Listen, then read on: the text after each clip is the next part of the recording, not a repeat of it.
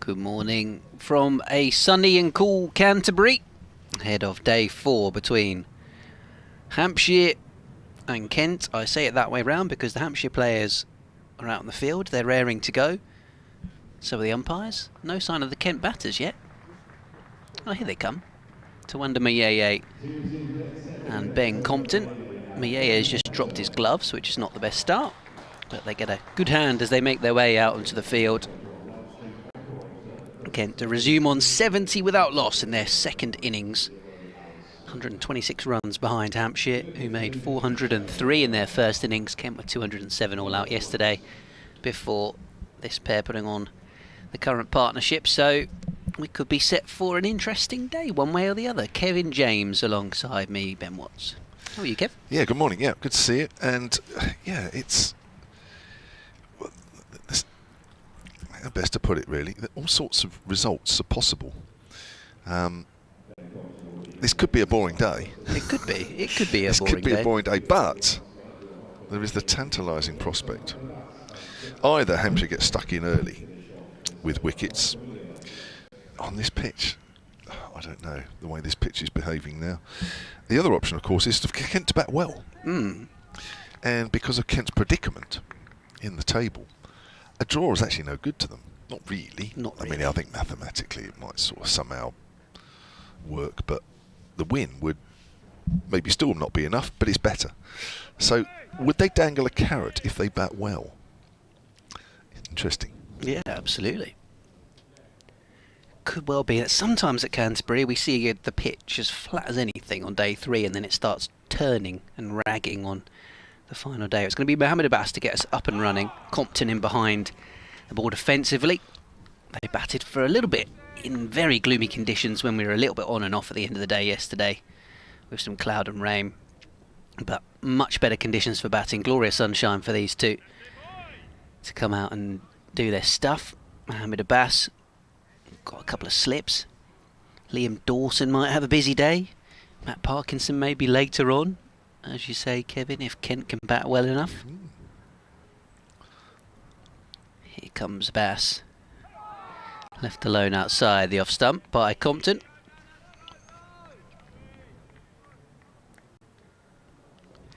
Update on the way for BBC Radio Kent.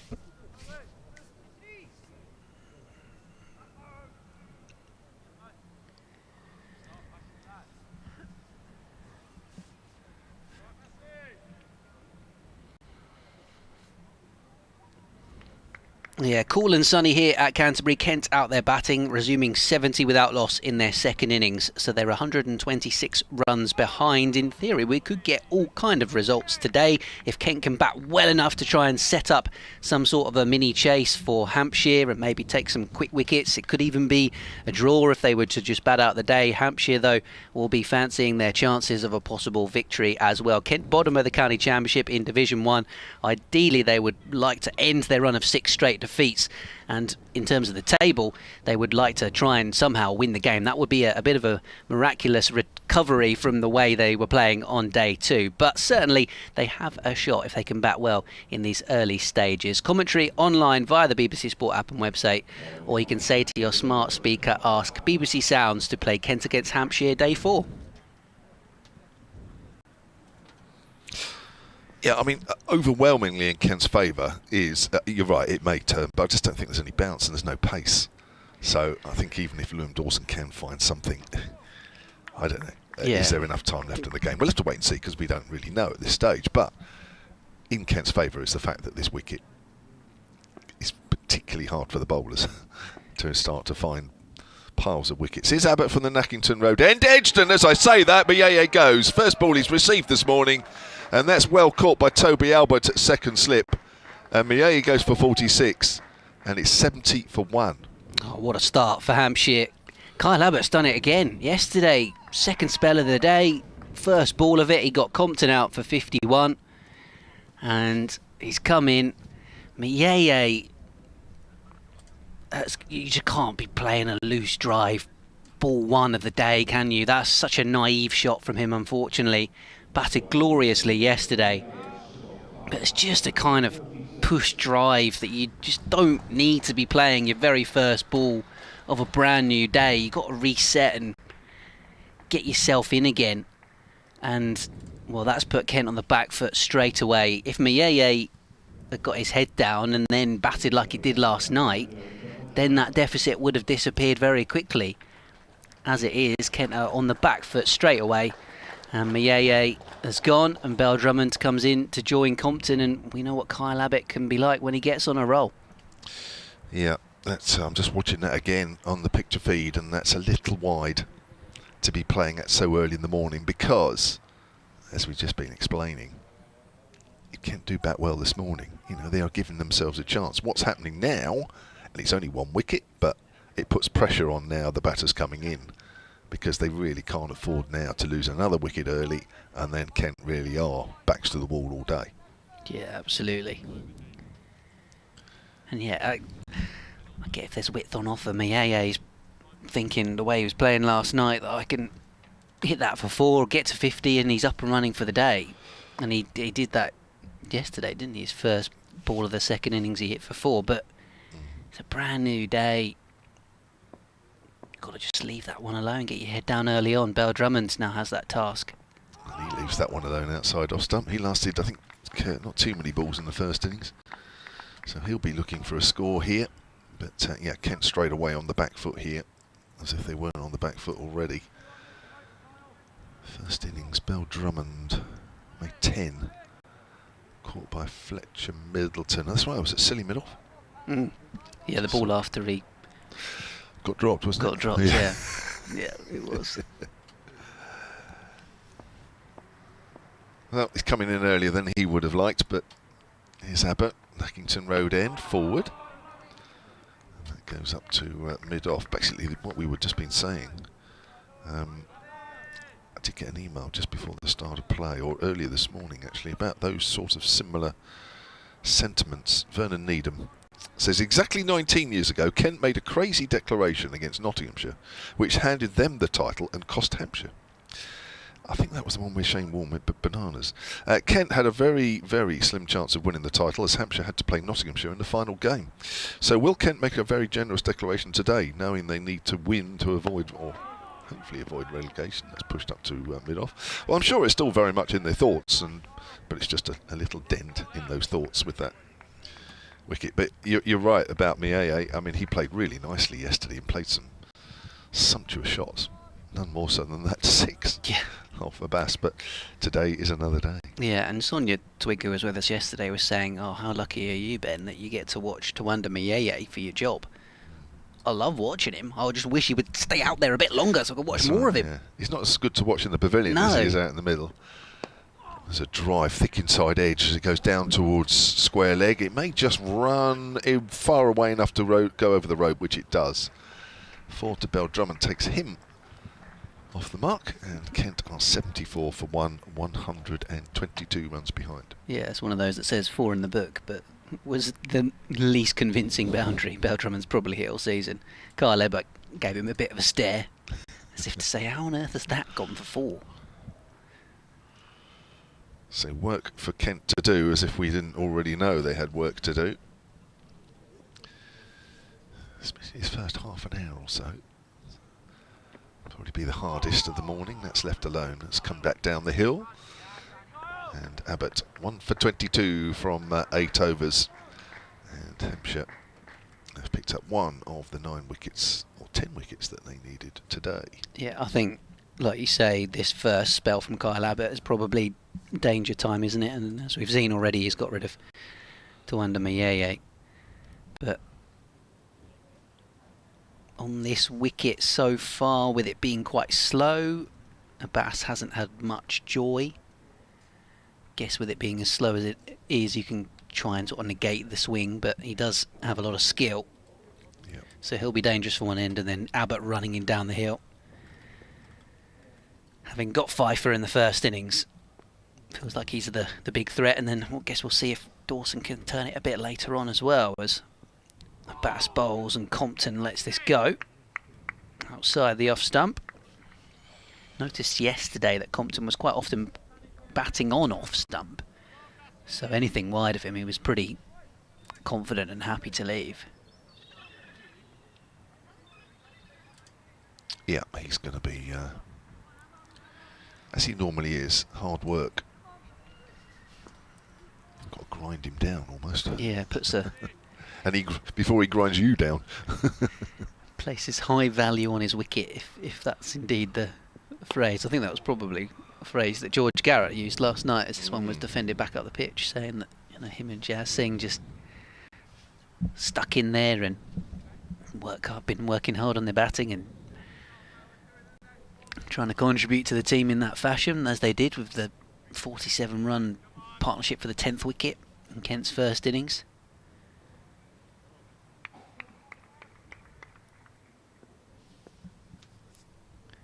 A little bit of cloud cover momentarily as Mo Abbas runs in and bowls to Compton once more. Plays no stroke outside the off stump. That was only the 4th ball of the morning, that wicket to Andermere. 3 balls from Abbas to finish off last night's over. And first ball of Abbott.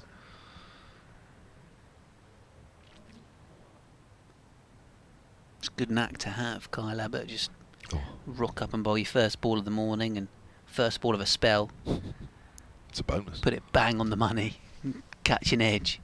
Most bowlers need, you know, bowling the loosener, just trying to get a dot ball from that first one. Abbas is going to come around the wicket. Compton flicks it away off his hip out towards square leg. Don't mind that, actually. Just force Compton to play by coming around the wicket to him. Sometimes he is susceptible, kind of flicking around that front pad. Could even get a leg gully in. I think it was Simon Harmer possibly who took an absolute screamer at Chelmsford to get Compton out at leg gully, either this season or last season. Maybe last season. Don't think I did the 4-day game at Chelmsford this year. So yeah, sometimes that can be a way to try and get him out. I guess there was a bit more bounce there than here. Yeah, yeah. They probably maybe would have to stick a helmet on, go fairly close, like gully. So Bell-Drummond taking strike. The Kent skipper on 4. 3 slips now for him. They've put an extra one in there. As he jabs this away out towards cover, playing defensively.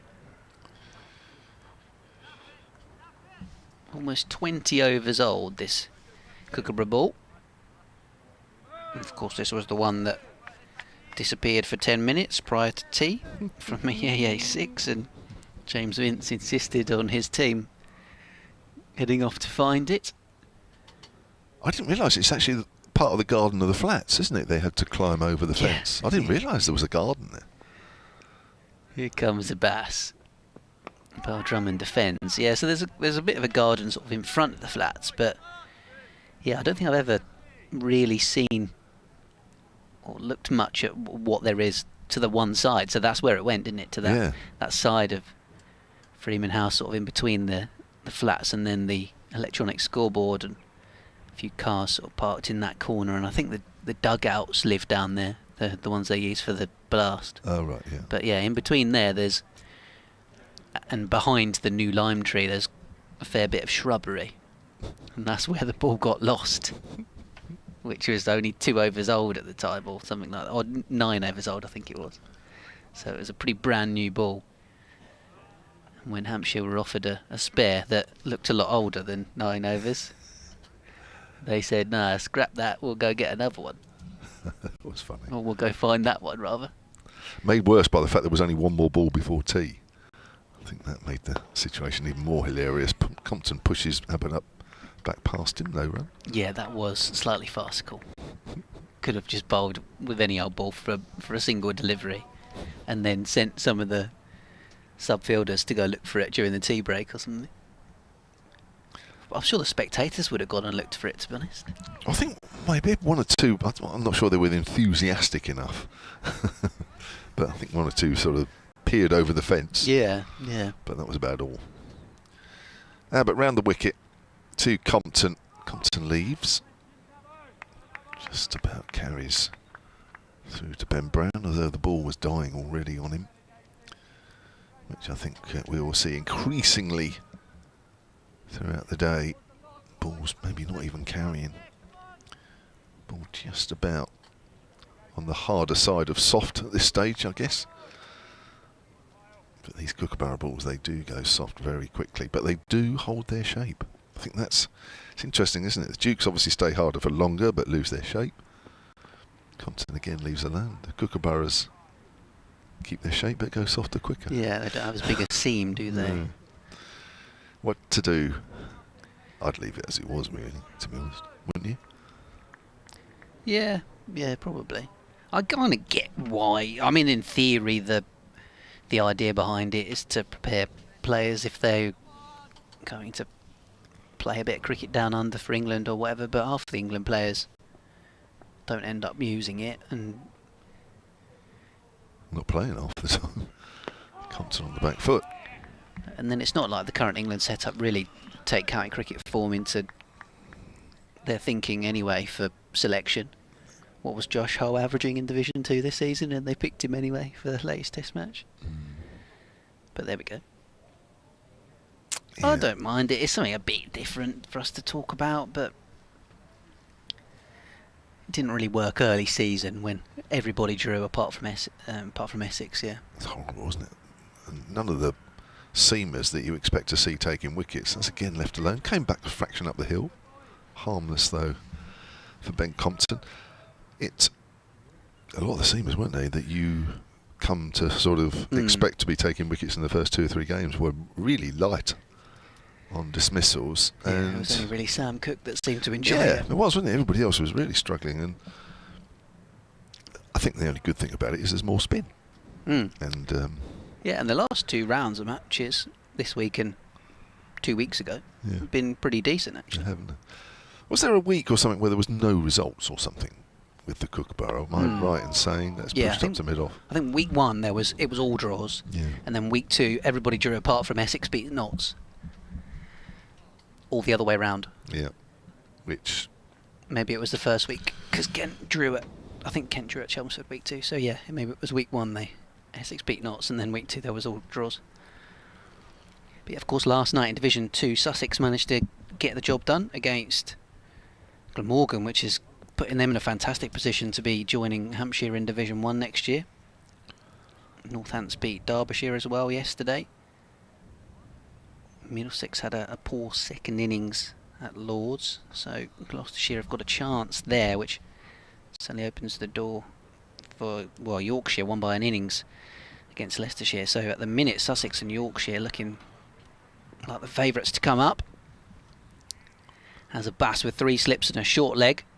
Bowls to Bell-Drummond, who square drives this out towards a energetic backward point. James Fuller's hat has come off in the process of him fielding that and saving his team 4 runs.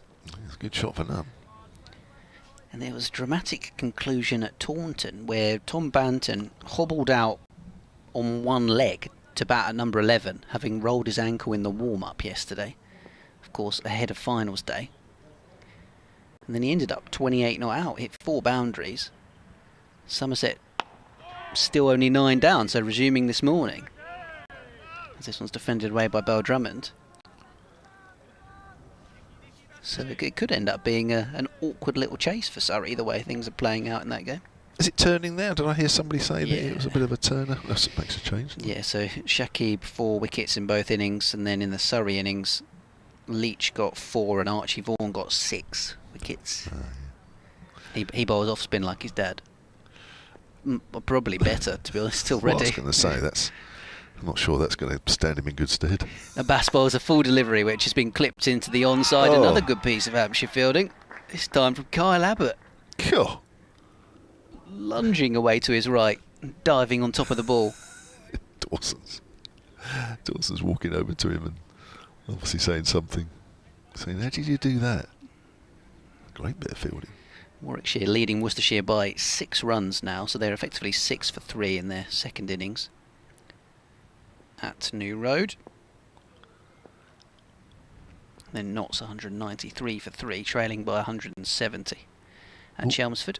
This one's defended away by Bell-Drummond. So they've lost a wicket already, Notts? Oh, have they? Yes, yeah, they were 180 for 2 overnight. Hamid's out. LBW to Cook for 105. Good observation. And then the other one is Lancashire 170 for 5, so they're 175 behind as well. So Notts and Lancashire in a similar sort of plight, and could well both end up be in contention for 9th. Yeah, could, yeah. Lancashire have lost a wicket this morning as well then. They were 155 for 4 overnight. Yeah, Balderson out. LBW to Matty Potts. That's Drummond defends back up the pitch.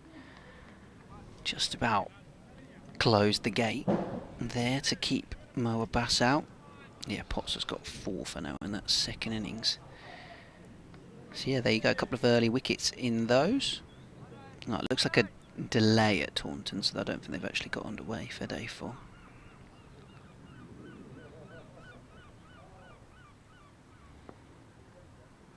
Everywhere else it seems to be in play. As Abbas bowls. Oh, Bell-Drummond going for a rather big drive at that one, but hit it hard into the ground and away out towards extra cover. So maiden over. Kent remains 75 for 1. The only other game taking place today is an England under-19 fixture against Ireland at Loughborough, where Ben Dawkins, 17-year-old from Kent, is playing. Don't know if there's any Hampshire guys. I think there is. Mays. There normally is. I think there's a Mays playing in it. Ben Mays? Yeah, that's the one. Batter. Yeah. So we've got one each. Yeah, there we go. Yeah, that's right. We'll keep an eye on that. Yeah, absolutely. And then, of course, yesterday, Ireland's women beat England in Belfast in the 3rd ODI. Is Abbott round the wicket? Didn't Beaumont get some there? Edged, and that's caught at second slip, and Toby Albert with his second catch this morning, and that's another big wicket. Ben Compton, he's gone for 25. He only added 1 to his overnight total, and this has been a very good start for Hampshire, and I'm afraid not the best start for Kent. Yeah, it's Kyle Abbott again, isn't it? Thought if Hampshire were going to run through Kent today, it might have to start turning a mile for Liam Dawson, but just in the first innings, or as it was, it's Kyle Abbott once again, and Compton got 50 in the first innings before Abbott dismissed him. Just thinking about that one, he didn't quite seem to know whether to go forward or back. He ended up kind of camped in his crease a bit and has just fenced it off to second slip, kind of forced to play round the wicket. Abbott bowling to the left-hander, so it was straight enough that it drew him into a stroke, but without the kind of conviction of getting right forward to it. And he just poked it out to second slip. So after their brilliant stand of 70 last night, both Miyeye and Compton have been dismissed, and Kent are going to need some other batters to stand up and be counted. Yeah, well, there's still some class batting to come. Leaning out there now, of course, Joe Denley to come, but I think any sort of notions about maybe setting Hampshire a tricky target, well, they're starting to narrow, but there's still some good batting either out there or to come. I'm just thinking, because Ben Compton was out in exactly the same way in the first innings, wasn't he, for his half century? But Toby Albert actually dropped him off Fuller, so I'm sure James Fuller's thinking, hang on a minute, how comes you hold the catches off Abbott, and yet for me you put one down? Well, who knows if he's thinking that. I think I would. Got your favourite bowlers, have you? Yeah, I think I would too. So Jack Leaming, who didn't last long in the first innings. No. Facing Abbott from the Nackington Road end. Left that one alone. He was caught. Albert bowled Abbott in the first innings. It's a deadly combination at the moment there. Second ball. Well, at least Hampshire are catching their slip catches so far today. It's been a bit of a weakness for them over the last 2 or 3 seasons. They have shelled a few. And they did, as I mentioned earlier, put Compton down in the first innings. It only cost them 19 runs, so they got away with that a little bit. Yeah, tricky couple of games for Jack Leaming since the end of the one-day cut. Just gets underway down to fine leg, and there is no fine leg. So that is going for 4. And Leaming off the mark, 79 for 2. Yeah, he was just starting to find some form off the back of the one-day cup. He got 81 not out against Derbyshire at Derby, and then 81 against Durham here. But then so far he's got 6 and 27 at New Road, 8 and 19 at Edgbaston, and then didn't last long first time around. He's due a few then. Here, so he's too good a player. Yeah, has got a couple of hundreds this season in the championship. Stands there with the bat pointing upwards, left that one alone. Good carry. Yes. It was a big 100 as well, actually. The game that he broke his finger and ended up missing a few weeks, and then he came back a few weeks later and got 100 in his first game back. But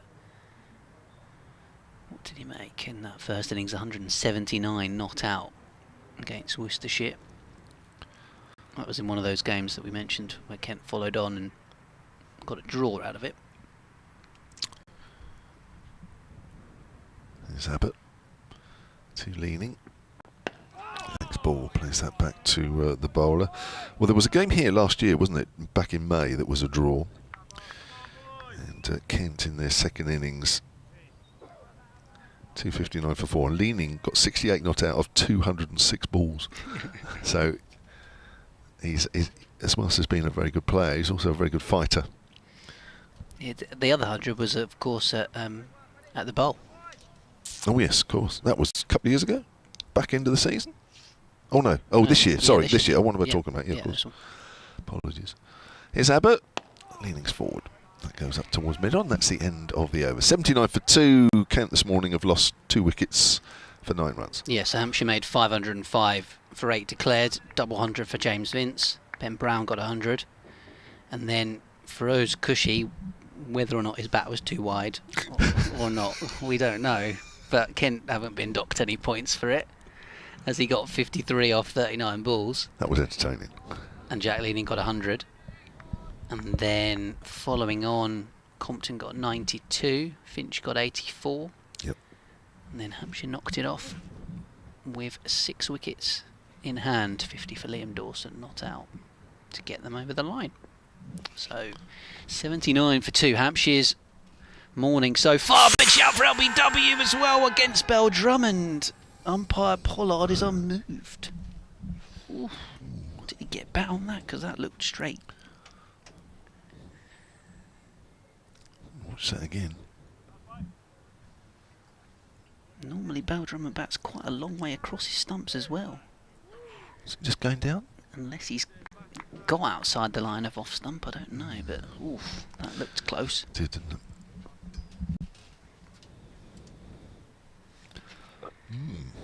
So Bell-Drummond surviving rather than batting out there at the moment. As Abbas bowls to him, forward he comes and leaves alone outside the off stump. He can be a bit of an LBW candidate at times, Bell-Drummond, and particularly when it seems when it's, he's out of form. Gets stuck on the crease, or he tries to play a bit too square. Yeah, and it doesn't help because you're not really expecting the balls to come up the hill so much, are you? I mean, it's quite a difficult ball to bowl, no matter even if you are angling the ball in. But so for a batter, it's difficult to play. Talked about how skillful Bass is. Bell-Drummond getting right forward to that one and fending it off into the onside. Middleton picking it up under the helmet.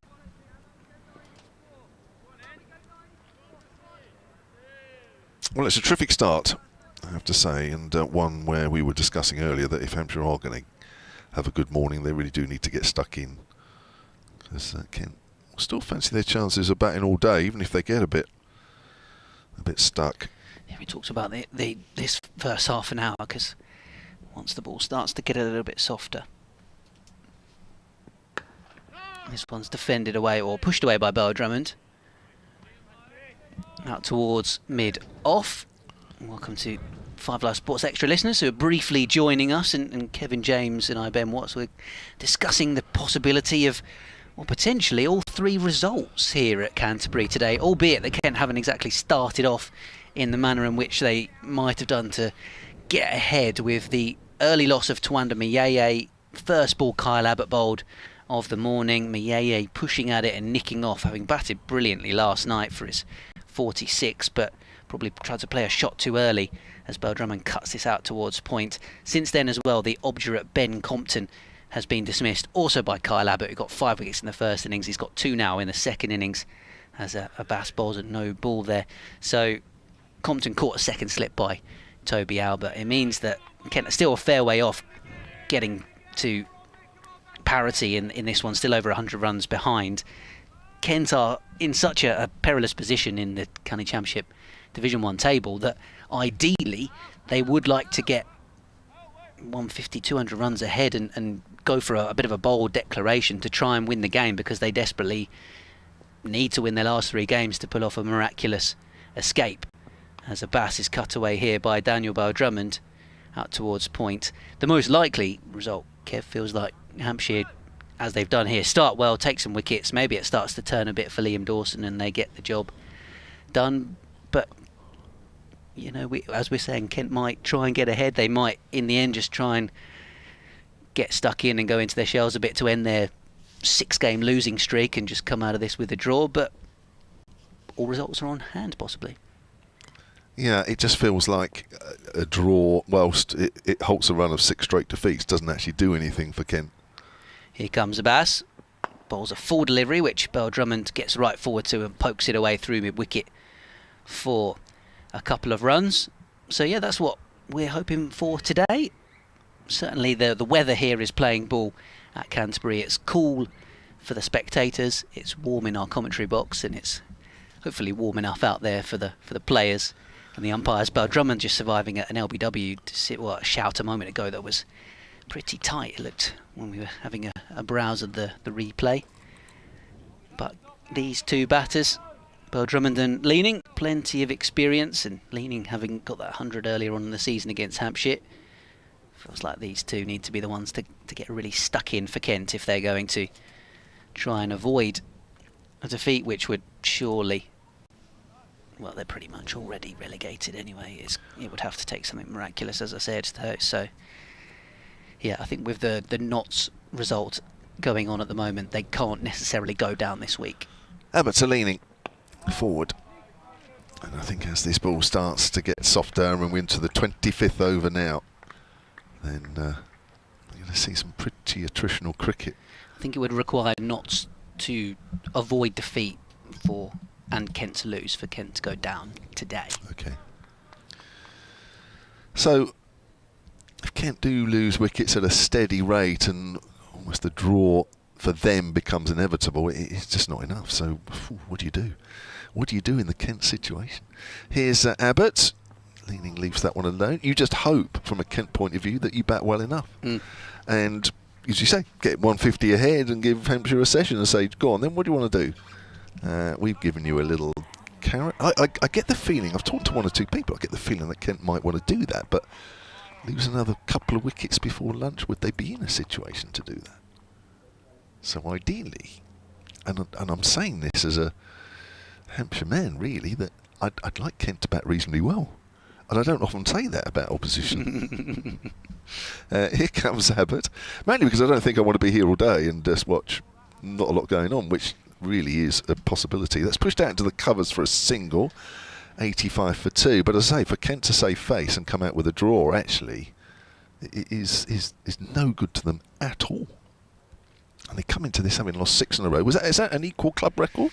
Yeah, it is. 7 would be a new record. So why would you want to be part of that?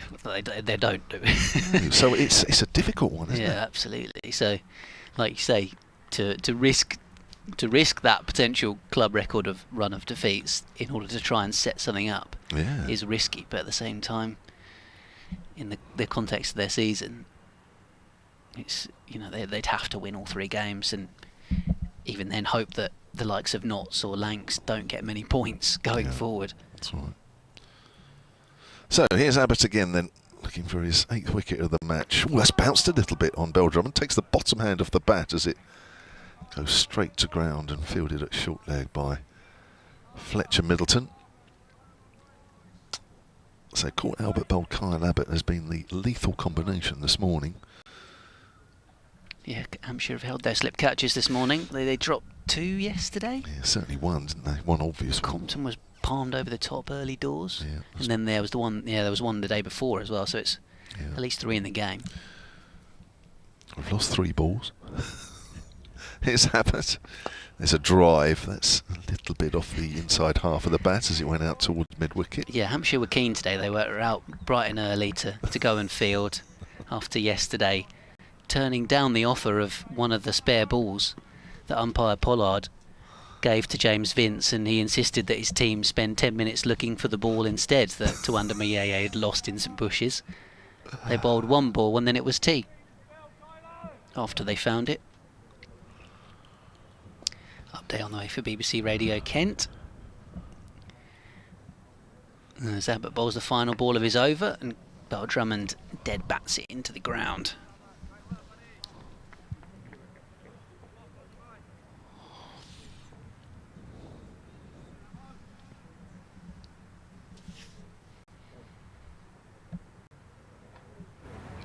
Well, Kent are 84 for 2 in the early stages here after 35 minutes of play. So they have lost a couple of wickets, and Hampshire on the front foot. So it does mean Kent's position is perilous once again with the loss of Tuanda Mayeye, just 4th ball of the day, his first of the day. Tried to push at a delivery, tried to drive a delivery from Kyle Abbott, which he nicked to second slip. It was a slightly naive stroke for someone that played so well last night, and he just tried to get into his groove perhaps a bit too early. Ben Compton stuck around before he too edged to second slip. So the 2 men that put on 70 for the opening partnership last night have both been dismissed. Jack Leaming, the club vice-captain, and Daniel Bell-Drummond, the club captain, 2 of the senior players now out there batting, with Kent 84 for 2, still over 100 runs behind Hampshire. So they need to try and cut that deficit, try and get some sort of a lead to maybe even set up a position where they could try and take late wickets to win the game. Certainly, as Jack Leaming cracks this for 4, they don't want to lose and set a club record 7 straight defeats in a row. They are bottom of Division 1 of the Championship, and it would have to be Nottinghamshire drawing today and Kent losing for Kent to be confirmed as relegated. So we'll wait to see how the day plays out. Kent 88 for 2. Commentary continues online via the BBC Sport app and website. Bit of a loose there from Fuller. It was a little bit short. Yeah, James Fuller replacing Mohammed Abbas from the pavilion end. It was short and wide, and Leaming cracked it away for 4. That was down the leg side. There's an appeal. I think it brushed thigh pad. It sounded paddy. Abbas's figures this morning, 3.3 overs because he completed the over that wasn't bowled last night. 2 maidens, none for 5. Yeah, interesting that they've hooked him out so early, perhaps. Unless they're thinking of swapping ends. I get a feeling that it's going to be Abbas and Abbott, from the Nackington Road end primarily. Fuller, Dawson from this end, mainly Dawson probably. Yeah. So Fuller up the slope. Bowls to Leaming, a little bit of bounce. Hit fairly high up on the bat before dropping away into the onside. 3 more balls this over, and then we'll hear from Fred Atkins from the ECB Reporters Network, who we heard yesterday on the PA. Oh, man of many talents. Yeah, absolutely. Refers to himself as our catastrophe correspondent on BBC Radio Kent. Being a Maidstone United fan as well as a King cricket follower. This one's flicked away in the air by Jack Leaming, but behind square, so he moves to 10 as it goes down towards long leg for a single. Yeah, I think already it's starting to look a little harder. He got two proper players out there in the middle as well, so you can't just bounce them when you feel like, because there is absolutely no pace in the short delivery. There's no pace really in the ones that are pitched up, but short, the wicket just takes all the pace out of the delivery. Yeah, even numbers 10 and 11 were just about managing to fend off Fuller's short stuff yesterday, as Bell-Drummond guides this one wide of third slip through gully out towards Deep Point, who's on the boundary for a couple, so he moves to 8 and Kent's 91 for 2. Yeah, with Fuller you're just hoping that just every now and then one just hurries the batter. You really are sort of just waiting for that odd one, but in this sun, on this wicket, day 4, going to be few and far between, I think. Here he comes once more to Bell-Drummond.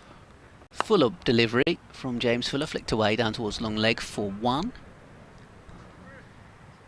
So end of the over, Bell-Drummond 9, Leaming 10, Kent 92 for 2, so trailing by 104.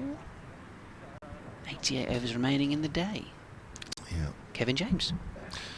I think Fuller might only have a short spell here as well, and then Dawson will be introduced, but really there's no pace for him, no bounce for him, very little turn, no left-hander out there now to pitch the ball into the rough, so I'm not sure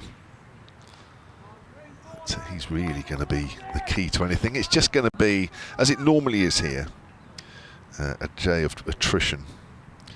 Hello, Fred. You going to turn yourself on so we can hear you? Hello, Kevin. There you are. There you are. That was an amazing introduction from Ben. Yes, to you. Catastrophe correspondent. Yeah, is that a title you like?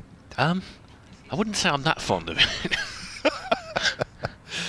Here's Abbott from the Nackington Road end, and that's come back a bit, but he was a little wide and left alone by Bell-Drummond. Yeah, I'm not sure that's the best of... It's my own fault. I came up with it because it coincided with...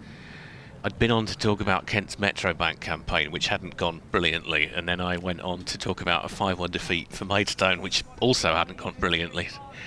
So I said it flippantly, but it's one of these things that might stick. Sounds like it has.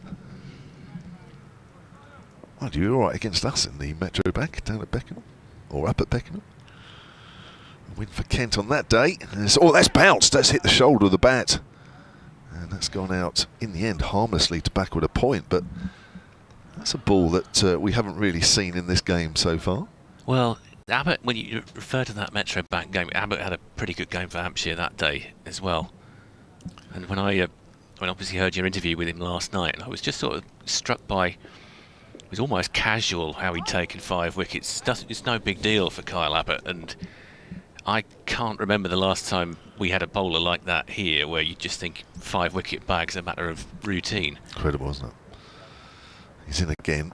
Bell-Drummond pushing forward. He's going to take a quick single just to Gubbins is right at point. 93 for 2. And I think I mentioned it right at the end of the interview, because you're right, Fred, you were around then, and there was a game here, wasn't it, about 2 or 3 years ago, where Hampshire had to knock about 9 wickets of Kent to win the game, and we went through 2 sessions, and it was hard work, and it looked very much as though we were going to go into the 3rd session, day 4, and not even then sure that Hampshire were going to win, and he pulled off about 2 or 3 quick wickets off the tee. You might remember. I don't know if you were here then. I was, yeah. So he has got history on this ground as leanings forward this time to Abbott. Yes, I mean, he's just a terrific county pro. He can take wickets, take 5 wickets almost casually. Yes. On surfaces where there's not necessarily a lot of help, he's still got the knack of making something happen. And he can bat. Yeah. So he is exactly the sort of player I think Kent wished they'd had this year. I think, yeah, Kent and a few sides, I think. Here he is again, 3 slips weight, bowls, and he plays it into the ground, and he's not quite sure where that's gone, Leaming. Trying to force that away, and it's big bottom edge. Hits the ground and bounces away in the end. Back towards Abbott. Well, for the record, this is his, I know you know this, but it's his 100th first-class game for Hampshire. At the same time as he was going through his 5 wickets, he passed 400 wickets for Hampshire. So that's an easy maths to do, isn't it? That's averaging 4 wickets a game. It was also his 26th, or the 26th occasion that he's taken 5 wickets or more. So that's coming at 1 every 4 games, which is a pretty good record outside the off stump. And Leaming leaves that one alone. He's on 10, so too is Bell-Drummond, and Kent are 93 for 2 following on. So is he counted as an overseas player? He is now with the coal pack that changed with Brexit. So thinking back to, off the top of my head, 2018, 2017, he made the decision to stop playing for South Africa. And once you did, as I understood it, once you did that, then he become coal pack then, didn't he? I'm just thinking Simon Harmer would be the obvious. Well, he went back to overseas point. player. Yeah. Same thing. Yeah. So they all played as coal pack players, and then Brexit, they had to revert back to overseas. All yours? Sorry, do you do commentary, Fade? I've never worked with you before. I normally do football. I occasionally come in with Ben every now and again, so I sort of let them do the ball by ball Okay, stuff. yeah, that's no problem. Yeah, sorry, I should have asked beforehand. I apologise. That's no problem. No, I'll do it, and we'll just keep chatting because that's It's probably better that way. Yeah, of course. Yeah, no problem. Well, Kent fans might say not, but village cricketer at best. So. Well, some say you might be qualified. Here comes Fuller again, and he's on the back foot. He's Bell-Drummond. He's really trying to hit that deck. He's Fuller trying to find anything that is there. Bell-Drummond steers that away on the onside. So I think I'm right. I think that sounds about right, does it? I know you follow cricket, so you know. I think the way things worked with Brexit and everything. It all changed everything, didn't it? Because you had a lot of. Kent have had a few South African players over the years who've qualified. Like Martin van Jaarsveld, I think, was probably the most obvious example. He was a good player for you guys, wasn't he? He was. Forward is Bell-Drummond. That goes up to mid-off. And it's one of those things that there's a risk of getting into sort of thinking about how great everything was, particularly when you've had a season like this, where not a lot has gone right. So you can sort of come up with all these names and think, God, I wish they were still playing for us. But, I think in Martin van Jaarsveld's case, pretty much everybody in the ground, Kent persuasion would definitely take him in this side. I think they take him in a few sides. Here's Fuller again in the sunshine. Cuts away off the front foot by Bell-Drummond. It's gone down towards deep point, and he'll pick up a single. Moves on to 11. 94 for 2. Kent are now following on, which means they are still behind in the game, and they are behind by 102. Yeah, that game you were referencing a couple of years back sort of demonstrates something about Kent this season, because I don't want to get into the trap of sounding too despondent about everything. They have shown that they can fight at times this season. They've always had that about them. So here's Fuller. Leaning. This one keeps a little low, but he's steering that run up to mid-on. And that was what George Garrett was talking about in his interview last night. He was saying, well, there's plenty of fight that we can show here. Don't have to give your wicket away cheaply. It's an opportunity for the Kent batters to show they can make a score. And then we'll see what happens. It's an interesting match situation because it's not the foregone conclusion. It's not where you the sort of day you turn up where you know you're going to lose.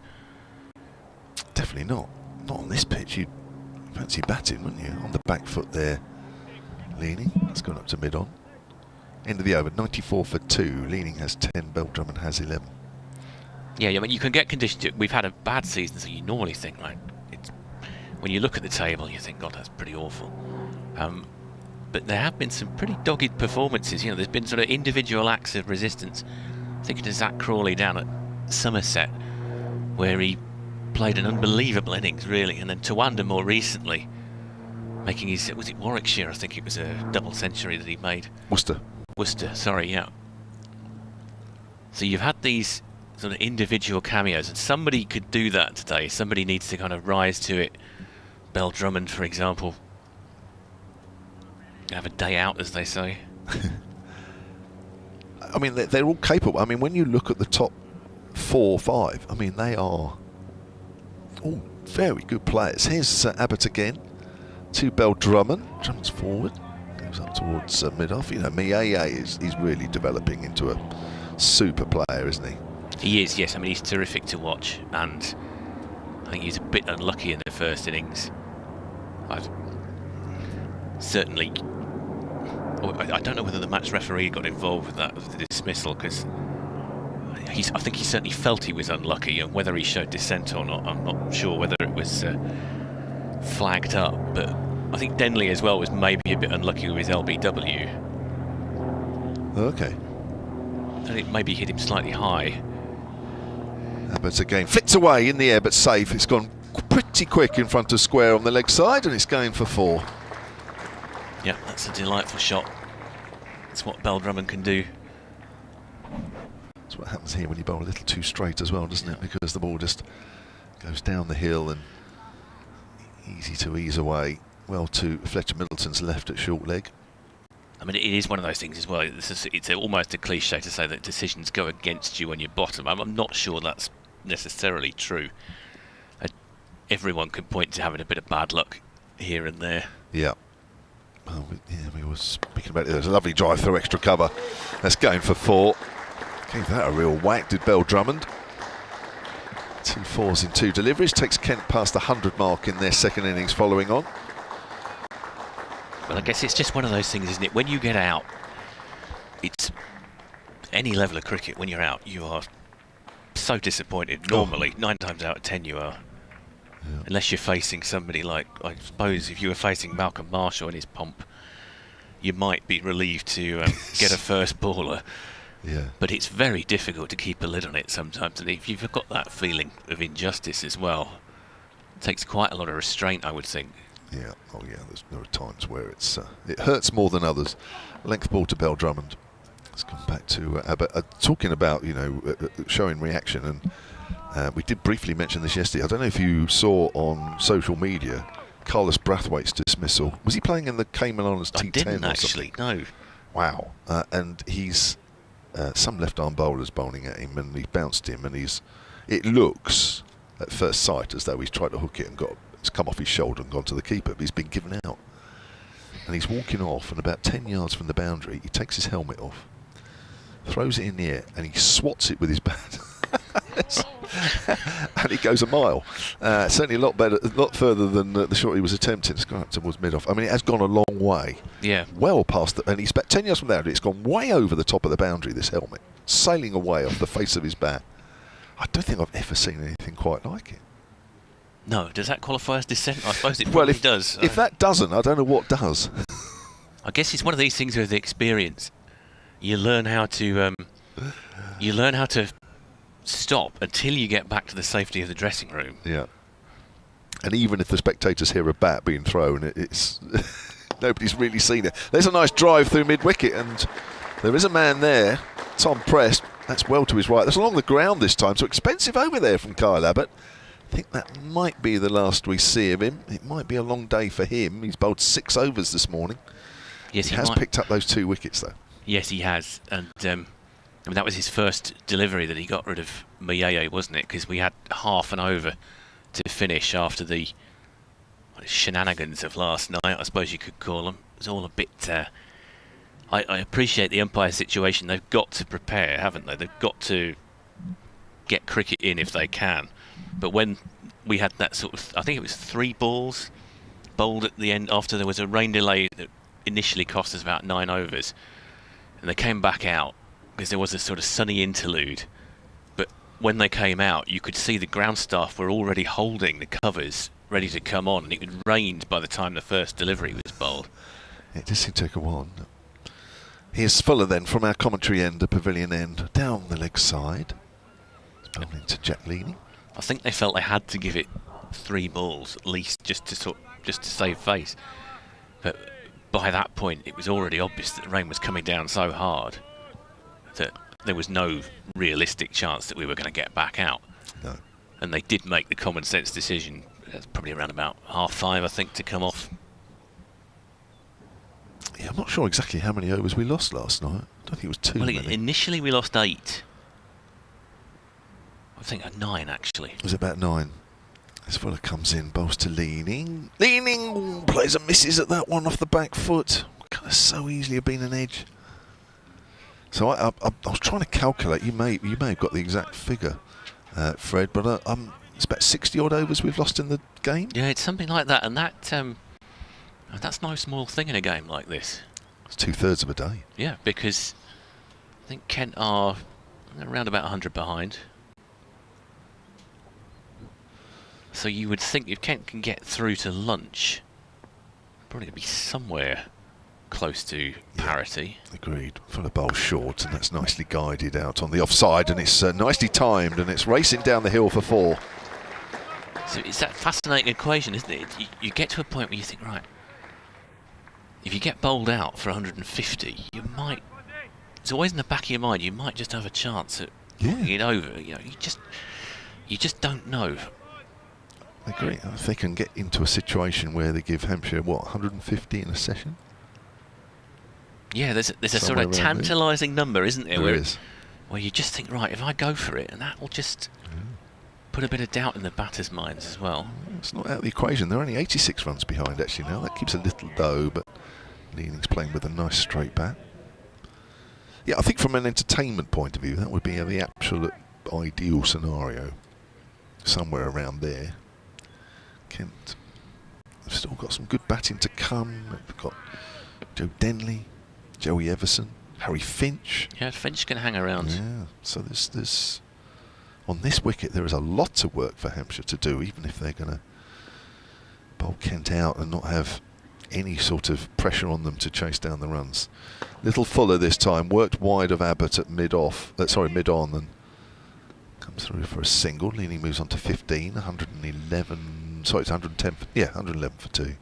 And George Garrett last night was saying that, tailenders, he enjoyed batting with Jazz Singh yesterday, and they made a very irritating partnership. If you were a Hampshire fan, I would imagine you were probably sitting here thinking, surely run through the side, and then to get held up by the last wicket pair, neither of whom have got particular pedigrees with the bat. 47 they bowled. For that 10th wicket, here's Fuller. Length ball to Bell-Drummond. So 3 overs from Fuller have cost 14. Bell-Drummond is 23, Leaming is 15. Those 2 wickets this morning. Tawanda Mayeye for 46 didn't add to his overnight total. And Ben Compton for 25, who added just 1. That's a real bonus from a Hampshire point of view. Both those wickets falling in the first 20 minutes to Kyle Abbott. Yes, Compton would be the last person that you'd want out from a Kent point of view if you were looking to bat out the day. That was your ambition, to go for the draw, take the points, and keep the season alive until next week. He would be the last person that you'd want to see dismissed cheaply. From a point of view of setting up a run chase, it's very delicately poised. Yeah. Approaching, we've 55 minutes played so far this morning. Approaching the end of the first hour, it's, I'd say, pretty much an even day, I reckon, so far. Yes, I agree.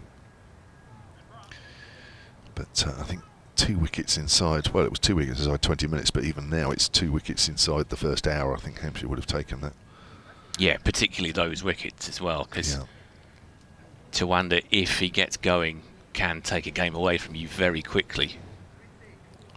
I think if he'd been there at lunch, Kent might well have been ahead. Yeah. What a shot last night off a Bass.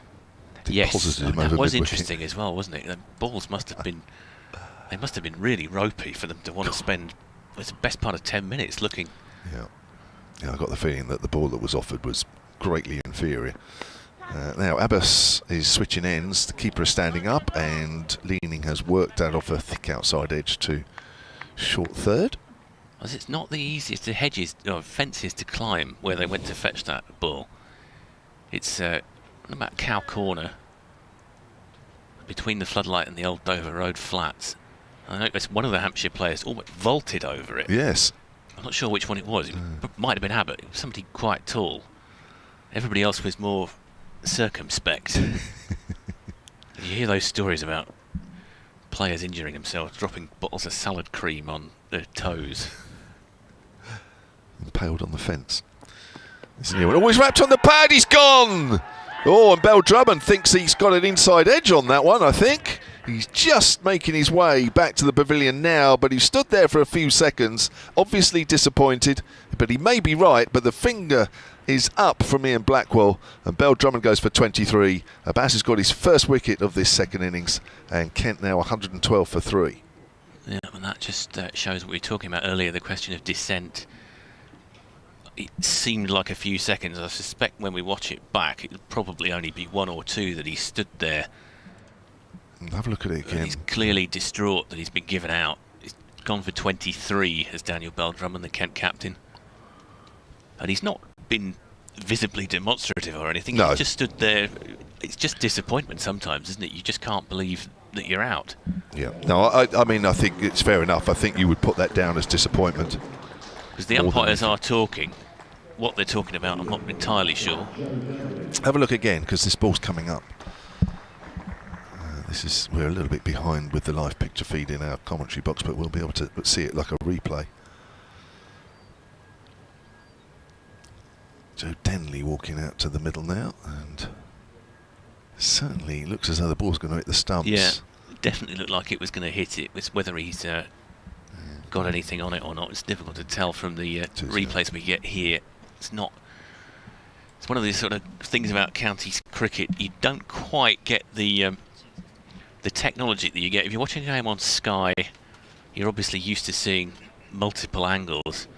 A lot of the county streams that we rely on are of course free, but they're quite often reliant on cameras that are fixed behind one point, so you don't get the angles. We tend to see it once, and it's difficult to call it. To say that one, Ben, I thought it did look like it was going to hit, certainly. Yeah, like you guys have been saying, if he doesn't get bat on that, it's definitely out. As Abbas bowls to Joe Denley, and again, it goes back to what we were discussing yesterday about the wicketkeeper standing up, that forces the batters to sit in their crease.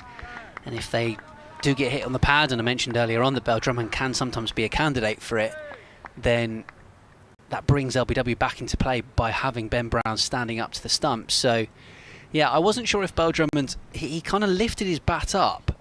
I wasn't sure if he was lifting up the bat to tell the umpire he'd hit it, or to just call to Joe, or to call to Jack Leaming at the other end and say wait or no. It was hard to tell, but as Abbas bowls here to Denley and he keeps it out. The way he held at the crease would suggest he thinks he hit it, because that's the only way he wasn't out. I think you've got to allow a batter to feel disappointed and differentiate between that and dissent. Yeah, for me that wasn't dissent. Bell-Drummond is you know, he got a poor LBW at Warwickshire that was clearly, when you looked at the replays, at first I thought it was out, admittedly, and then when you looked at the replays it was clearly going down the leg side. And as Abbas comes in, there's a shout for stumped and caught behind, and Abbas can't believe it hasn't bowled Denley, and everyone's got their hands on their heads. Well, Denley will be quite relieved because he's on a pair. He got a tough one first. Second ball duck. I think we thought it was a little bit harsh. It might have been high. Looked high to me, yeah. But again, you know, we were talking about the fact that we only get to see it on replays that aren't necessarily clear. Of course, the umps only get to see it once in real time. There's no review system in county cricket. Yeah, but even Bell-Drummond's one last week that was a tough call on him.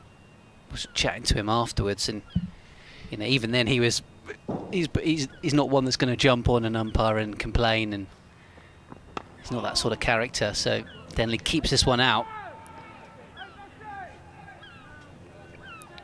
But yeah, there was certainly a bit of disappointment. He certainly walked off. Well, he certainly walked off very slowly.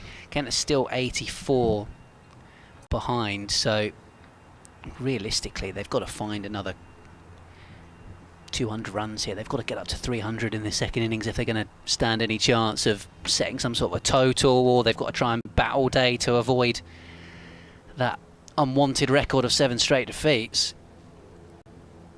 Update on the way for BBC Radio Kent. Yeah, and Hampshire on top at the moment with the loss of Daniel Bell-Drummond, the latest wicket to fall. Both the openers as well went early on. Mayeye, the first ball he faced in the day after he put on 70 last night with Ben Compton. He was also out to Kyle Abbott, and we've just seen Mohammed Abbas get Daniel Bell-Drummond out LBW. So Kent are 112 for 3. They still trail by 84 runs, which means Hampshire very much the favourites to win this game. Joe Denley and Jack Leaming currently at the crease. Kent need these two to either bat time or bat enough to get some runs and put themselves into the lead in the game. Kent could be relegated today if they lose and Nottinghamshire avoid defeat in their match at Essex. Currently Essex on top in that one, but you can follow all of the matches via the BBC Sport app and website, and you can also say to your smart speaker, ask BBC Sounds to play Kent against Hampshire Day 4. As James Fuller then from the pavilion end bowls to Leaming inside edge down towards long leg, and they come through for a single. So yeah, at the moment Notts are 217 for 4 in their second innings, trailing Essex by 147 runs. If they avoid defeat today and Kent don't, I believe that's Kent relegated, but because of the fact that Notts were bowled out for 93 in their first innings, they didn't pick up any batting bonus points like Kent didn't, and therefore if both teams lost today, Kent's Division 1 status would remain intact at least for another week. But and of course it is Nottinghamshire who are here next week as well. Indeed. As Fuller is in and bowling. Oh, that was definitely an inside edge into the pad. It drops away out towards point. I suppose it's one thing Kent could point to. You are trying to paint an optimistic picture about this. It is Nottinghamshire here next week, and Nottinghamshire, I can imagine there's just a bit of psychology in it. They can't help but thinking that this is their insurance game, if you like. That they've got the side bottom of the table, and that might just come back and bite them. Sure that they've got the coaching staff will be guarding against that. Here comes Fuller into bowl to Joe Denley. Of course, has been out for a number of weeks with a knee injury. Missed the one-day cup. Yes, I think he said that he was just about to get... he was on the brink of being able to come back, because he had a knee problem. And then just as he was about to return, I think his calf flared up as well. There was a bit of an issue with that. Yeah. Because we saw him at Beckenham during the one-day cup when he was going through the fairly rigorous-looking fitness test. Yeah, he was doing some warming up during the break of one of the games, wasn't he? Yeah, so I think it did delay his comeback, that calf issue. Full delivery here from Fuller, driven out towards mid-off. I've obviously been mentioning the fact that it would take a bit of a miracle for Kent to stay up. I guess depending on the way results go today, the fact that it is Notts in that next game, if Kent were to dominate that game and Notts were to get not very many points, it could even go to the last week. Yeah, it could make it interesting. I don't think too many of us are thinking that we're going to necessarily go up to Durham and take 24 points there, but it would just make it a little bit more positive, wouldn't it? Fuller bowls to Denley, drives behind square on the onside, bat turned in his hand as he played that away to finally get off the mark. Yeah, be relieved after he got that first innings duck to have avoided the pair. A reasonable start to the season from memory. He did. So yeah. it's just one of these, we keep... He's top of the averages. We keep pointing to this, the wretched luck that Kent have had with injuries. It's normally the bowling unit that we're talking about. Of course, we've had 3 bowlers who haven't bowled a single delivery all season, and then you've had other bowlers as well. Yeah. Nathan Gilchrist has been in and out of the side. Grant Stewart's not available today. Yeah, Akeem Jordan, the overseas, was bowling actually before play, which bodes well for next week, but he's been missing for the last couple with a side strain, having got Pfeiffer on debut at Worcestershire. Yeah, like you say, Denley and Leaming have missed chunks of the season. There's a bass from the Nackington Road end. Oh, balls to Denley. That kept a bit low. Maybe that was inside edge on the pad as well. Well, it might just have been going down leg side as well, because there was no serious appeal. It was oohs and ahs from the fielders rather than An appeal, as you say. So yeah, Clarkson, Cohen, Quinn haven't bowled all season. Haven't featured all season. Gilchrist have. He's been in and out, hasn't he, Gilchrist? Gilchrist's been ill recently, but has had injuries as well. Wes Agar went down with a shoulder injury. He's probably Kent's most potent bowler. Yeah, went home early, didn't he? This one's defended away by Denley. Bayers Swanenpole was still supposed to be here, wasn't he? But he's playing for South Africa A. Yeah, and he was just starting to look good, wasn't he? That Metrobank game against Hampshire, swinging it both ways at Beckenham, which is bowled fantastic well that day. Not the easiest of places for bowlers to take wickets, and that was turned into a very low-scoring game. That one, and Harry Finch and Charlie Stobo came together. Kent were in a bit of trouble at that point. Yeah, Abbott bowled fantastically well, as he has done in this game. Abbas trying to back up his fellow overseas, but that's flicked behind square by Joe Denley down towards the cafe for a boundary. So Denley moves to 5. Kent's on to 118 for 3 here on BBC Sport Online and via the Kent Cricket live stream.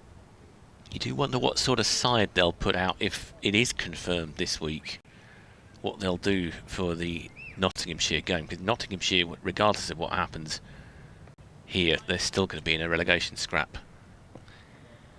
I would have thought that Gilchrist, Stewart, Jordan all come back into contention, having been, as Denley defends, out there bowling at points in this game at lunch breaks and before play.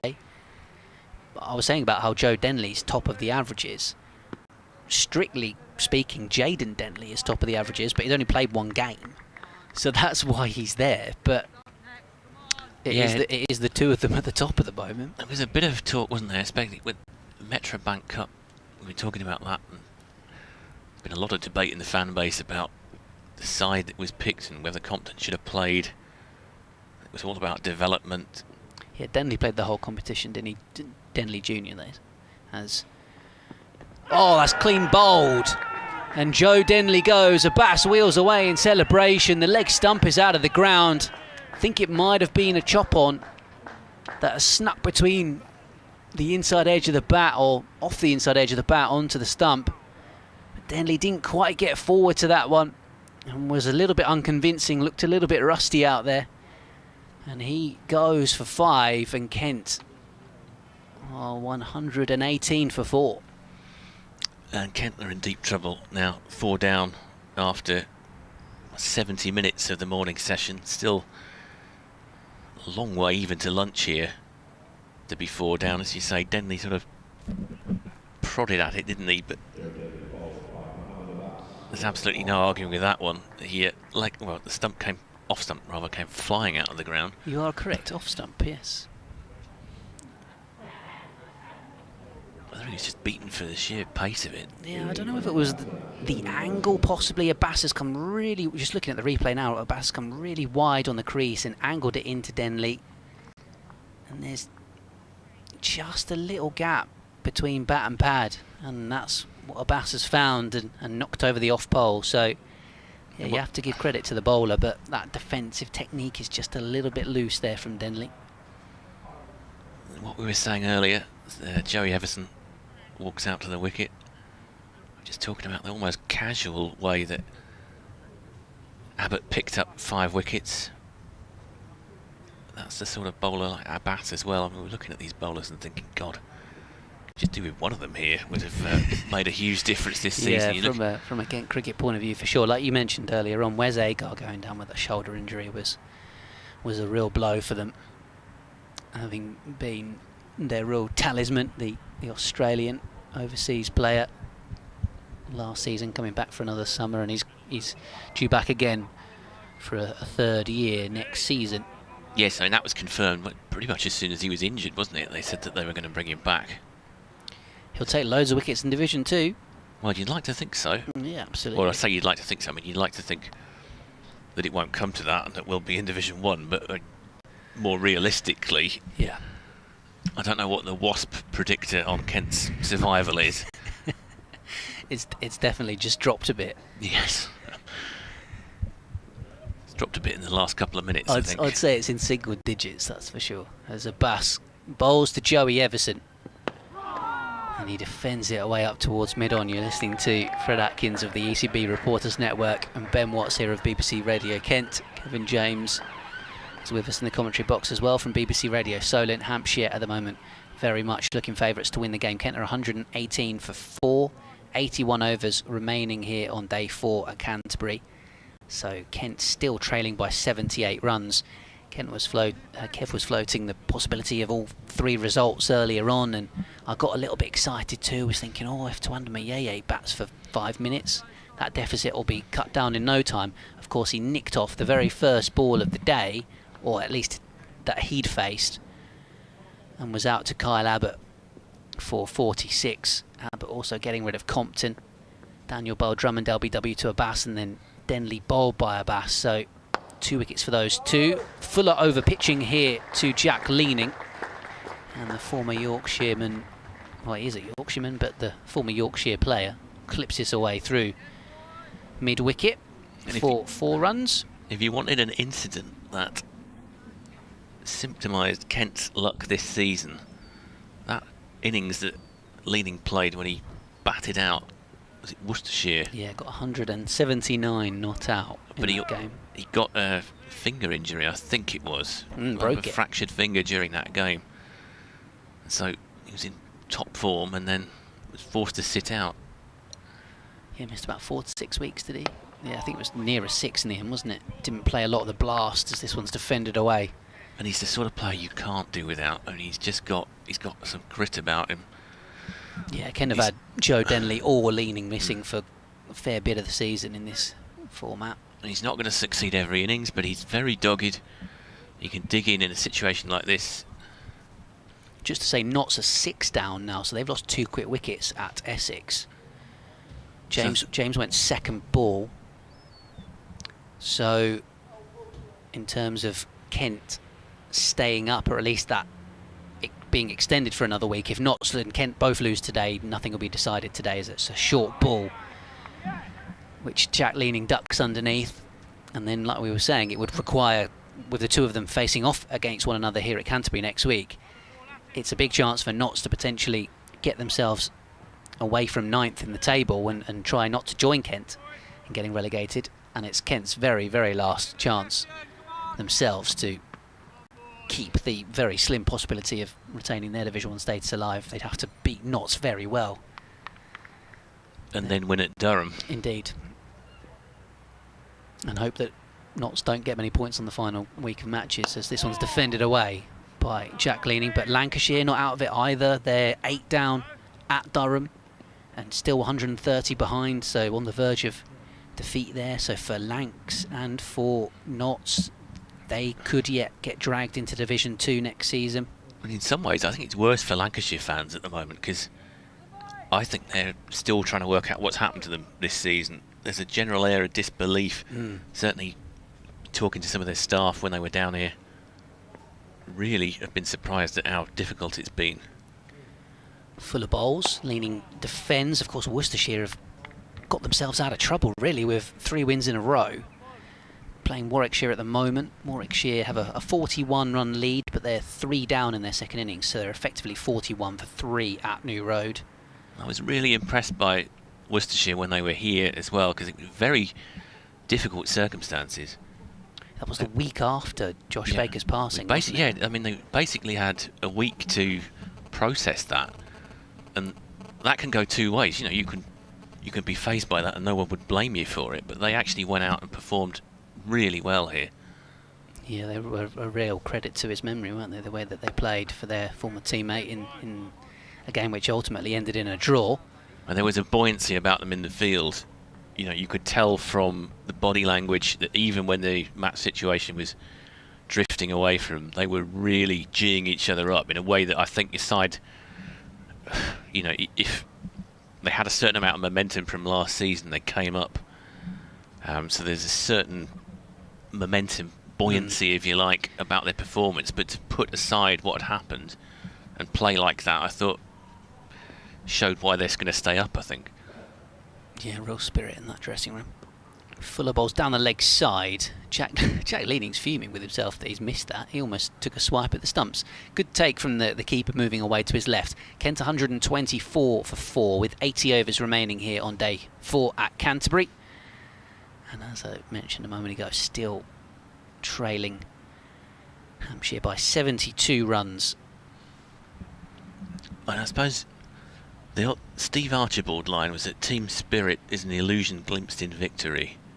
And you can go over the top about that sort of thing. I think given Kent's situation, I think they've held it together pretty well this year.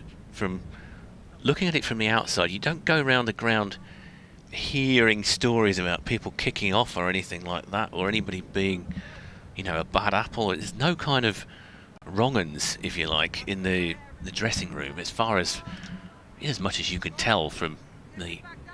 Yeah, I'd agree with that. And I think Matt Walker as well, a word about him, because no one's got a bad word to say about him. He's announced...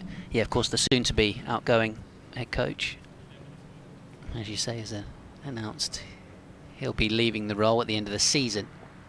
This one's left alone outside the off stump from Joey Everson. There's a big difference. He left on the same day that John Sadler left Northamptonshire. John Sadler's gone straight away, working. Yeah. And Northampton won this week, of course. Well, Derbyshire. And there are people, there are plenty of people around who say, well, he's probably come to the end of his time. He's been here for 8 years. It probably is time for him to go on, and that's certainly an opinion that few people I've spoken to have had. But I wonder if he himself, perhaps, that was part of the thinking. But no one has said a bad word about him. Yeah, of course, got Kent promoted into this division back in 2018 and won the Blast in 21. Was obviously still in position when Kent won the One Day Cup in 2022, albeit he was at the 100 with the Oval Invincibles during that tournament. No, I mean, for the final, they took the decision, didn't they, that Simon Cook was going to be the coach for the day, but he was still around. I mean, he still would have had input, wouldn't he? Yeah, and they chose not to pick any of their 100 players that would have been available to them. I think it was a really bold call, that one, and it works. Yeah, they stuck with the same squad that had got them to the final in Darren Stevens' last game for the club. This one's defended away by Joey Everson out towards mid-off, and I've already had Kent fans putting his name forward to me as a possible replacement for his old teammate. Of course, he's the assistant coach at South East Stars, so one would assume that Surrey women would be keen to have him for next season. Well, you'd think so.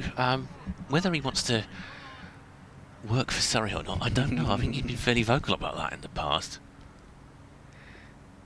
I said he's got a Kent tattoo done recently. Is that right? Is that true? I don't know. That would go down well with the Oval. A Bass wide on the crease. Everson forward and defends up towards mid-on. I was actually taking the mickey out of Rhiannon McDonald-Gay when I chatted to her after a Stars game, along the lines of how are you and the other Kent girls feeling about the possibility of representing Surrey next season. Because that is, of course, the change from regionalised women's cricket into county cricket that has thrown up those sort of scenarios. Well, I thought it was interesting that the Kent v Surrey game here the other week, about a week ago in fact, got a crowd of about 750. It was a really good crowd. Joey Everson just coming down the pitch slightly and driving out towards mid-off. They played Essex here as well and got a good crowd. And they got a good crowd. And this is, and most of these players that were on show are not professionals at all. No, and so they pulled a crowd of about 750. I mean, I covered a lot of the Stars home games this year, and at Beckenham, if they get 3 figures, that's considered a good crowd. It's not really captured the public imagination to franchise is probably the wrong word, but this sort of the regional fusion, if you like. Yeah, which perhaps is one of the arguments and one of the feelings behind going back to a county system. This one's turned away by Joey Everson onto the onside. Ben Brown had come up to the stumps for that one to force him back into his crease. Maiden over for Mohammed Abbas, who's got 2 for 46, 2 for Kyle Abbott as well. And it's the flip side, isn't it? You've lost something, because now Kent's best female cricketers are going to be playing for Surrey, and that's just how this system is going to work. Yeah, and it's going to take until 2029 at the earliest for Kent to push their case as a possible Tier 1 team if they were to expand it. Well, it looks like Dawson's coming on. It does. So possibly slightly surprising he hasn't come on earlier, but then again you can look at the wickets column and say that Kent are 4 down, put on 54 for 4 today. Yeah. So you can say that it has been working. We've got rid of the top order. I've had a few emails, kentcricket@gmail.com, that I'll get to in a moment. Dawson just going through his practice delivery with Abbott before he comes into bowl at Leaming. So just the one slip for Liam Dawson, no short leg at the moment. He's turned away through that gap on the leg side by Jack Leaming for a single. Philip Bailey's got in touch and says if Notts and Lancashire both lose today, they will only get 2 and 1 point respectively from their matches. So if Kent were to draw, for example, they'd be 36 behind Notts and 25 behind Lancs, with Notts coming here next week, which would give the opportunity to halve that deficit. So he thinks it's unlikely that Kent would get to a position of being far enough ahead to set a fancy declaration type situation, as it's defended away into the offside. He then jokes, could we smuggle some oversized bats into the Notts dressing room next week? Well, that's a good point, isn't it? Because Cushy actually had a spell on loan here. I was joking about that earlier. He got 50 for Kent at Hampshire. This one's defended away, but obviously his bat wasn't tested, or one of it. The bat he used on that occasion, if it was tested, complied with the gauge that the umpires have. Or if they, or it may well be that it wasn't tested, because they just sort of do it randomly, don't they? It's kind of spot testing.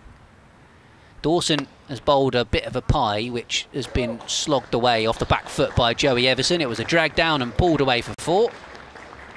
Yeah, that was a Frey Bentos delivery. It was easy for Everson to pull that one away. Philip also says, have there been any more championship games on telly this year, or are Kent still top of that table with just the one game at Old Trafford? 1 game, 1 win on TV. Well, yeah, they picked the right game from our point of view, didn't they? It was a moment of optimism.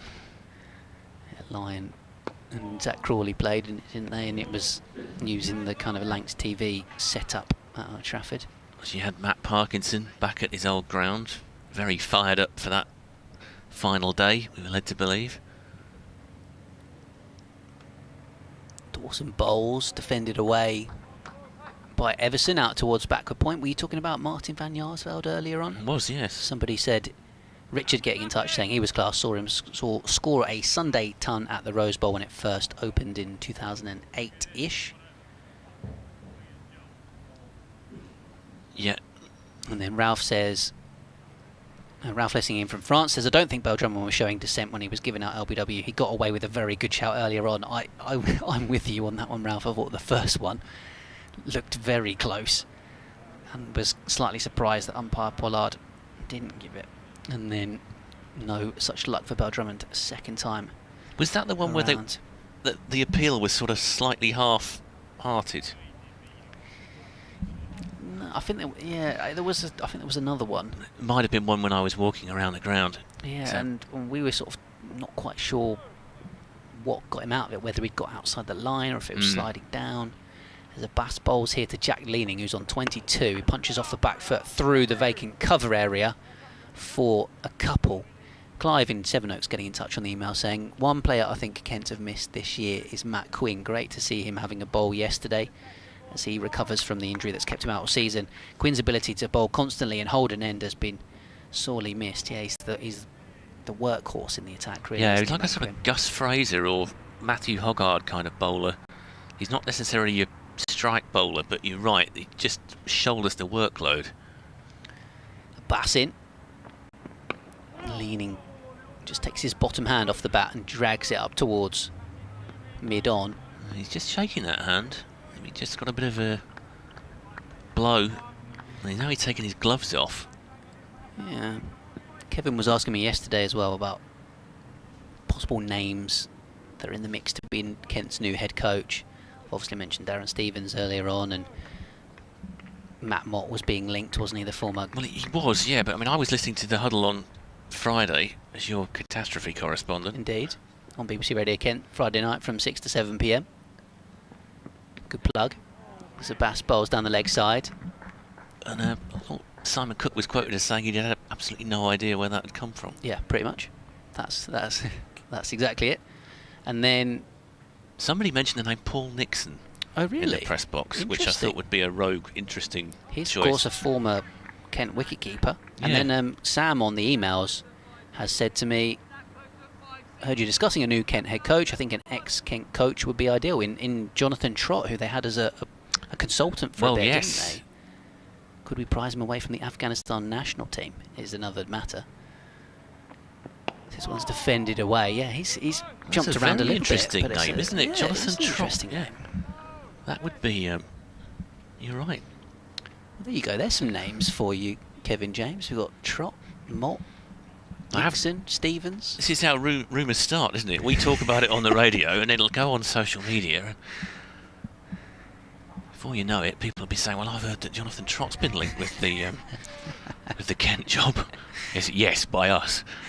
Yeah, by us completely speculating about possible head coaches from a fairly limited list. It's not like football where there's loads of options. This one's defended away by Jack Leaming.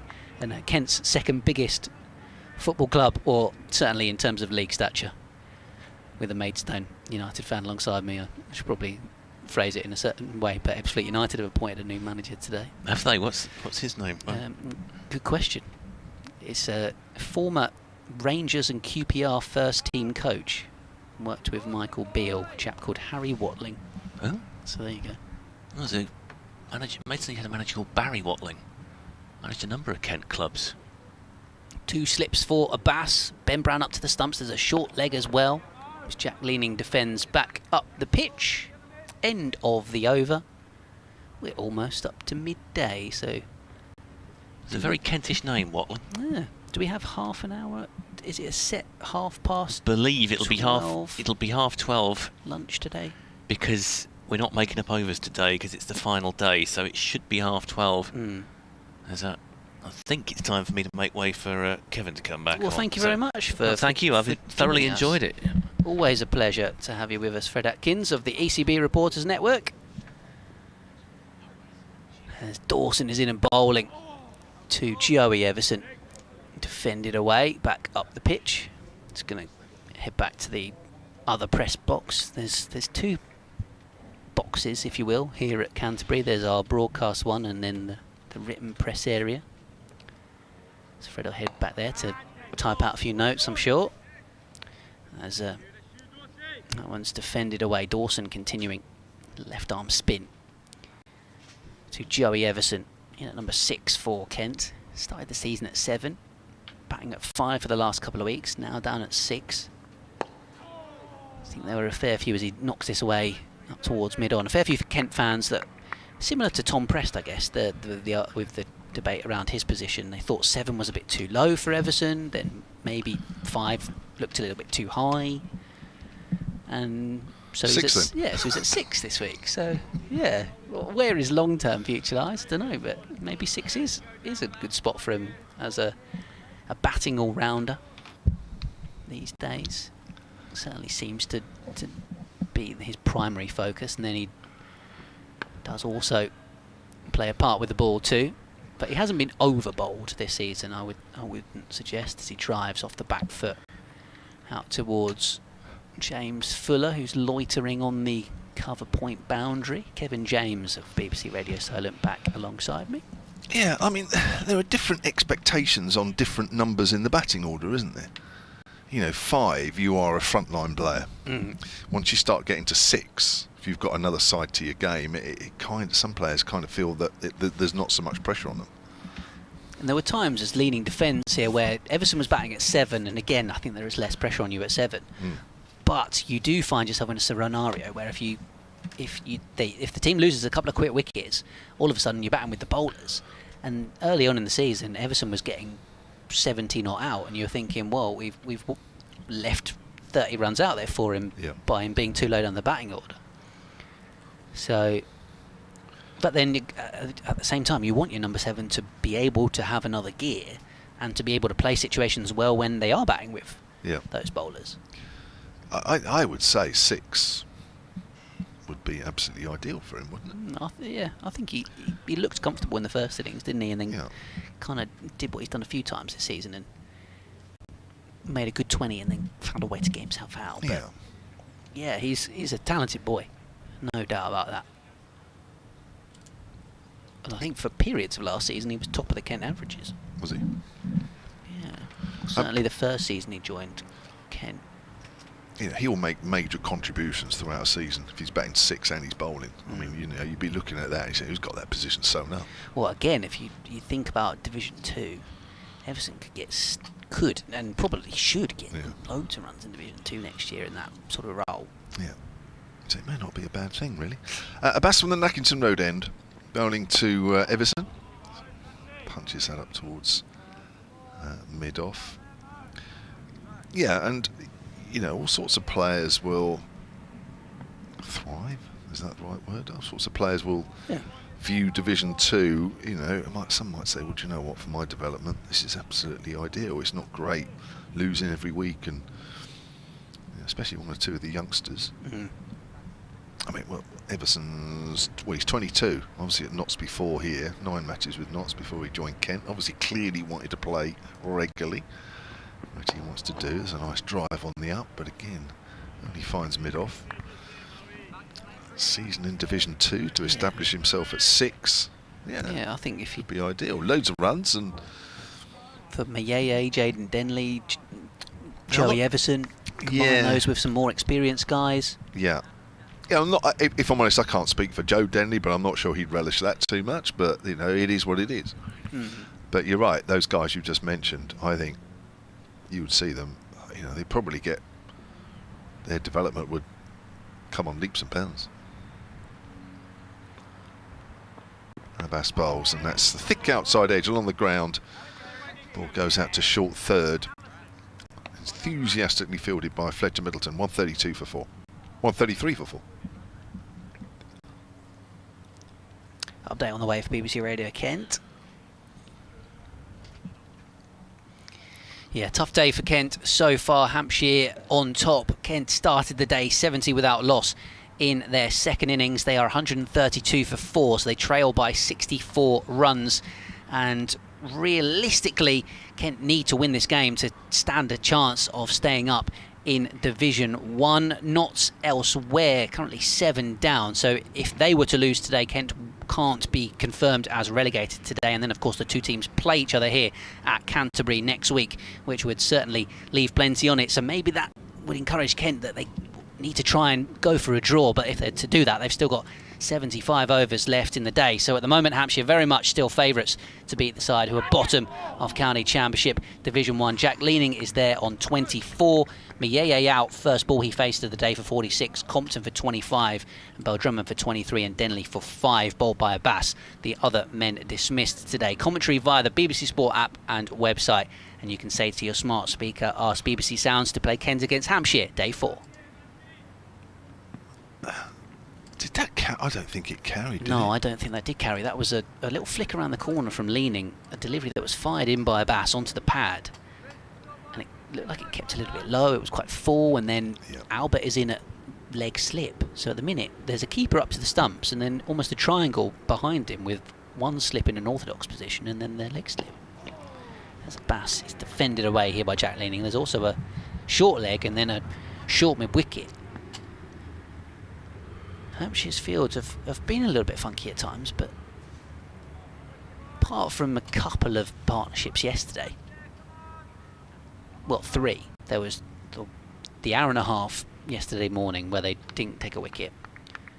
There was the 102 ball stand of 47 for the 10th wicket, and then 70 for none opening stand in this innings that Kent got through to stumps. As Abbas is defended away here by Leaming. But other than that, on what is a fairly slow pitch, Hampshire have found ways to get wickets.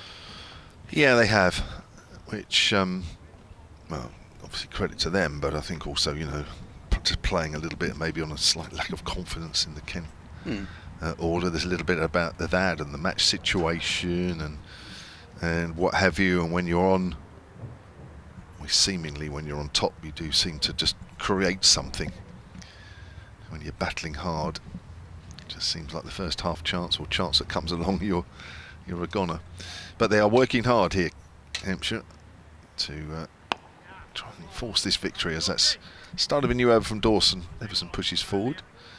He's just preying on the odd mistake here and there, which seems to be amplified when you're well behind in a game. Everson's on 6. Dawson in again, tossed up full, worked away on the leg side. There doesn't seem to be anything out there for Dawson at all.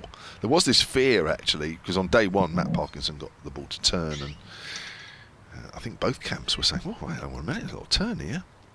And I know in the Hampshire camp they're thinking, "Oh, should we play Felix Organ?" But they also, on the flip side of that, were saying, "Well, actually, hang on a minute." That's prodded out square on the offside by Leaming, that this pitch could very quickly return to type, and then there'll be nothing. And I think that's exactly what we're seeing. There is nothing now for the spinners. Yeah, we didn't see Matt Parkinson get anything after those. No, and it didn't happen for Dawson yesterday. No, that's right. Really. So there is nothing for the spinner. Then he comes down the wicket there. He's wrapped on the pad. He's 2 paces down the wicket. Yeah. The only thing I would say is that sometimes here at Canterbury, it can do nothing on day 3 for a spinner, and then all of a sudden on the final day, it starts turning a lot. But not yet. Not yet. No sign as yet. Well, we might have that to come. We might have that after lunch. We might have that after tea. There's still plenty of time left. Was it the Essex game here on day 4 where Critchley and Harmeridge started turning for them? Did they? That's forward prod again out on the offside. Yeah, I feel like on day 3, Harmer had gone none for 100, and then on day 4, all of a sudden he skilled Kent out. Okay. Well, there's still a scenario where you never know, even if Kent get to a sort of total, even if they're 9 down, there's still a chance that they might give Hampshire a tricky time. That's pushed out into extra cover. End of the over. Leaming has 24, Everson has 7, 134 for 4, Kent trailing by 62. They might get there, as I say, 9 down as opposed to being sort of 4 or 5 down. But if they do get to that point and they're not bowled out, then there is still a chance. Yeah, Harmer got 4 for 32 in 23 overs, and Kent were 101 all out on day 4 here against Essex back in May. Okay. Critchley got a couple as well. Change of bowling. We got Abbott again. It is. That's a good spell by Abbas. I'm just going to work it out actually, because that was his 2nd spell of the morning. Overall, he has 15 overs, 4 maidens, 2 for 49. So his 2nd spell this morning, where he took the wickets, I'll work it out in a moment. Is it me? Sorry. 4 comes, no, I think it's me, isn't it? Yeah, 4 comes Joey Everson. I'm just looking at the Nottinghamshire card. They're 7 down. Still 121 runs behind Essex at Chelmsford, where it's actually been Seam that's taken the majority of wickets. Oh no, Halmer's got a couple. Okay. But 2 for Cook, 2 for Water, 1 for Porter. So, yeah, at the moment, Notts look like they're going to lose that game, and Lancashire 9 down now, trailing by 100 against Durham. Everson drives in the air past short cover with power and away for 4, but that was airborne as it flashed past Tom Prest. James Vince has got his hands on his head at slip.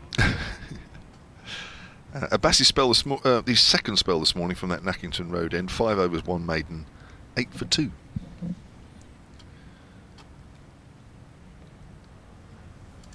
So you desperately need Notts to lose, don't you? Mm-hmm. Yeah, need both Lancs and Notts to lose. And so do Warwickshire and Worcestershire. They'll be quite happy if maybe they draw and the other 2 lose.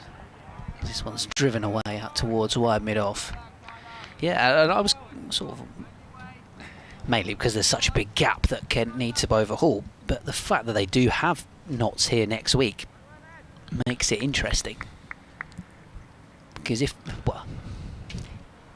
Kent were to dominate that game, which is, I realise the irony of saying that, considering they've probably dominated one day's cricket this summer, and that was day 2 at Old Trafford, when they skittled Lancashire. Nathan Gilchrist took 8 wickets in the day or something. So this one's edged. Has it been held? Yes. It's found its way to James Vince, and Kyle Abbott's done it again. Every time he seems to come on to start a new spell, he takes a wicket.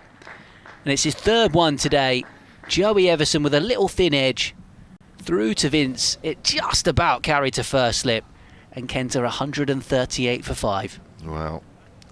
Well, it was always going to be difficult this morning in whittling the Kent top order out, but their job is being made an awful lot easier by the standard of catching in the slips, and it hasn't always been something to shout about from a Hampshire point of view, but this morning it's been superb, and that is the 3rd of the 5 wickets that have fallen this morning that have gone to catches in that area. Yeah, and considering it's a day 4 pitch and it's been quite slow, and at times they weren't even bothering with many slips in there. That's a good catch low down, wasn't it? See those put down. Well, it turns out that going off to fetch that ball yesterday was worth it, because this presumably is the same ball that they found, and it has carried enough for Kyle Abbott off the edge. Yeah, he just pushed at that, didn't he? A little bit, Joey Everson. It was almost like a push forward defensive shot. One of those where you push it into the gap and get 2, as opposed to, you know, a quick single or even a full-blooded drive. But he just played at it hard enough, which allowed the ball to carry. And Everson, I think in the first innings, was out caught behind the stumps. In fact, I'm pretty sure it was. Yes, it was caught Ben Brown off wheel, yeah. Yeah, and that's probably been the issue for Joey Everson this season, that he's batted, as I said, well enough, but he's then got out when when you do the hard bit and get yourself in, you then, as a coach, want those batters to go on and get a score.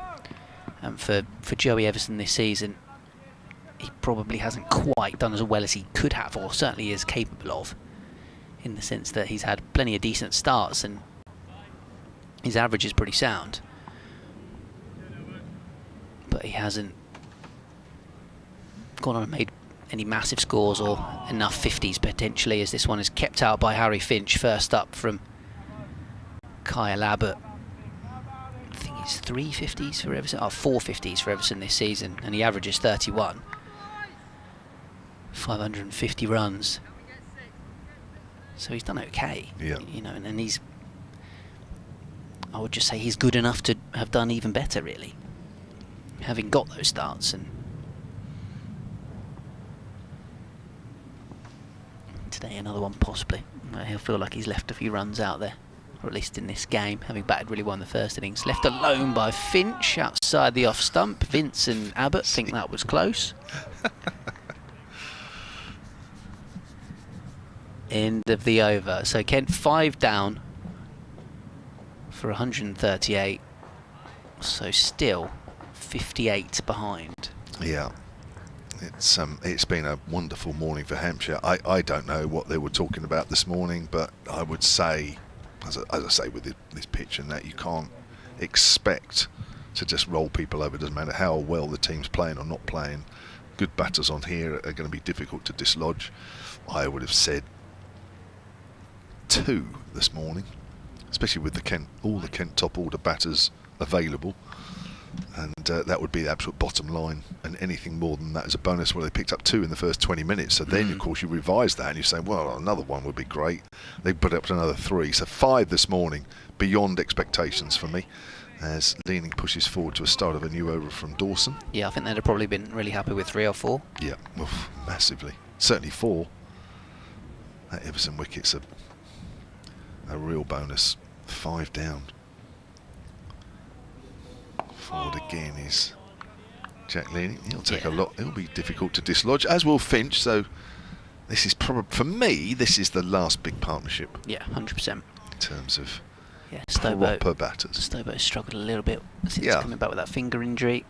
Then it's Parkinson, Garrett Singh. Yeah, I mean, Stobo's a good player. I've seen him bat a little bit. You've seen him more, but again, Leaming's more forward. But he's not somebody that when he walks to the crease, you think, oh, he could be here for the long term. Yeah, it's not. I still feel these two could. Yeah, these two are capable. Yeah, 138 for 5. Following on Kent, 5 wickets down this morning, tucked away behind square. Single called for by Finch. Takes Leaming on to 25, and we have 13 minutes until lunch. Yeah, Leaming, ironically, hasn't actually ended up with any scores between 50 and 100 this season. He's got 200s, and one of them was a big one. Whereas Finch has got 350s in Championship cricket. Yeah. Dawson then to Finch. Forward got a bit excited, doesn't quite know why. 44 for Finch in the first innings. Played well. And then actually we almost ended up interviewing him last night before George Garrett stepped in. Harry Finch did make a joke about playing a rubbish shot. Did he? Yeah. Dawson bowls. Chased a wide one, didn't he, from Abbott and nicked off. Oh yeah, caught behind. From Abbott again. Talking about Abbott, and you were right, your comment, it just seems to, in this game, just seems to come on and get one. It's almost like, take him off, and then wait for a couple of minutes and then bring him back. Dave Allen, Hampshire's honorary archivist, emailed a little earlier and just said that yesterday's fifer for Kyle was his 3rd fifer this season. Interesting that otherwise among our pacemen, only Keith Barker with 6 for 74 against Warwickshire earlier this season has managed it. Glad to see Toby catching things. As it stands at this minute, he's the only Hampshire catcher this year with better than 1 per game. Well, he's taken 2 this morning, hasn't he? Vince has 12 in 12. I would suggest, however, that one key difference between Hampshire's 2 title-winning sides and this one is close catching. That's right, hasn't been great.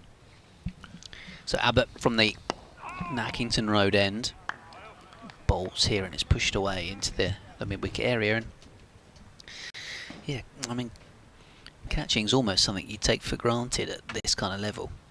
That each team will have a couple of slip catchers that gobble up everything.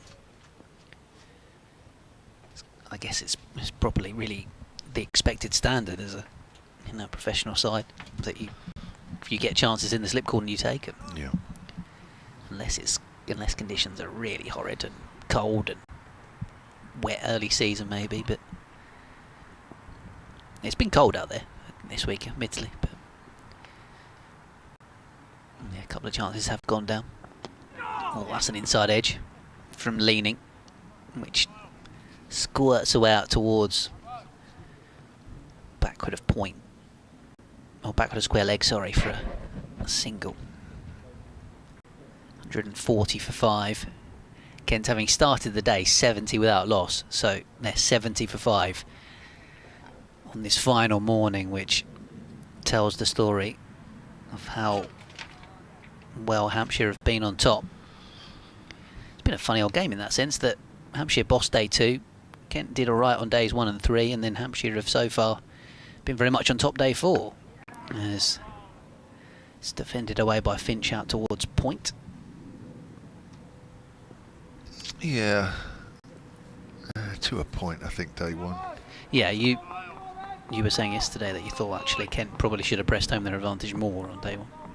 Yeah, I just think early on, with the best bowling conditions of the game, and they bowled all right, but not if I'm honest, not great. Not well enough. Not great. They got better as the day went on, but then conditions improved. Abbott running in down the slope. Harry Finch plays him out into the covers. But as we've said, that there are injuries in the Kent camp, and if there were injuries to either Abbott, I mean, imagine if there was an injury to Abbott today, Hampshire would be much less. They wouldn't be this far forward in the game, that's for sure. So it does make a difference when your main players aren't playing, or main player even. Yeah, and I mean, in the context of Kent's season, for Hampshire to be 213 for 7 on day 1 was pretty good for the way that Kent have had it with the ball at times. That's a full toss from Abbott, which has been driven to wide mid-on by Finch. And yeah, we saw what we've seen in this game, the likes of Matt Quinn, Nathan Gilchrist Grant Stewart, Hakeem Jordan all doing a bit of bowling, but all seemingly not fit or well enough to have been involved this week. So yeah, you take that's an entire bowling attack. That's a lot to try and overcome. I think everybody appreciates that. So that's the story behind day one, really. Leaning on strike. Defends Abbott out to mid-off. And we are probably 2 or 3 overs away from lunch. And what has been Hampshire's day so far? Kent won 4, 1 for 5. Brian Budd has emailed, talking about number 6. We were talking about that, Joey Everson. The greatest player I've ever seen, Gary Sobers batted at 6. Wow, Joey Everson reaches those heights, he'll be done well. He was a definitive all-rounder. He could open the bowling, and I don't think many would dispute that he could bat anywhere in the top order. That's right, so I'm told. I didn't see him really play, really. Botham, the next best, also batted at 6.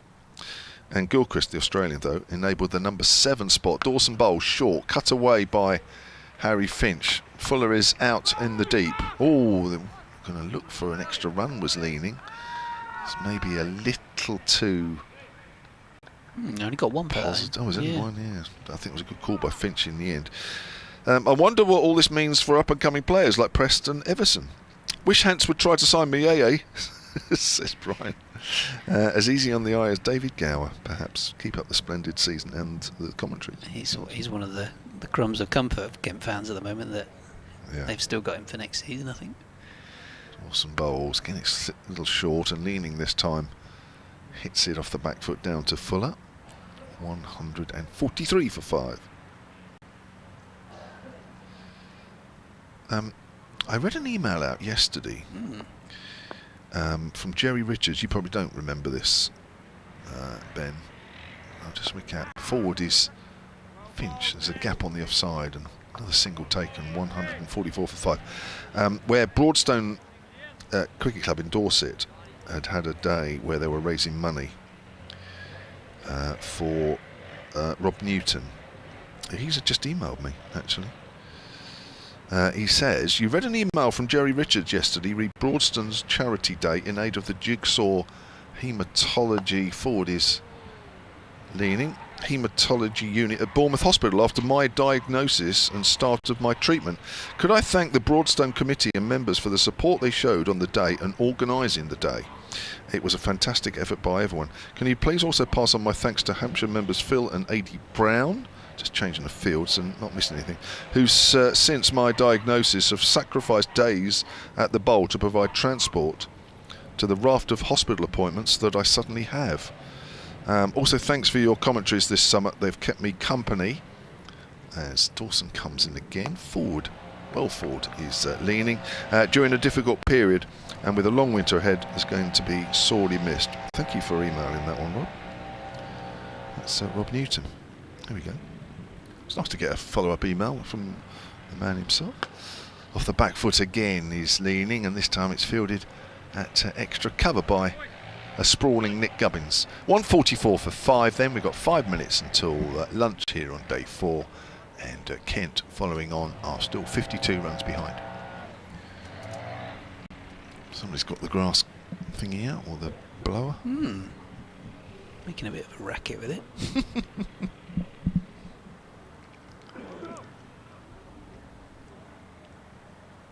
So probably one final over from Kyle Abbott then before lunch. Freddie Young, who might join us later for a stint, has been crunching some numbers for us in the Kent Cricket office as this one's driven away. He says, unless Kent managed to save this game, then the maximum amount of points they can end up with is 122, and Notts have currently got 118. So Kent have got to basically save this game to make next week worthwhile, or give themselves a chance of a miraculous escape going into next week in that game against Notts. Otherwise, there's no way Notts are going to get pitiful points in 2 games, you wouldn't have thought. And Kent getting 2 maximum lots. It's a toughie, isn't it? Got to stop them getting bonus points, haven't you? At the very least. So here comes Abbott.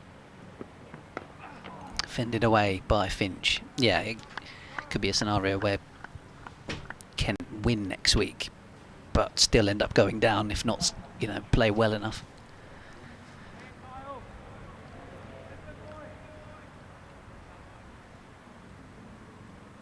Abbott's hurrying back there and suggest they might try and get another over in.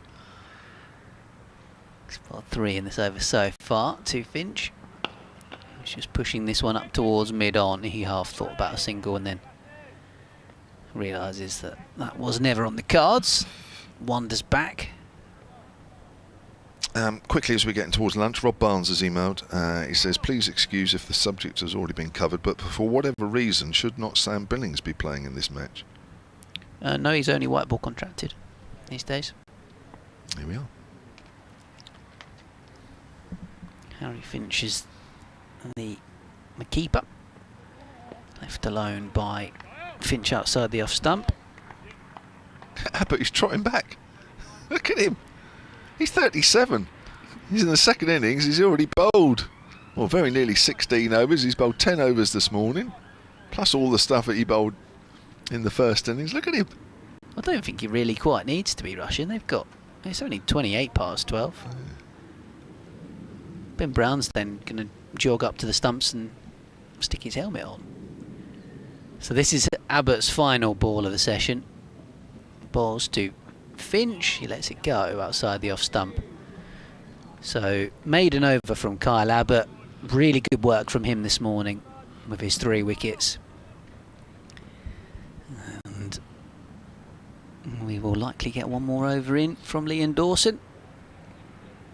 At this pavilion end, we're getting 144 for 5. Oh yeah, hasn't even ticked over to 12:29 yet, so we're comfortably getting this in.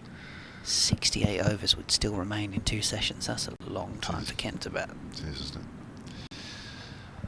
So it's going to be Dawson to Leaming with this final over before lunch. 144 for 5, and Kent still trail by 52. Just waiting for Abbott to put his jersey on. It's suitably fitted. And Ford is leaning to Dawson. Just feel like Dawson's doing a holding job here at the moment, just to give the seamers a breather from this, well, allowing them to come down the hill basically. So I think you'll be seeing him quite a lot this afternoon. Again, he's slightly short and hit off the back foot by Leaning out into the deep on the offside. Leaning moves on to 28, 145 for 5. So yeah, 75 for 5 today. In fact, Kent started yesterday in their first innings at 64 for 5.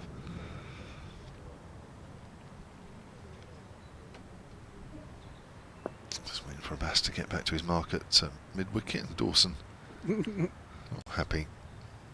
Thought he lost his footing there, but then he picked something up instead off the ground. Clouds still blowing over at a fair rate of knots, aren't they? Dawson again with a silly mid-off in. That's pushed out square on the offside this time. Yeah, update on the way for BBC Radio Kent after the travel update, which I can hear at the moment with my headphones. So Finch facing up to Dawson here. Fired in, a bit flatter by the left arm spinner. He's still got his sunglasses on, despite the fact it's clouded over. So that's slightly hypocritical of me, because I have as well. As Dawson continues. 2 balls to go in the session. Tosses this one up. A little bit of turn maybe. As Finch just slightly played away from the body there, defensively. Here comes that update. Yeah, last ball of the first session of the day as well, coming right up as Dawson bowls to Harry Finch, and he keeps it out, but it's still Hampshire's morning, with Kent having started the day 70 for 5. They close, or at least they are at lunch, 145 for 5. They lost early wickets, the 2 openers departing to Kyle Abbott. in Mayeye, the first ball he faced, he nicked off. Compton was also caught at second slip. Mohammed Abbas then removed Daniel Bell-Drummond, LBW, and Joe Denley clean bowled before Joey Everson, also another victim to Abbott, who took 5 wickets in the first innings. He's got 3 in the second innings. The way things are playing out at the moment, Kent unlikely to be relegated today due to Notts being on the verge of a possible defeat against Essex. They come here next week, but for Kent to give themselves a chance of a miraculous escape in Division 1, they really need to try and save this game to cut some points down to Notts and give themselves a chance of trying to beat them next week. So at the moment, Hampshire very much still the favourites. Will be back for commentary on the BBC Sport app and website in around about 40 minutes time.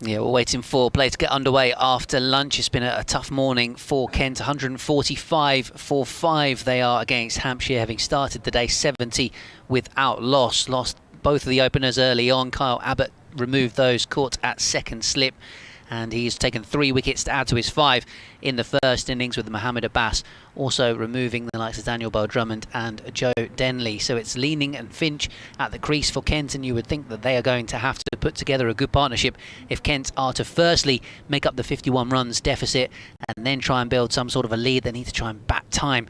With results going elsewhere, a draw wouldn't be the worst result for Kent today. They can't be relegated after defeats for Lancashire and for Nottinghamshire, and then Notts come to Canterbury next week. So if Kent could take something from this game, it would give them a chance of pulling off some sort of a miraculous escape from relegation if they were to then win against Notts next week. But it's certainly asking a lot of Kent, with Hampshire on top.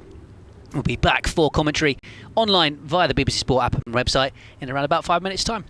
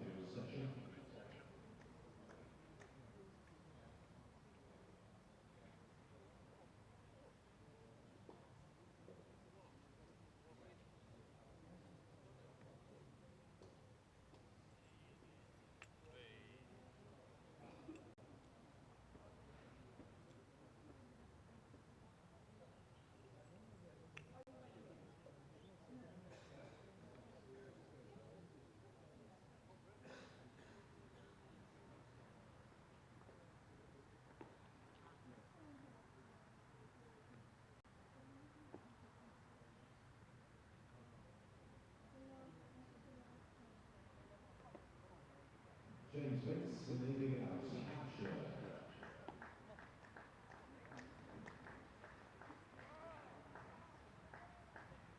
Through to play second innings, Jack Leaming and Harry Finch.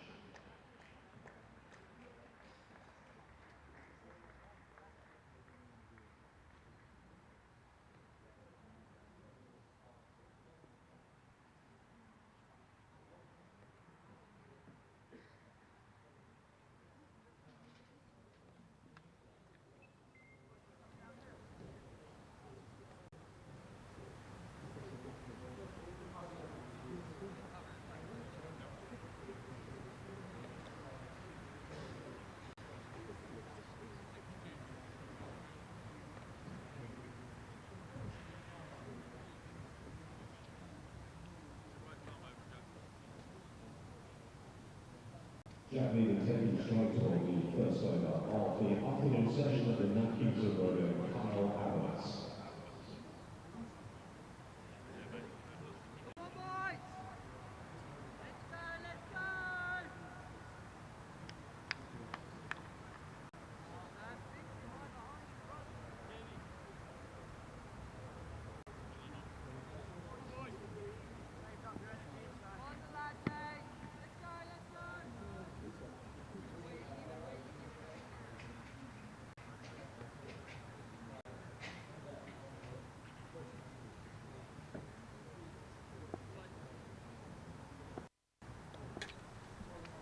Welcome back to Canterbury.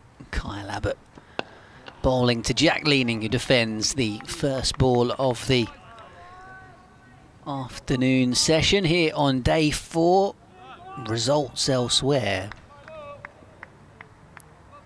have happened in Division 1 while we've been having lunch. Nottinghamshire bowled all out for 281 against Essex at Chelmsford, so their defeat means Kent cannot be relegated today. As Abbott is in and bowling to Jack Leaming. It also means that, disappointingly for Kevin James, that Kent are probably unlikely to try and set some sort of a fancy declaration, because they know that actually if they were to draw this game, which looks a long way off with 67.4 overs to go, that they would gain some points on Nottinghamshire. Yep, so they've definitely got to avoid defeat, haven't they? Having lost their own 5 wickets, top order wickets in that first session. As Leaming defends, it's going to require a lot more of that from the vice captain. And then of course just before lunch, Lancashire all out for 282 against Durham. So defeat for them by an innings. Matty Potts taking 9 for 68 in that second innings.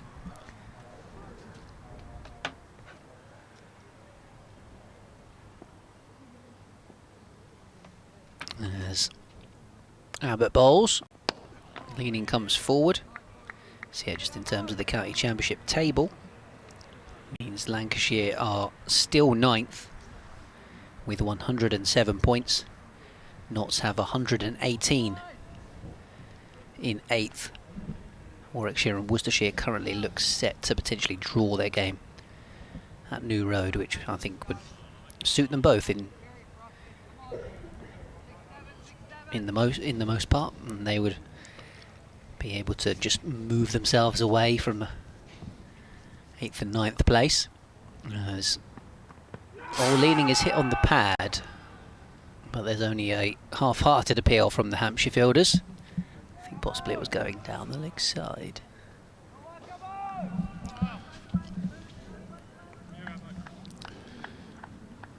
But for Kent, they're currently on 71 points, so unless they can take something from this game and cut that gap to Notts, it would basically, if Kent were to lose, Notts would only need bonus points to stay above Kent. So although Kent wouldn't be officially relegated today, if they are to lose, they will be pretty much all but down. Whereas a draw would give them a glimmer of hope, leg by down towards long leg. Glimmer of hope that they could beat Notts well next week and then take it to the final week. Realistically though, it's a very big ask for a team that have been struggling. Yeah, well, there's hope, isn't there? How many points, so as things stand, how many points are you away from safety? 48. So that's 3 more than the start of this game.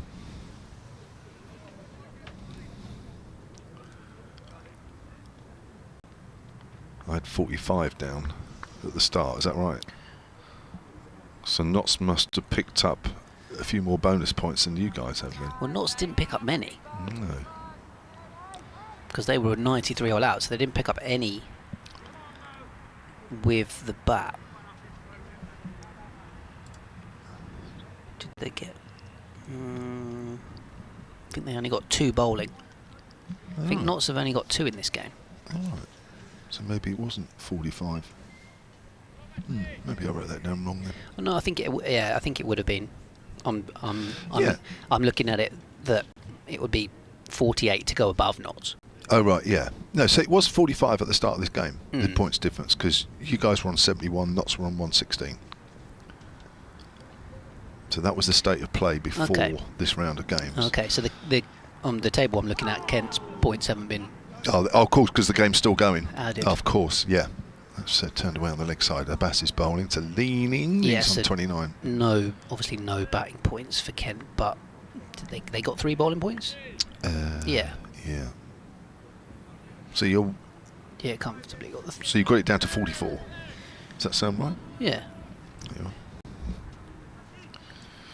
Yes. Unless they can draw this game, Yeah. Then you'll get it down to 36. it would have to be a. Yeah, it would have to be a. Yeah. That's the point where you think, well, if they could beat Notts next week, they give themselves a shot. But Yeah. Abbas, keeper standing up.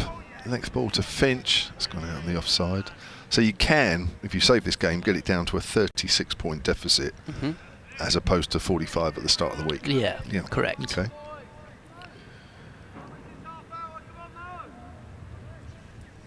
A few of the Hampshire fielders there just trying to gee up the 2 premier seam bowlers.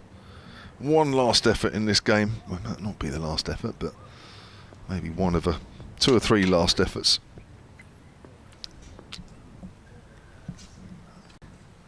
As Abbas comes in, slip and a 3rd slip weight, the length ball. We're into the 48th over here, so not a lot to play with in terms of hardness of the ball. Just keep the ball in the right areas. Yeah, that is a fair point. That this Google ball starts to go soft. Oh yes.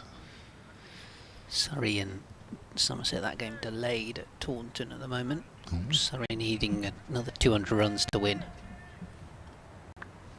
He's delayed at New Road actually as well. So Surrey are chasing, aren't they? Then I guess. Yeah. Yeah, got Tom Higgins in hand at the moment. Yeah. I saw Banton batting on one leg. It's pushed He up did to all mid right. off. Yeah, I saw a couple of shots. He got 46 at number 11. Did he really? Yeah. No. 46 off 65 balls before Shakib eventually got him out. Oh, great effort.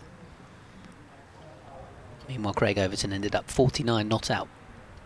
God, they put on some runs at the end So then. yeah, they put on 100 and no, that's too many. 71. To the last wicket? Yeah. Wow. Oh, I wonder if that Mo will be the difference. Mo Abbas in again, runs away from us, bowls to Finch. Finch again is forward, he's asking a few questions, but as long as you get right in behind the line here and the ball's not really going to do too much, you should be alright. I was getting a bit carried away at first because 8th wicket fell on 122, Leach was out on 153, and then yeah, 224 all out Somerset. Yeah. So Surrey need another 203 with Yep. all their wickets remaining. Ooh, don't want too much rain there. Do we need a result from a Hampshire point of view? I suppose it doesn't matter if Surrey win it, but it definitely confirms they're out of sight. Somerset win it makes it difficult to finish second, I think. We're playing them last game of the season down there. That's pushed on the onside. Mo Abbas 16 overs, 2 for 50. Okay. These 2 wickets this morning. Liam Dawson might have a busy time. So who's the other game next week? Worcester at home. Yeah. So Warwickshire lead Worcester by 73 with 7 wickets remaining. No, I think you said earlier that game probably will end in a draw. Yeah. I think you're right.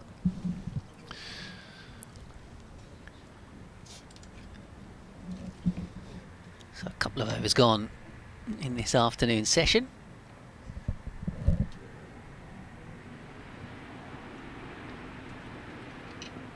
Two slips. Keeper up to the stumps, Ben Brown. To Kyle Abbott. Flicked away behind square on the onside by Jack Leaming for a run. Just one. Ben Brown almost gets knocked over by the throw that was fizzed in. Flat from Mo. Yeah, from Abbas. Cool.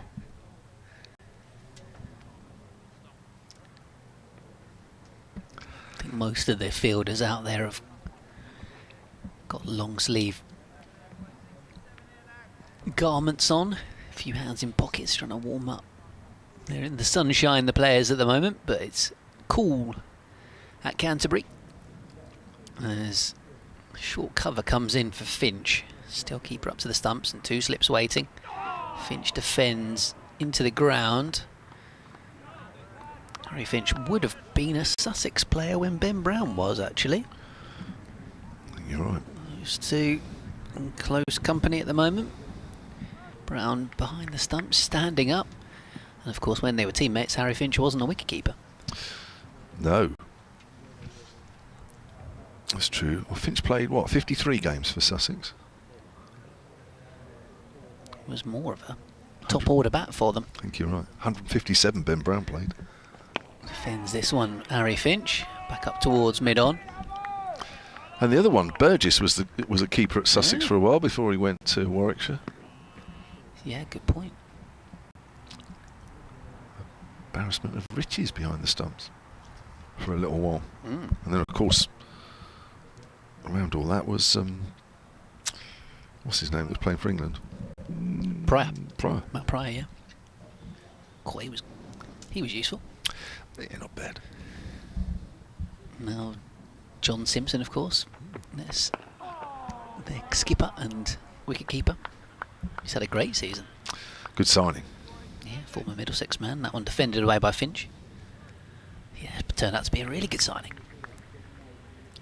Perfect man to kind of steward all their young players. Paul Farbrace is a good coach as well, good man at the helm. Former Kent coach. Former Kent keeper, isn't it? Yeah.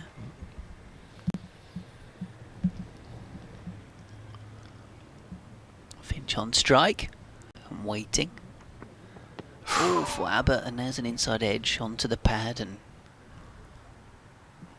way it flies out towards square leg. That's going to encourage Hampshire to put Fletcher Middleton in a short leg. Yeah, there's still the odd one just sort of bouncing and going down the hill, which I know is getting the Hampshire players excited, but it's not really bouncing. It's just that was kind of going quite down the low hill. and skiddy almost. You need it to bounce a bit more, really, to be really dangerous. Vince has just moved himself very quietly to leg slip. Don't think Jack Leaning's even looked behind him. As Abbott is in. All short ball. Leaning pulls the ball down towards Abbas. He barely moved, Mohammed Abbas there. Straight down his line. 150 comes up for Kent. As Abbas picked up the ball, and because he's bowling the next over, he'll slowly walk it to on the top of his bowling mark.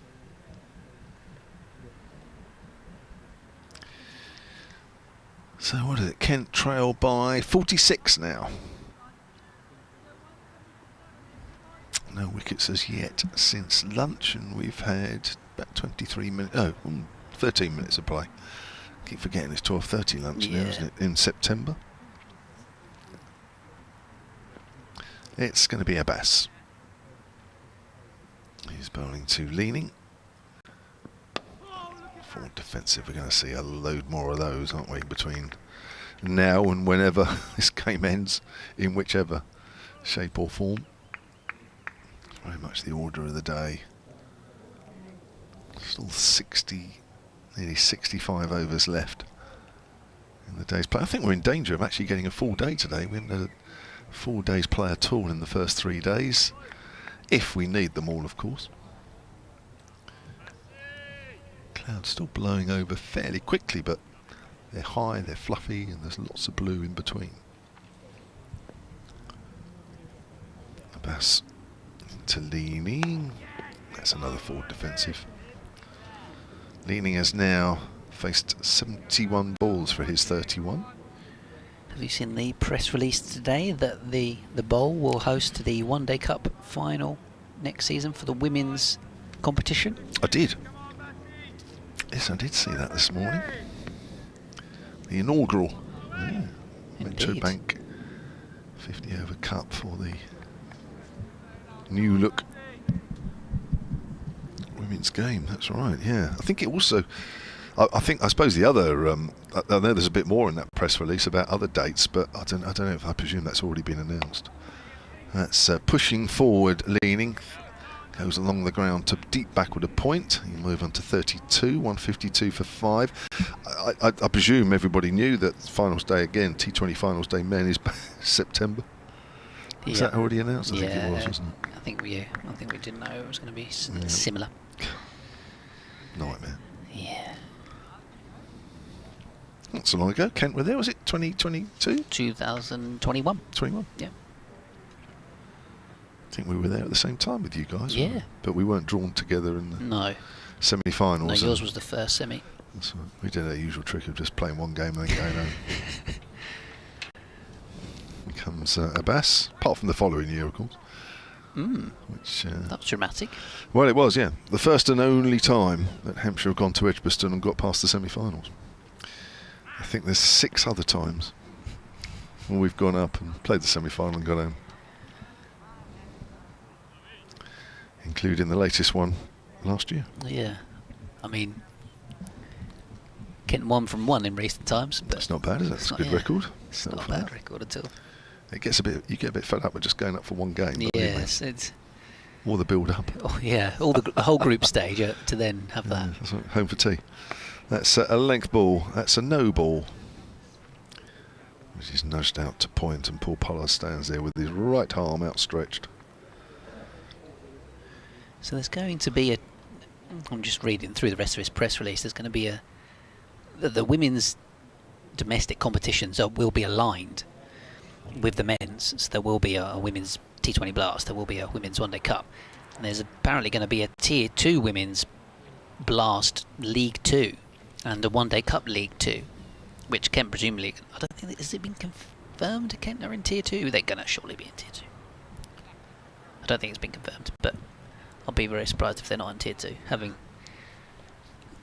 had a pretty good case to be in Tier 1. Well, I think it's all the national counties in Tier 3, isn't it? Yeah. I think so. That kind of suggests, doesn't it? Here's Abbas, and that's a nice shot off the back foot, and that's a good diving stop at point by Fuller. But it still brings another run. But yeah, it'd be interesting to see how they schedule that, because as we've chatted a bit with Sonia throughout this game, you know, a lot of those League 2 teams are going to be not professional. Well, you're effectively, and I don't know whether you play everybody home and away, but if you do, you'll be going to Yorkshire. Kent women. Good point. That'd be fun. It's an amateur player. Some aircraft somewhere, can't quite see it at the moment. Abbas into Leaming. Leaming is forward, goes out on the onside. Abbas has completed 17 overs, has 2 for 54. Yeah. Wales as well. Yeah, 154 for 5. We're doing more travelling than they've ever travelled before in their lives. Probably. Like I said, a lot of that Kent team are teenagers, so they can get time off school to play, or they're going to have to schedule it for weekends, or I don't know. You need to go up and back in a day. You don't want to do that, will you? There's going to be a lot of expenses handed out. Yeah, that's true. But all to be revealed, and I know there's a lot of disappointment down here. Of course there is, and you know, Hampshire are lucky because they've got one, but I'm quite looking forward to it. Sunday the 21st of September, that One Day Cup final next year. Hampshire's press officer Wes is listening, so he just wants to make sure that we mention that. Happy to do so, of course. So Abbott bowls to Finch, defended away into the covers. So of course, because it's only 8 Tier 1 teams, so it's 8 goes into 4 for the finals day. So you got a good chance of qualifying for that. Yeah, actually, yeah. Well, a bit like this year with the Rachel Hayhoe. Top half playing the semi-finals, which are coming up this weekend, of which the Vipers are at the South East Stars. Local game for you, South East Stars? Yeah, absolutely. The mighty Stars, with half a team of Kent players who are going to be pinched by Surrey next season. This one's defended away. Fly Harry Finch into the colours. Not that anybody's bitter down here. No, absolutely not. Yeah, I mean, Been it's obviously using our ground for the last 4 years as well. Well, I was going to say, are they going to play in Kent still? Because Beckenham is Kent. Are Surrey going to play in Kent? I don't think so. But they haven't confirmed where Surrey are going to play yet. So maybe Guildford. Yeah. Finch taps his bat and waits. 2 slips, short leg, short mid wicket, full delivery, driven up towards mid-on. And there's a cup, isn't there, for everybody? Yeah, Knockout Cup, the old sort of minor county Gillette, wherever it was, years back, where everybody pitched in. Or I think it was only the top 10 minor counties or something, as they were then, national counties now. And they joined forces with the main counties, and every now and then you used to get an upset. I suppose that's we'll be reliving that all again. Abbott running in down the slope. Finch playing off the back foot out towards cover. Bit of cloud cover at the minute. There's a really quite dark cloud over there. I don't think we're forecast to have any rain today.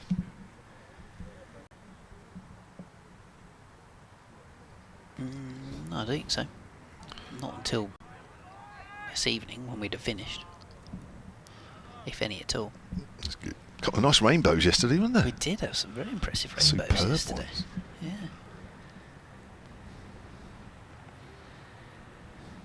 So 1-5, 4 for 5. Finch on 5, facing Abbott. Very full delivery, which has been driven back past him for 4 as well. Wheel just jogging after it. Let's go pick up the ball. So nicely played by Finch. Moves to 9 from 36. It's a very watchful innings from him so far. Yeah, playing well, these two. They've only put on 20. But using time up, getting Kent closer to making Hampshire bat again. Yeah, this ball is now 1 ball away from being 51 overs old.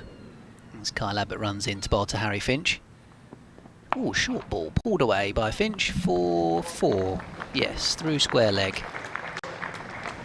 So chucked in the bouncer, but Finch was equal to it. Kent up to 162 for 5. Yeah, so 63 overs remaining in the day. 30 overs till a new ball is available. If Kent have got any chance of saving the game, they need to make the most of this older ball and not get out to it. And try and get up beyond Hampshire's score in the meantime and leave themselves as few overs that they'd have to face a newer ball. Yeah. I think we're already in the realms now of just waiting for a batter to make a mistake. I mean, it just does not look anything out there at all to get excited about. Liam Dawson's going to have a go. See if he can get some spin from this pavilion end. Please. Something. Something, let the ball turn. Here we go then, bowling to Jack Leaming. Silly mid-off and a slip, that's fallen leg stump, driven up towards mid-on. So Kent are behind by 34 now. Having started the day 126 behind. Leaning again with that bat pointing upwards. It's driven out into the offside. Ring of fielders there. It really is patience now. Keep every ball as keeping the batters play, but you, as I say, you're just hoping really now for something to happen. Is one going to bounce? Don't think so. One going to turn? Probably not. He's using a bit of flight and guile as that's driven off the back foot out towards extra cover. Just hope the batters run down the wicket at 1 and miss 1. Or He's taking the sunglasses off now, Liam Dawson. yeah, you're right, that is a big cloud coming over. Quietly played on the offside once more. I think we'll be alright though. Yeah, it's just a rogue cloud. Yeah. Comes over our right shoulder here. It's been pretty consistent all 4 days. The clouds coming over from that area. Some balls, a bit more flighted. Worked through the gap at mid-wicket. Probably only one. No, they'll come back for two. Brad Wheel running after that one. Leaming moves on to 34. 164 for 5. Kent trail by 32 runs now. And you do feel that if Hampshire are to have any hopes of not batting again, that sort of diminishing really with the way things are out there. Charlie Stobo still to come, who can bat a bit, but really probably need to get rid of one of these pretty quick. Otherwise it's pretty certain they'll bat again. Forward is Leaming, even if they have a tight chase later on. It's looking increasingly likely that they're going to be batting for a little while, even if they can get these last 5 wickets. 164 for 5. Remaining 62 overs in the game. There's a couple of little windows at the back of the stand that I was peering out of yesterday evening. As we were preparing to come back on, you could just see that there was more rain on the way. So a change in the bowling at the Nackington Road end. Brad Wheel is going to come on. kentcricket@gmail.com if you want to get any emails in. I know you've got an email as well. Oh, we'll use yours. It's easier, isn't it? But feel free, everybody, to use this one. Nick says, any whispers on coaches next season for Kent? Well, none other than the ones that we've been speculating about on the commentary. Who's the guy that's been standing at the end of the nets helping one of your young left-arm seam bowlers? I don't know who the coach was, or even the left-arm seam bowler, but I don't know. I wasn't paying He was. attention, It looked like West Indian guy who was wearing a sun hat. Robbie Joseph. He's the bowling Oh, that's coach. Robbie Joseph, is it? Oh. Yeah. He's been working hard with him over the last 3 days. Brad Wheel flicked away into the leg side by Harry Finch. I don't know who the left-arm seamer is, though. Who's their left? I presume he's one of your players. I haven't got any left-arm seamers. So he's been working. He's been in there before everybody else gets to the nets, Okay. allowing him to sort of go through, because he's trying to change his action basically. Okay. So you don't do that overnight. You need time, and you don't need batters around you. And then when they've spent some time together, then when the batters come over, he has a little bowl. Defended away by Leaming. This next one from Wheel. Quite young. Well, I presume he's young. Yeah, he looks young. I would have thought so. So see if I can try. Because the only left-arm seamer Kent have on the first team books is Fred Clarkson. Yeah, And he's injured. Yeah, it wasn't him. They had Alfie Ogborn for 2 games on loan from Somerset. Yeah, he bowled against us in the championship last year at. That was his debut. That was his only first-class game. That's right. Yeah, when they put until- out Virtue second team. Yeah, that was the only game he played before the 2 he's played for Kent. So he's actually played more first-class games for Kent than he has for Somerset. This one's defended away by Leaming past the silly mid-on fielder. 165 for 5. And from what little I remember of his action, I don't think that was him. But Yeah, hanging around. He wasn't due to be here. Oh, it wasn't Michael Cohen. No, he's 20. Oh, was it? Yeah, we do. That's a good point. Michael Cohen is another left-arm seamer, But he's 26. but he's been injured all season, so I don't know if he's on the come back from that. But he had a stress fracture, so he was out for the whole campaign. Oh, it's been dropped at cover. Oh. As Jack Leaming has laid into a big drive and has smacked it into the midriff of Tom Prest, and I thought he was going to almost swallow it for a moment, but instead it's been It's hurt. yes, it's been slammed into his gut and it's dropped to the ground. Feels harsh to call it a drop, but it has to go down as one. So Leaming on 34. Well, that was a mistake, wasn't it? It was a mistake. Tom Prest is very close at short cover, in fairness, so that would have absolutely flown at him, albeit it went straight to him. And clattered into the stomach. As Leaming defends this next one to Brad Wheel. Well, we'll probably have to wait another half an hour before a mistake's made. That's the trouble in these situations on this pitch. That even half chances are against good players are few and far between. So this could be another frustrating period. But you're right, if he was two yards deeper, it would have had just an extra fraction of a second to react a little better. Here comes Wheel.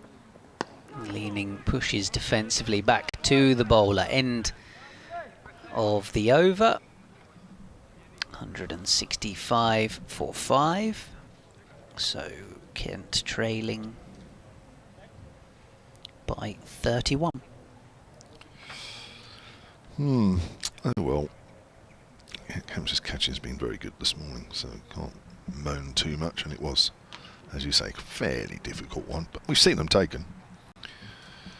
Seen a few of them taken, but it seemed to hurt him more than anything. Yeah. Just holding his chest, wasn't he, or something, or wrist, or I don't know, couldn't quite work it out, but he's all right anyway. Well, 65 for 5 then, 61 overs left in the day minimum. Well, Karen, who's messaged me on Twitter saying apparently it was Cohen. Oh, it was Cohen. Who was working in the nets. Yeah, he was really breaking his action down. It was quite interesting, actually. I'd forgotten about Cohen because, of course, he was a new signing in the off-season, but then hasn't played at all. Yeah. But yeah, he's a left-arm quick, so potentially he was breaking down the action on the basis that he's had that stress fracture, so he's working on a more sustainable action, more robust action long term. Yeah, interesting. South African, but with a UK passport. Yeah, he's a character actually, Michael Cohen. Is he? Just chatting to him, you pretty much got the impression that he just loves bowling quick. Yeah. Again, just want to get him out in the park next season. It's interesting you see that because the nets are literally below us. So I mean, and I sort of got in early the last couple of days because I've had a bit of work to do and just sort of watched them the whole time really. Dawson's over the wicket even, and there's a reverse sweep from Finch, but that slip that's fielded by James Vince. So Dawson is just trying something where he's just trying to find the ends of some bowler's rough. This is all this is. Normally it's considered a negative tactic, left arm spinner bowling over the wicket to the right hander. It might yet prove to be negative if he don't find much, but he's got to try something because there's nothing straight stump to stump for him to work with. Comes in and bowls and that's gone out of the rough a little bit. It's come off the top of the bat. It's nowhere near where he was prodding it and going out on the offside. It's gone to deep gully. Well, that was something, I suppose. I like the change in angle to come over the wicket and, like you say, try and land it in that rough. Yeah. And that was a thick edge, really, from Finch. It was. He was on to 15, 166 for 5. Kent in their second innings following on. 30 runs behind now. 3 men around the bat. I imagine Leaming's going to kick most of this away. As Dawson bowls and he's on the back foot, hammering that away through mid-wicket. Actually hasn't quite timed it as well as I thought. They'll get 2 though. Leaming moves on to 36, 168 for 5 now, Kent. Yeah, he might get the odd one that just catches the end of the rough, the bowler's footmarks, but it's slow. And there's not a lot of bounce really. Leaming again. Facing Dawson and works that into the ground, fielded at short leg.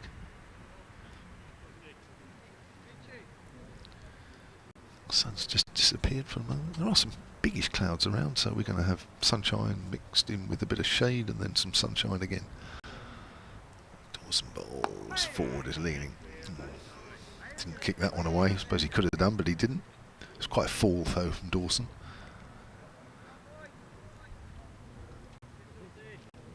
Well, a fairly flat wicket up at Old Trafford. He got 5 for in each innings. But there was a little bit more pace in the wicket and there was a little bit more bounce, even though it didn't turn very much. Leaning's forward, it's gone into the ground. I think that as a batter, you're always worried with men around the bat, but I think when you bat here, you're less worried about those close infielders. I mean, the ball hardly ever balloons off an inside edge onto the pad here because there's just not enough bounce in the first place. So even though you've got close men in, I don't think it really bothers the batters as much. Yeah, I guess it kind of requires the batter to push at it with quite hard hands. So 60 overs scheduled. Still in the day. Having said that, I got caught with a leg slip here once off a spinner. Did you? So it does happen. Yeah. Here comes Wheel then with a silly mid-on, one slip, short cover, played away into the onside by Harry Finch for a single. I'm not going to look up the game because I had an absolutely rubbish game, and I know so I'm not even going to look at it. But yeah, leg slip, I was caught. I was enjoying your chat the other day about how you didn't do much post-match back in the day. Mark Nicholas used to take the microphone. Everybody out of my way, I will speak. He was very good at it, obviously. Here comes Wheel down the leg side. Brown doesn't take it cleanly. It must be quite funny to sort of have been on both sides of that. Because obviously nowadays you're the one asking the questions. Yeah. Yeah, I think the only way I mean, you know, I can relate to a lot of the day's play that I see. I think maybe not necessarily the more successful ones, because I'm not sure I had, you know, as many. I go, oh yeah, I know what that feels like all the time, you know. But here comes Wheel, leaning with a drive into the ground and into the hands, or at least a one-handed stop from Prest at cover. I can certainly relate to, you know, when it's been tough. And it's very easy, especially if it's been tough. I mean, it probably, you know, with Kent and things, there's always reasons why things aren't going very well. But I think I'd like to think that I kind of empathise with whoever I'm speaking to about the day, that it's not gone very well, it's not easy to talk about it, but they still come out and do, like here, don't they? They still do, to be fair. Wheel bowls. Oh, again, maybe just kept a little bit low. Leaning drags it into the onside. To mid-wicket. I mean, you know, I've heard journalists sort of, you know, really tough questions sometimes, which I think, you know, to be fair, it does need tough questions at times, but maybe I've gone a little easy on players over the years who have had bad days, or the coaches. But I know just how tough it can be, you know, and it's not through want of trying. Wheel bowls to Leaming. Played away here once again to Prest at cover. Yeah, I sometimes wonder if I flipped around and was in their position, you know, what I would say to certain questions, and you know, do you just trot out the one game at a time type thing? You know, we move on to the next one, or do you try and be a bit more eloquent at the same time, as you don't want to give too much away of what's said inside the dressing room? No, because you've got to think about, you know, those that support the team.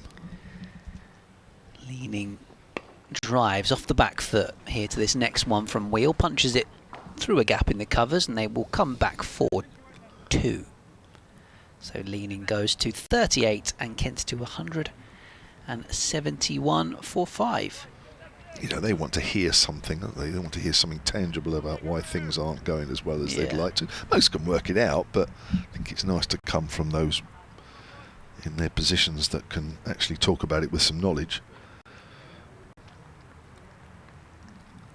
But it's also, I think I've always had a responsibility, and you know what it's like actually sometimes, this is the point that sometimes you want to get a question in which maybe not anything to do with the cricket, but it needs asking, because that's pushed out on the offside. You do a lot of sport, you know, not just cricket, and but sometimes you think, well, is today the day to ask that? It's not been a great day, perhaps I'll leave it for another day.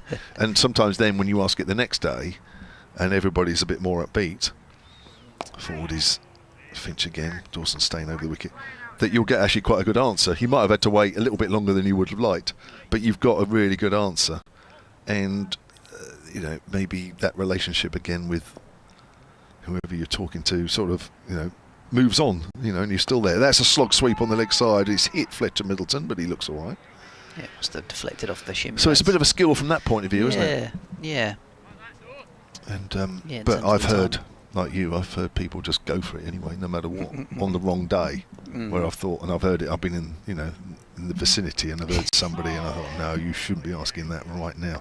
That's pushed out on the offside, and and then it's often the kind of the sandwich type effect. You know, you chuck in a softer question to ask the hard one next or whatever. Yeah, and they're expecting it. Let's be honest, isn't it? And it's how you ask it as well, isn't it? That's pushed out on the midweek. I mean, if you actually make a statement at them, yeah, which says this and that, and you're almost putting words in their mouth, then they don't like that. But Yeah, if you ask it in such a way that allows them to, they might not give you what you want, but if you allow them to answer it. Yeah, that's the way you sort of young journalists are trained these days, to ask open questions. Don't give them a statement, because then you can just go, well, who, what, where, why. Yeah, absolutely. That's the rule to follow.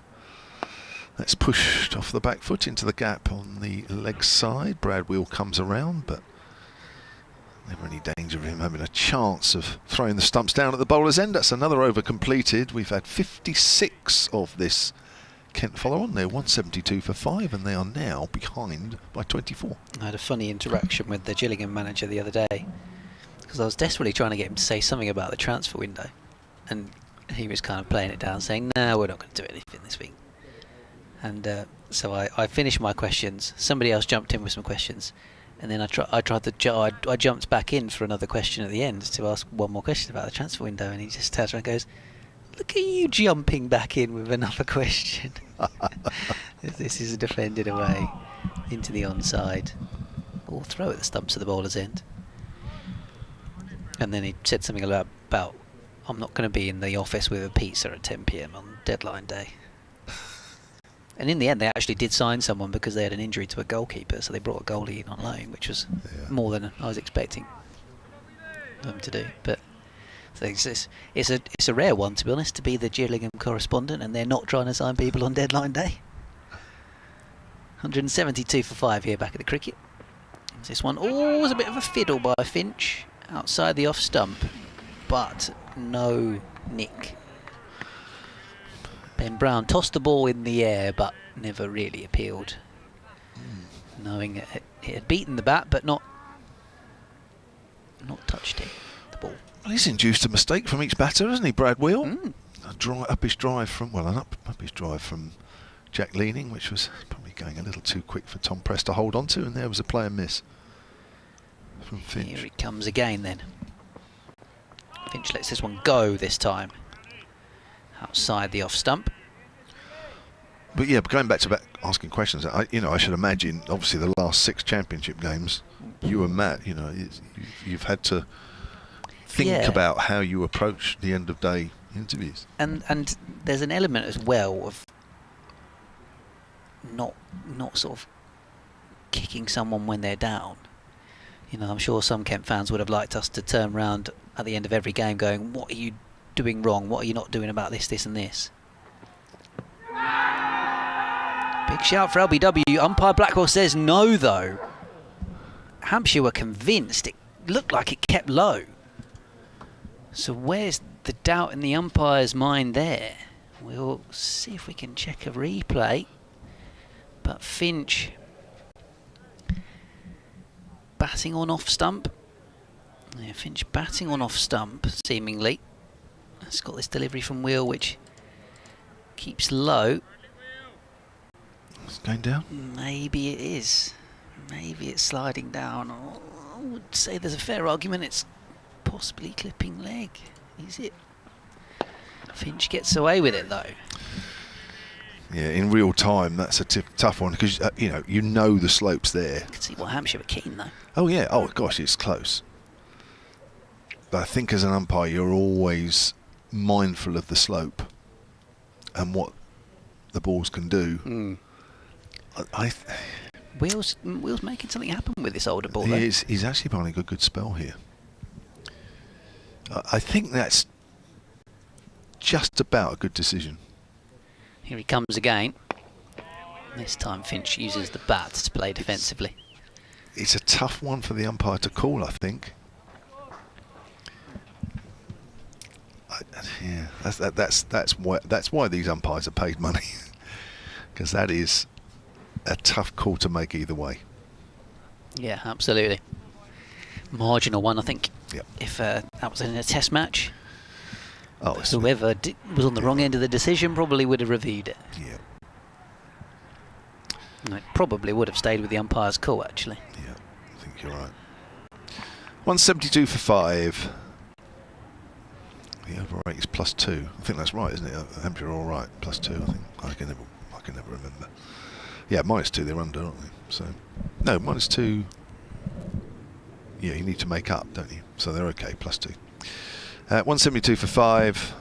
As Dawson stays over the wicket. Oh, that's turned out of the bowler's rough, and it's gone past the off stump, over the off stump.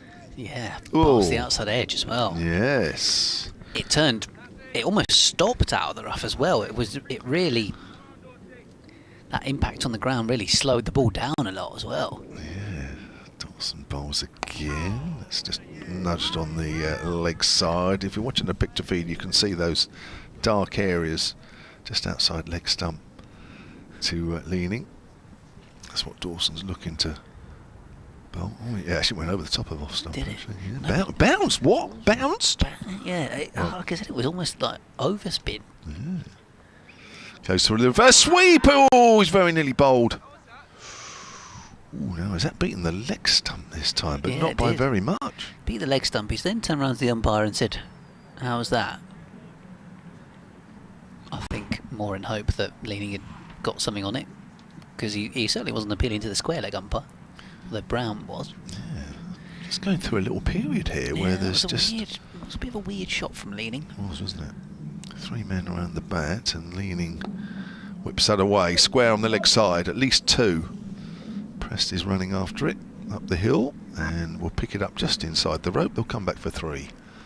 175 Yeah, for 5. I'd rather see Jack Leaming playing more orthodox shots. He's not really a sweeper. He's practicing the reverse sweep at the moment, but I don't think you really want to be playing that, to be honest. Especially if it's going to bounce. Yeah, it's difficult to tell where the ball went because it was on the picture feed. It's right behind Leaming. Difficult to tell where it actually ended up. With where Dawson's landing it, you could be kicking it away more than Kennar, which Yeah. they're not looking to do. Nobody really does these days, admittedly. It's a bit of a sort of a dying art, kicking the ball away. Dawson, last ball of his 11th. Bowls to Finch, he's forward. Score remains at 175 for 5. And with 56 overs remaining in the day, Kent trail by 21. Apparently Matty Potts' 9-wicket haul for Durham today is the first in the county championship since Liam Norwell took 9 for against Hampshire in 22. I didn't know that, but I remember Norwell's 9 for very well. Last game of the season. Warwickshire needed to win it to stay up and send Yorkshire down. Amazing last session of that game, 4th day last session. Norwell on his knee, he was on his knees. I think that was his last competitive game as well. Norwell, it absolutely finished him. Wow. He wanted to stop bowling. Driven away here by Jack Leaming as Wheel continues from the Nackington Road end. He is one that's been crippled by injuries, isn't Oh he? yeah, he's a good bowler when he's fit, but Yeah. very rarely. Yeah, I've told the story a few times. I don't know if you've heard it. No. But so Warwickshire, yeah. So as the background to that is, as I've just said, Warwickshire had to win to stay up and to send Yorkshire down. Otherwise, Yorkshire were going down. Warwickshire were going down. Yeah. And he got 9 for, and his spell was just awesome. I think it might have been either side of tea. I can't remember, but anyway, after tea, he was getting through us, and he only, however many overs he bowled, I don't know what it was, but it wasn't that many in this spell. And at the end of each over, he turned to Will Rhodes and said, "That's it, I'm finished." And Will Rhodes said, "No, you've got to keep going." And this went on over after over, because every time he was taking a wicket, and both said, "No, you're not coming off." He's clearly in a lot of pain then. Oh yeah. This one's flicked away off his hip by Jack Leaming, and he calls for the second. And they get it comfortably. Yeah, he was. Crikey, so he's saying, "Skip, take me off." He now." said, "I can't bowl anymore. I really cannot bowl anymore." He said, "I'm knackered. I'm sore. I'm whatever." And Will said, "No, you've got to bowl another one." and it did. It finished him off, because I think he played a couple of pre-season matches this year or last year, or it might have been both years. But he's not played a competitive game for Warwickshire since. That was it. That was the end. And he got released, didn't he, earlier this month, last month. Comes off the hip, this next delivery. Chops away into the onside.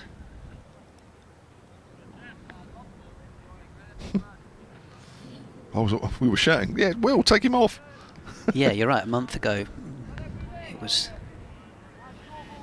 sort of announced that he's leaving or has left Warwickshire. Real shame. Yeah, so must have had a new injury setback back in April. This was Yeah. early April. As Finch defends this wheel delivery. He was under contract until at least the end of next season, so clearly a parting of ways.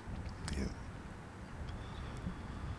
And it may well be that I honestly can't imagine how demoralising it must be to be a professional sports person who just keeps getting injured and can't get fit enough to get yourself on the park. That just must be the worst thing ever. Especially when you can bowl. Just to have to keep working back from injuries, and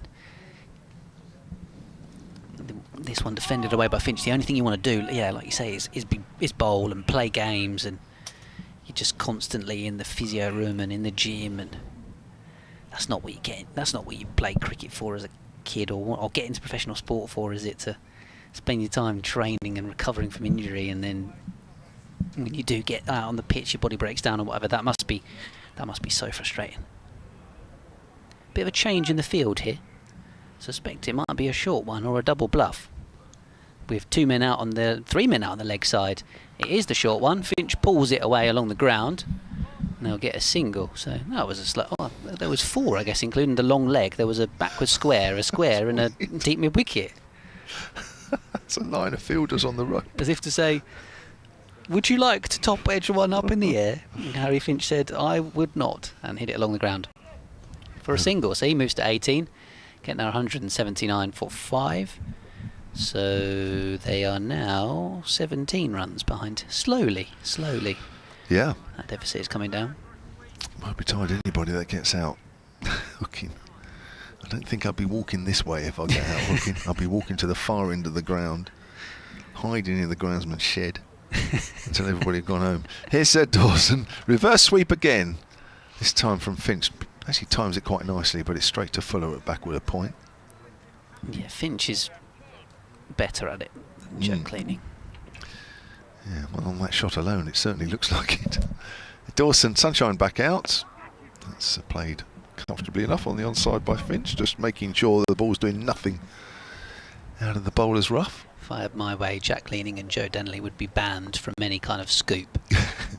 Two of them got out to it a couple of times. Have they? The blast or the one-day cut. Awesome bowls. Oh my word, that's turned. I'm getting excited. Sorry, I'm getting like the Hampshire boys now, because actually, when something does something happened. That's turned, but it's hit the pad. And what did it turn out from outside the leg stump It anyway? looked like it might have done actually. And so the odd one is doing something out of the rough, but it's too slow really. It's driven wider mid-on. Chase for Kyle Abbott here. Oh, he looks a bit stiff. Yeah, he's got to keep going because that ball's not going to the rope. And they will pick up 3. Yeah. Yeah, he's either got to land it on leg stump, or he's got to go wide of leg stump and it to turn back sharply enough to catch an edge or flick a bail or whatever. It's amazing when the odd one does something, how excited you get. So, well, more me than you, obviously.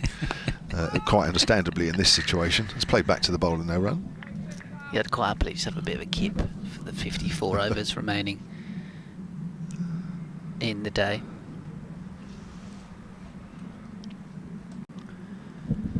So update on the way for BBC Radio Kent. Defended away here by Jack Leaming. Oh, that's the end of the over as well. Yes, and Kent are trying to survive and get a draw really in this game. Ultimately, that's the equation. After a poor start to the day, they're trying to battle back. They were 70 without loss at the start and ended up losing 5 wickets in the morning session and were 145 for 5. But since that lunch break, Jack Leaming on 43 and Harry Finch 21 not out have been able to get Kent up towards parity. They're 14 runs behind in this game. They cannot be relegated from Division 1 today.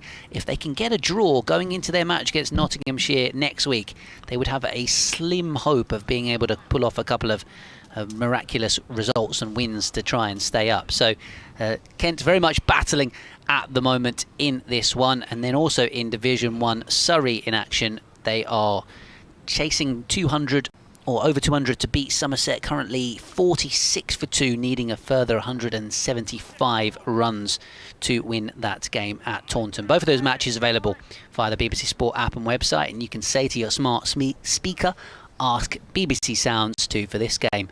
Play Kent against Hampshire, day 4.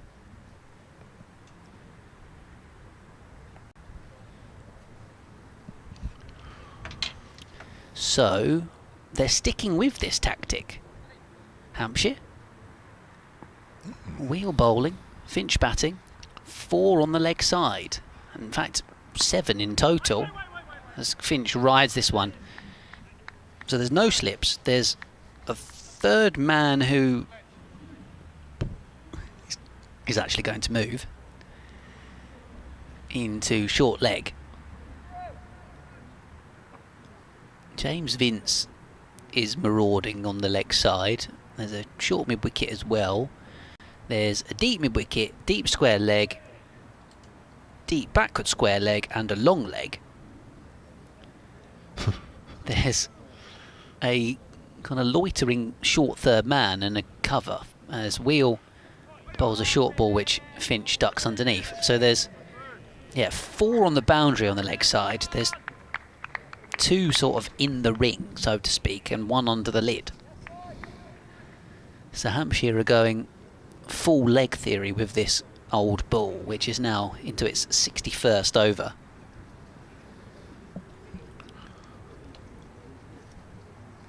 Brad Wheel is being asked to bend his back a little bit here. I wonder if James Fuller might be in line for more of the same.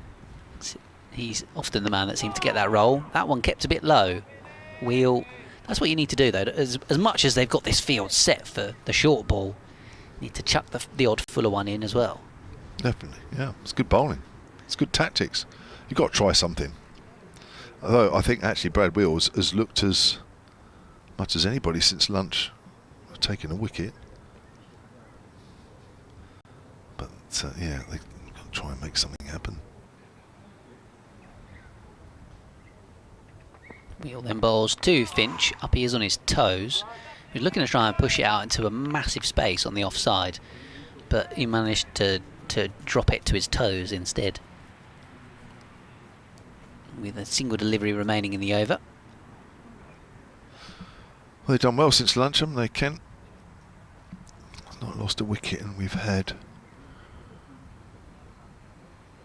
coming up to an hour. Yeah, it is. Driven away here by Finch, massive gap on the offside. Poor Kyle Abbott. Kyle Abbott is the one man that has to chase this. They will get 3. They might even run 4 here. Oh, disappointment. They wisely decided not to run the 4th one. I thought they were going to for a moment there. So Finch moves to 24 from 68. Leaming's got 43 from 102. Kent are 185 for 5. There's 53 overs remaining in the scheduled day's play. This ball is now 61 overs old, and it's going to be Liam Dawson to continue. I just imagine he'll stay over the wicket because he's looked a little more dangerous coming over the wicket. Not every ball, just the odd ball, but coming round the wicket, there's nothing. Absolutely zilch for him. Here we go. Trying to pitch the odd one in the rough and hoping it does something. Not that occasion, as forward is Finch. Still the short leg in, still the leg slip in, and the slip. Burns and Patel, by the way, out in the Surrey game. Those are the 2 wickets to fall that I mentioned. Ooh. Both to Archie Vaughan, who's got 8 now in the game. Ooh. Sweep shot. That's hit nicely. And that is going for 4. That's raced away. That's right out of the middle of the bat. And the 50 partnership as well between Leaming and Finch. And that's come up off 125 balls. That doesn't really matter. It's all about closing in on this total and getting in front. And this partnership is doing a very good job here. And they are now just 7 runs away. Yeah. So Surrey are 2 down. Surrey are 2 down, needing 175 to win at Taunton. Of course, Essex beat Notts and Durham beat Lancs. Earlier on in the day in Division 1, Warwickshire still delay at Worcester. So draw looking on the cards in that one. Yorkshire Sussex winning in Division 2 this week, along with Northants. It's just almost half kicked away by Finch. Gloucestershire need 89 with 7 wickets remaining at Lords. Okay. Does that look like Sussex and Yorkshire are going up now after Yorkshire winning? I would say so, think, especially if Glos win that one. Yeah. There's a reverse sweep hit into the ground. Well stopped by James Vince, who's more gully than slip. Yeah, I get the theory for Finch going with a reverse sweep rather than orthodox sweep, because you're playing with the spin, but it's not spinning that much that orthodox sweep might not be a better option. Yeah. Dawson bowls again, a little too short, but worked to mid-wicket. There's a ring of fielders on the leg side now that are saving 1, as opposed to when Will was bowling at the far end. Ring of fielders saving the 4. Just saw James Fuller going through some warming up as well, so you would have thought that maybe he might get the gig, banging the short stuff in. Oh yes, no, I think that's pretty much a gimme. I think to replace Wheel in a moment. He's done well, Will. I think it's been a good spell this afternoon, isn't it? He's been a bit unlucky. Yeah, he has actually. 8 overs, 2 maidens, number 24 in this second innings. Yeah. Didn't do anything there on leg stump, and very watchful there. Finch turning away on the onside. He remains on 28. Leaming has 43, 189 for 5, 7 runs away from making Hampshire bat again. Yeah, Will is spell since lunch. 5 overs, 1 maiden. None for 10.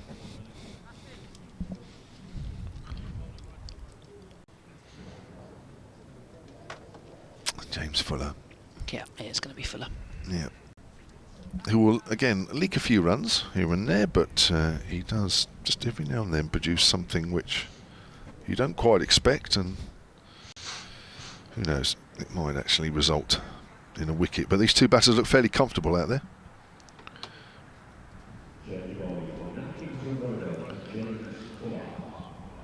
52 overs left in the day. James Fuller.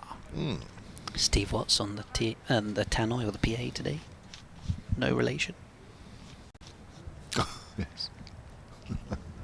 Well, your dad was here yesterday. He was, yeah, but not doing the announcing. So Leaming on strike. There's only 2 out on the leg side, deep for Leaming, or the leg side boundary. It's been slammed into the pitch, and he drives off the back foot out to deep point. That'll get 2. Still a short leg and a short mid-wicket. Vince has now gone back to slip. They do have a cover and a mid on and a mid off. So it's just long leg and deep square out on the rope for Leaming in particular. Doesn't mind a hook, Jack Leaming. Here comes Fuller to him. Likes a punch off the back foot as well, and that's beautifully played. He's crunched that for 4. It's a good shot. Moves to 49 with that. That was right out of the middle of the bat, wasn't it? Yeah, it definitely was. Oh, up the hill.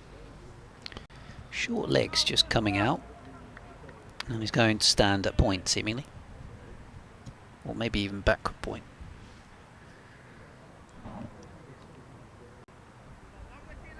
For a good batter, a bowler banging it in is a dream. Yeah, on a slow wicket. wicket. Because you can get on top of the bounce, yeah, and you've got all the time in the world. Yeah. Fuller too, Leaming. Brings him forward, and he pushes that back past the bowler. And has timed it again. Just a little push drive, but for the 50. 6 boundaries, 105 balls for Jack Leaming. Again, vice captain. Playing a sort of captain's knock, really, in the circumstances. For his team, who were up to 199 for 5, and they now lead. Yeah, that's a good innings. You want to see your players fight in tough situations. He's certainly done that. Unfortunately, 1 or 2 of his fellow top order players weren't able to. Fuller in the sunshine to Jack Leaming.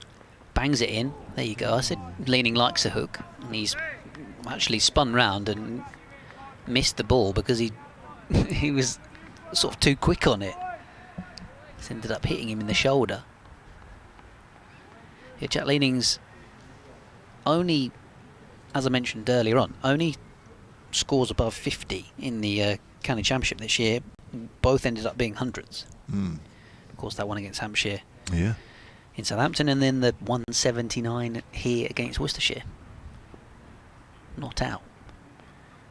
Even though he had a broken finger at the time as well. But didn't realise it. So he drives off the back foot out towards deep point for a single, and the 200 comes up again.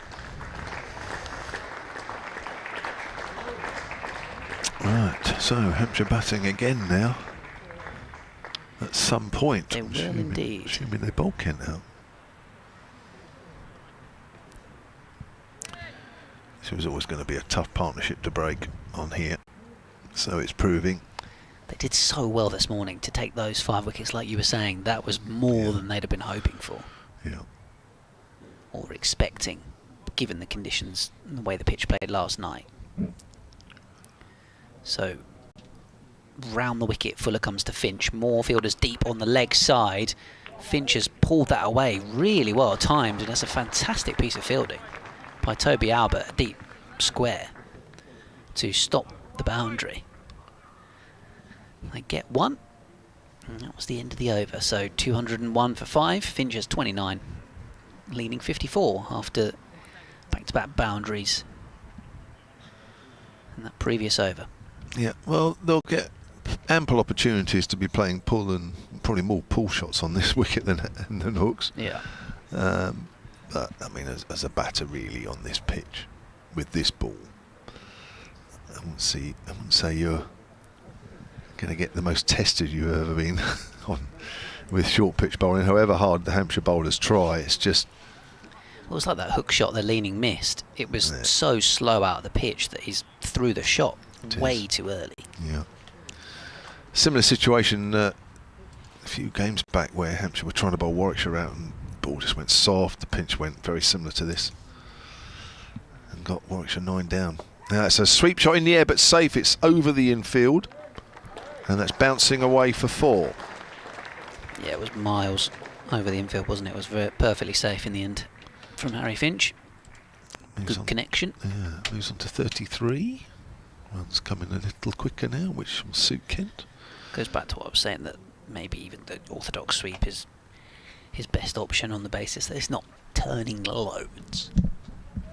So therefore you don't need to do the reverse one instead. True. 205 for 5, the lead now is 9. Dawson into his 14th over. Just dropped the square a little deeper this time. Forward is Finch. I guess important for these two that they don't think, right, we've done the hard work, we've got us up to parity. They need to keep batting because it's Stobo and the bowlers to come. And a new ball is still a fair bit away. Gone for the sweep shot again. Little fall wraps him on the pad. It's still only the 64th over with this ball, so 50 overs left in the day, still loads of time potentially. Got an email here from Ralph Brooker, who's over in France, who emails fairly regularly. It's on the back foot, steers that up to middle. Ralph says, I'm a Hampshire fan here. Firstly, I'd have bowled Wheel before Fuller, in brackets not a pitch for Fuller. Secondly, I'm surprised Fuller didn't have a leg slip. He bowls so straight, I think either Moe or Abbott had a leg slip later. Here's Dawson again, flighted and just pushed out and eased out on the offside. Lastly, good luck Kent. Have enjoyed the commentary from you and Matt and also Ben, Fred, even Fred gets a mention. He says Sophia, that was Sonia yesterday, by the way. Here's it's in the air. Was it off the pad? Goes out square on the offside, but nobody's around. 205 for 5 at the end of that over. If you go down, he's obviously talking about Kent here. Hope you bounce back with Nottinghamshire, assuming that's what happens. I think there's another typo here. I think Lancs. That's what I think, although it doesn't come out as that. Okay. I think Lancs are in a very dark hole at the moment. Thanks for the outstanding commentary. Yeah, I guess you would look at Division 2 next year and think, if Middlesex just miss out, they'll be up there again. Northants will surely be better next season than they have been this season. And then the other two teams that come down, obviously not ruling out someone else putting together some results, but the likes of Leicestershire, Derby, Clark, Glamorgan have been way off this year, haven't they? I think between them had only won one game up until last week, and Northants maybe hadn't even won any. They won their first one this week, didn't Yeah, they? so yeah, it's been a three-horse race pretty much, albeit there's a fair gap between Yorkshire and, or certainly Middlesex and Sussex, first and third, and Yorkshire have got a bit of a gap as well now. Yeah, every other team has only won one game, though Gloucester could get their second win if they can chase 67 more runs at Lords, and they're currently 167 for 3, so they're going well at the moment. As Fuller bangs it in, Leaming has hit it in the air for 6. Just. But certainly the fielder out there in the deep was excited for a moment. Was leaping in the air to try and pluck it one-handed. It is a bit of a short boundary towards the flats. So in a way, that's fine from Leaming. If you hook it hard enough and middle it, you will get 6. But you don't want to be getting caught playing that shot. You'd be a very silly boy to do that.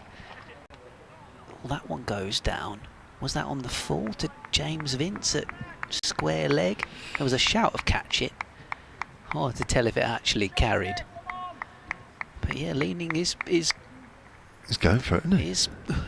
Well, yeah, as I mentioned, he can be a bit of a compulsive hooker. Now, Vince is staying down. Is that because it's hurt him on the hand, or actually because that was a I chance? think it might have hurt him. I think it was difficult. Fuller sunk to his knees. I don't know, yeah. Maybe it did carry. Did it? I can't tell. I don't know. No, I can't tell. Yeah, absolutely hard to tell. It was travelling. Really was.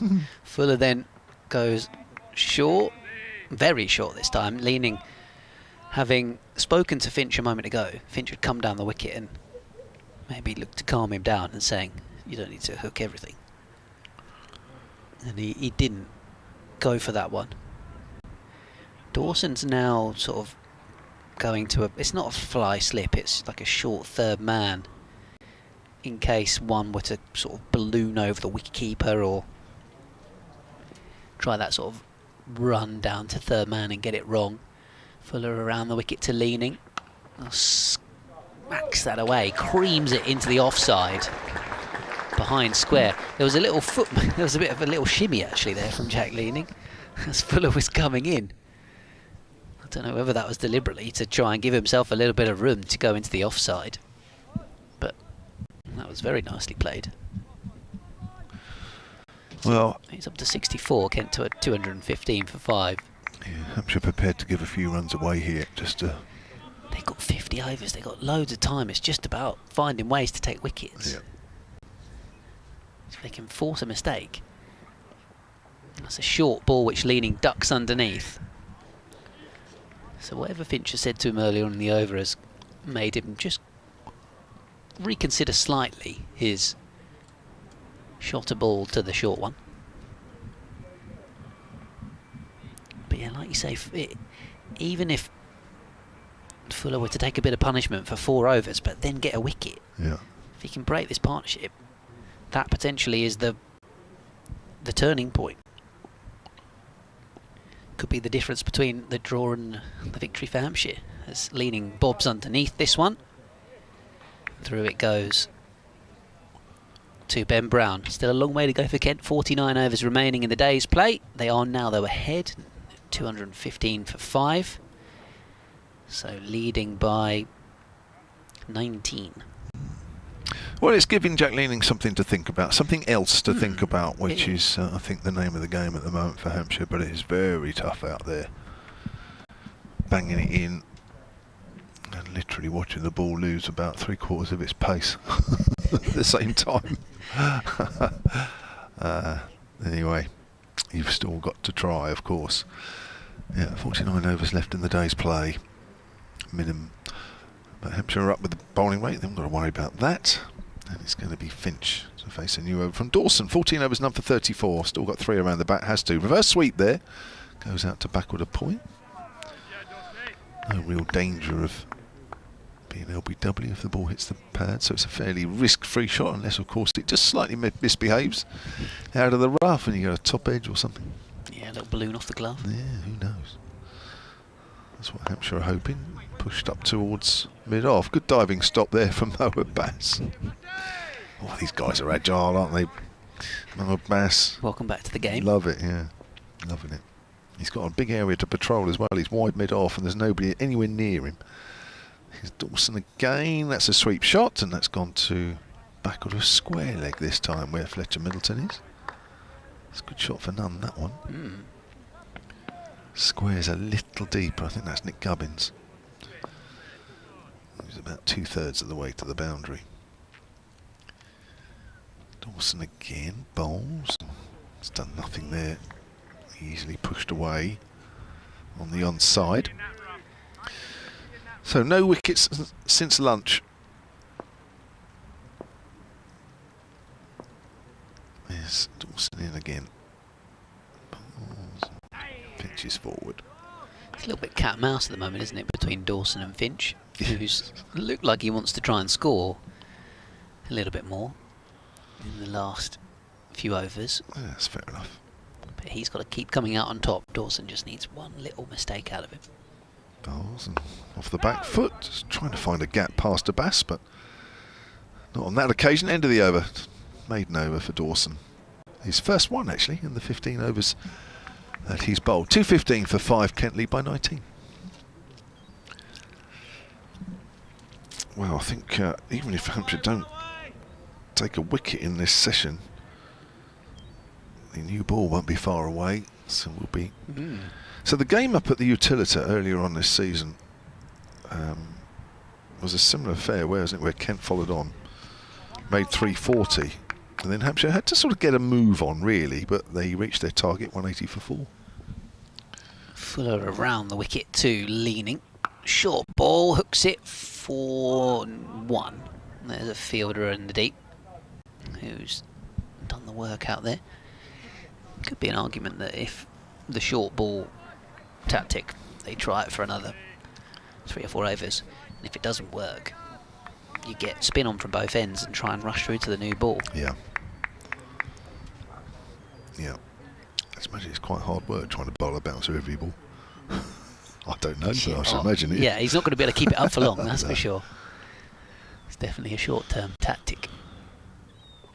Oh, that was slightly fuller, but still Finch, kind of came through waist height. He actually just got the hands and the bat out the way and played a leave as it was fired in towards the body. Yeah, it was good pace on here, wasn't it? It was a bit short of a length, and I know it wasn't quite the right line, but it's with this ball. Yeah, when I say fuller, it meant it wasn't in his own half of the pitch. Here he comes again. Well, that one was. It's been hooked down towards long leg, but bounced comfortably before Mohammed Abbas down there. This is a terrific effort from Fuller on this pitch to do this consistently. Finch to 34.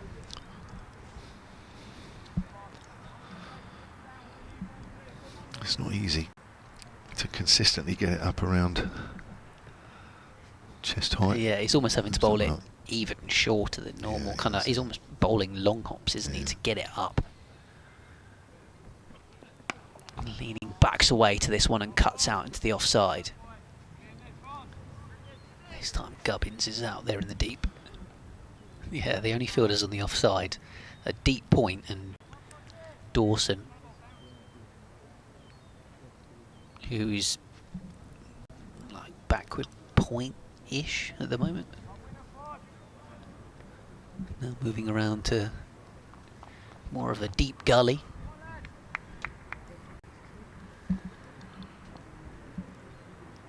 Short leg to closer catches on the leg side as well as the ones on the boundary. Finch has hooked this one away and got it for 4.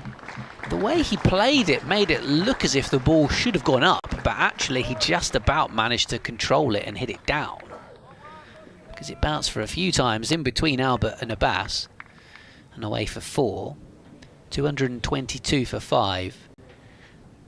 But he just looked a little bit uncomfortable there, Harry Finch. He looked like he got underneath it, but in the end, the ball, the trajectory of the ball wasn't bad at all. So having told Jack Leaming to calm down with the compulsive hooking, he's done it himself. This time he rides the ball and just drops it into the offside and runs through for a single. 67 overs bowled with this ball, 47 due to remain in the day, 223 for 5 Kent, having of course been 70 for none, but then 145 for 5. They were 138 for 5 when Everson was actually out, so this partnership now worth 85. Sounds about right. It's been a good one, and just what Kent needed really, to settle a few nerves. No doubt about it. The Everson dismissal was 15 minutes before lunch, was a bit of a hammer blow, especially with what had gone on earlier on. But these two have played really well. Fuller, if you look at Fuller's analysis, just as a standalone analysis, you would say, well, he bowled badly. Here's Dawson. I'll come back to that in a moment. That's another sweep shot, which has gone to Middleton. They'll pick up a single, though. 224 for 5. 8 overs 52. You think, well, he's bowled all over the place, but he actually hasn't. And he's, the plan. He's actually done it quite well, I think, on here. Yeah, he's done exactly what he's been asked to do. Yeah, but there's nothing. There's absolutely nothing for him. He's just trying to unsettle two players that look like they batting out there fairly comfortably. He's kicking that one away. I don't know if that just caught the bat as he was trying to take it away at the same time. It was harmlessly away square on the offside anyway. But yeah, when you're watching Fuller bowl, you're looking and you're thinking, oh, something might happen this ball. Something might happen this ball. Whether or not it's Hampshire have got something. It's making the batters play differently. It's kicked away this time by Leaming, and it is quite watchable, to be fair. And you think, well, you never know. But of course, all the time Kent are accumulating runs as well, and they're 28 ahead now. Update on the way to BBC local radio. So this one is again padded away by Leaming, half playing forward. But just briefly check the Surrey score. Of course, Sussex won yesterday, so don't have to worry about them. Ben Geddes out to Jack Leach for 1, so all 3 wickets have fallen to spin. Dom Sibley has faced 120 balls for his 27 so far, as Leaming clips that one away out into the man on the deep leg side. He's actually not all the way, but for a single. City point in the eye line of Harry Finch now as Dawson tosses this one up. That was nice. That was almost Matt Parkinson-esque. Gave it some big air. Took the pace off. End of the over though. Must be some traffic on the roads. This is a long hold for the travel update. Here we go.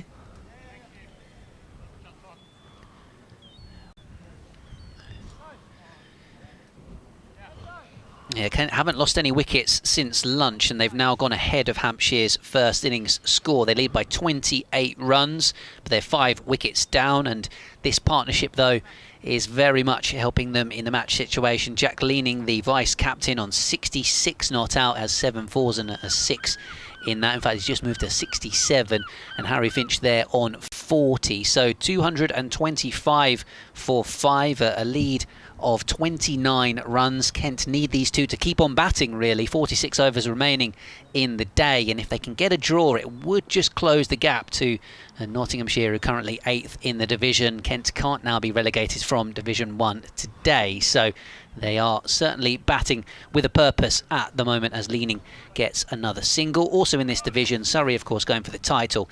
They are 50 for 3 at Taunton, needing a further 171 runs to win that match. Both of those matches, commentary available via the BBC Sports app and website, or you can say to your smart speaker, for this game, ask BBC Sounds to play Kent against Hampshire, Day 4.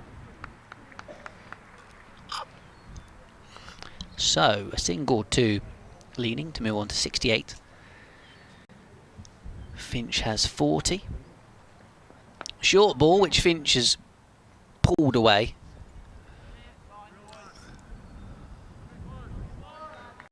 For a single.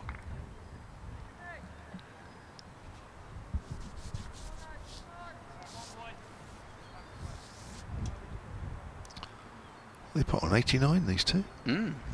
Good partnership. Good partnership. And well, both scored at a reasonable rate, really. Leading 68 off 120. He's the man on strike. Ducks underneath this short one. That's good bounce. After some funny footwork again. Finch has sped up after a very slow start. 41 off 94. It's called for the over that bouncer, but that's it. On this pitch. It'll be like bowling. Think of those soft, foamy balls, and somebody saying to you, right, off 22 yards, get that ball quick around head height. The ones with the seam on, but with like well, even less than that. Yeah, even really those spongy on the inside. Those 2-year-old balls. Yeah. You know, for 2-year-olds. Leaming defends this one, but like the Incredi balls that you had, so they would look like a cricket ball, but they'd be super soft. Yeah. That's probably what it feels like bowling with. Yeah, and imagine trying to bowl that halfway down into a concrete surface or whatever, and then getting it through to the keeper on the full. It is not easy to do, and that's what it will feel like out there at the moment for Fuller, but I think he's doing a terrific job, I really do. On here, it's quite pacey. It doesn't look particularly pacey, but on here it is. He's working hard, running in around the wicket, banging the ball into the surface. Leaming tried to go offside and skews it into the onside. Worcestershire, Warwickshire is done. It has been drawn at Worcester, so there must be some bad weather that's terminal. Gosh. For them to have called that off already. Gloucestershire now 6 down at Lords, still needing 51. Good game. So yeah, it could be an exciting conclusion. What's happened at New Road then for them to call that off already? Both teams have got what they wanted, potentially. Share of the points. Fuller bowls. Oh, Fuller in length. Leaming had to readjust and flicked it leg side for a single to keep the strike as well. 69. He has 41 Finch. So end of another over. 68 bowled with this ball. Yeah, I'd give Fuller another over. It's 4 overs in this spell. As I say, he's putting everything into it, just trying to get the ball up to any sort of height. But see how he's feeling in terms of. But he's, you know, he's making me go a couple of times, which for long periods on this pitch, you don't think much is going to happen. What's done then? What's happened? It must just be rain in the Midlands. So Dawson over the wicket, 17th over coming up, no wickets yet. Bowling to Leaming. Pushes that to extra cover. Might just look up my weather app for Warwickshire. It might give the game away, mightn't it? If it's bright sunshine, you think, what has happened? Yeah. I shouldn't think. No, for I'm just one on the BBC moment. Sport app on the live guy on the live blog, and it just seems to be rain. Sweep shot, and it's in the gap. It's going quickly for 4. Leaming moves on to 73, and the Kent total on to 232 for 5, and that lead now extended to 36. Well, my weather app must be useless, but it's showing at best a couple of showers. Yeah, I'm surprised that they've called that so early. Must have been a very heavy shower. Yeah, well, we know how New Road can flood with a bit of rain. Oh, sorry, I'm looking at Edgbaston. Oh, yes, gosh, Oh, I'm it's looking at the wrong Worcester, bit. yeah, Sorry, my Worcester, fault. Yeah, defended away. Yeah, this next one by Leaming. Apologies, everybody.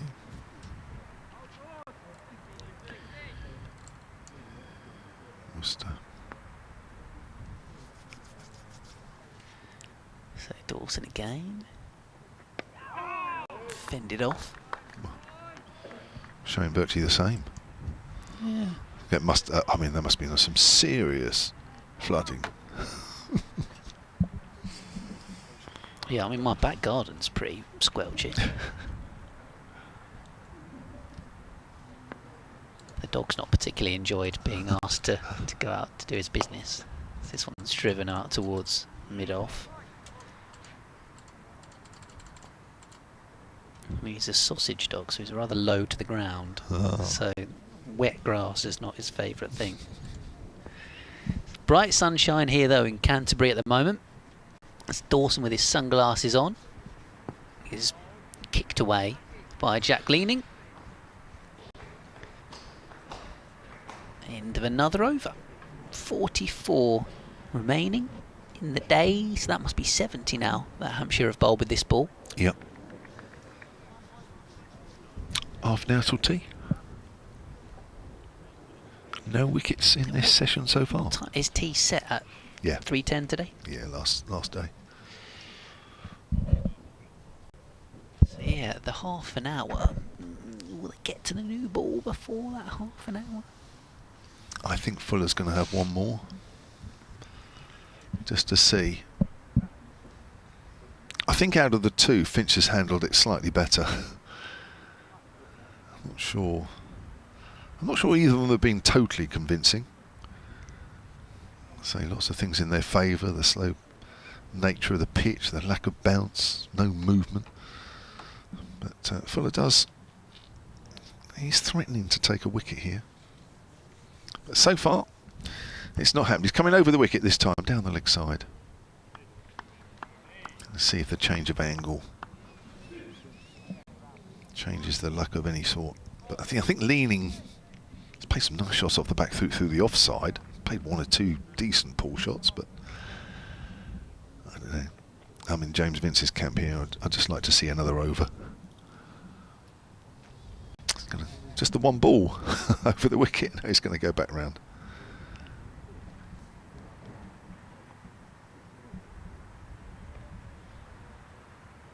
To get Pfeiffer here in the drawn game here last year.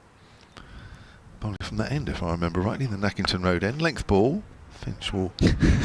What's Fuller done there? Has he tripped over his feet? I think Leaming may have collided with him in some small way, but it was a rather theatrical fall to the ground from James Fuller.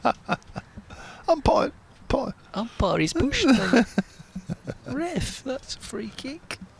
I'm just watching this ball again, actually. Oh, yeah, because he comes right across the line, of course, because he's on the other side of the wicket. So it's not Jack Leaming's fault at all.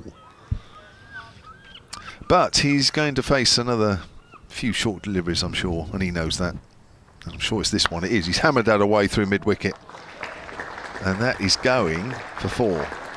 It wasn't actually that far away from Tom Prest, who has come in off the rope. And I think with that in mind, this is a clever little change to the field for James Vince. He's just dragged his boundary fielders in a few yards, as if to say, well, if you want to hook over the top, there's a nice gap there for you.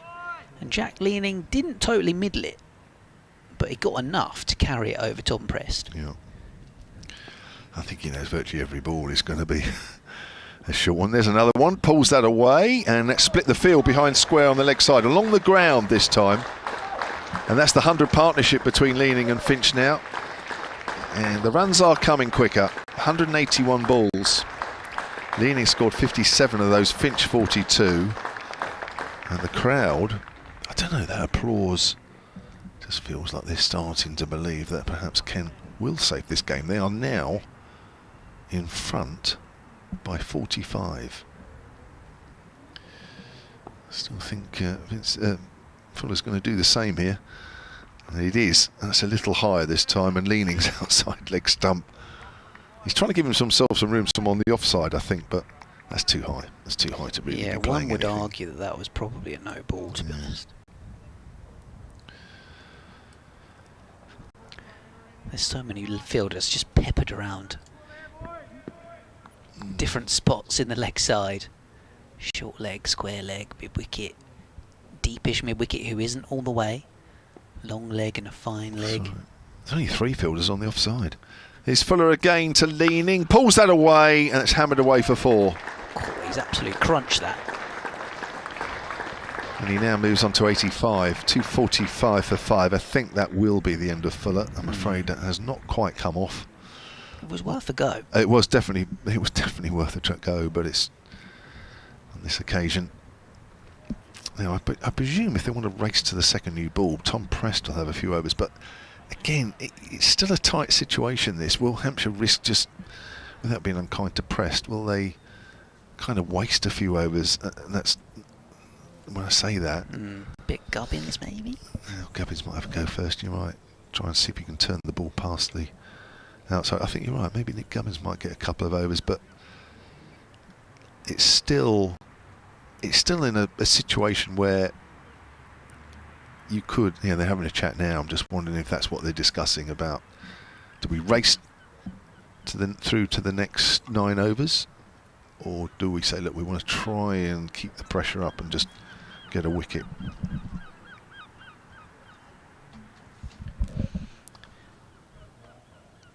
Yes, a bit of a committee meeting going on, isn't there, at the moment, between Ben Brown, Liam Dawson and James Vince.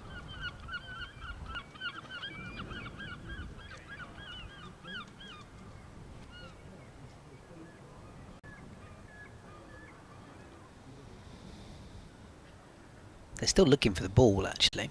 Oh, not again. And it should be easier to find. It's only in the front garden of the Freeman House retirement apartments. Poor Pollard wants the other balls. We know James Vince doesn't like spares. Albeit that the change of ball might actually be a good thing. You never know. The other one, if it's the other, will the other one be as old as 70 odd overs? It might be. You might get a slightly better one. Well, there's going to be a bit of a break. 1 or 2 of the Hampshire fielders are taking the opportunity to do a couple of stretching exercises, laying on the floor. And Yeah, or just sunbathing. just sitting down. Yes. It's been a tough old session. It's been a good one for Kent. It's been a tough session. Yeah, bizarre change up really, in the sense that Kent were 75 for 5 earlier, and then 100 for none in this session. Yeah, I think part of that is down to the ball, isn't it? Really, and also, you Oh, would massively, expect massively. you would expect 1 or 2 top order batters to get in on here. Sunshine, good wicket. That somebody was going to get in. Yeah. I don't think anybody ever believed that they were going to fold. It's just a matter of who. And it's proved to be these 2 out there in the middle.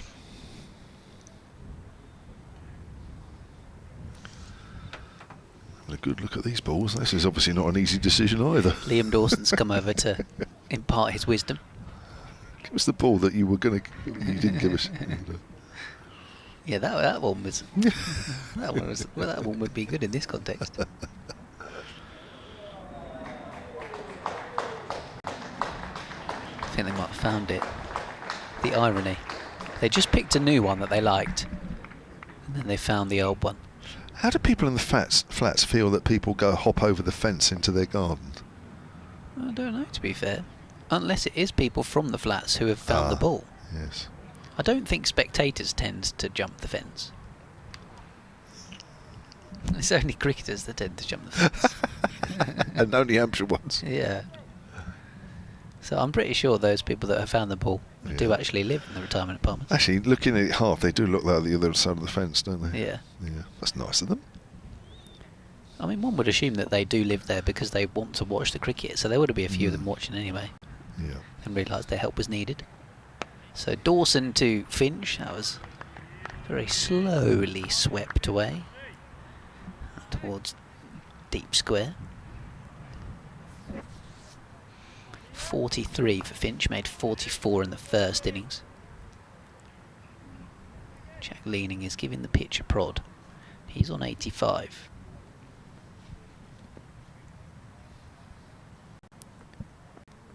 Pushing this one away, out to point from Dawson.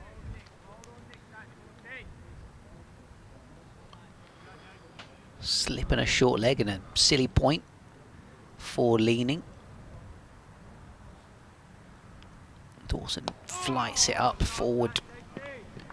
Comes Leaming. He was technically dropped when he smashed one off wheel into the gut of Tom Prest at cover, and it came out again.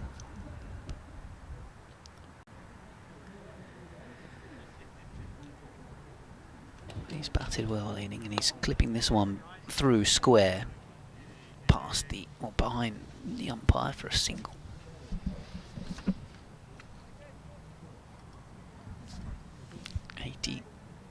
Six now. 2-4-7 for 5. Here comes Dawson again. Back goes Finch. Too easy off the back foot, isn't it? For the spinners, has been all game. Got to get the batters forward, but they quite easily smother it then.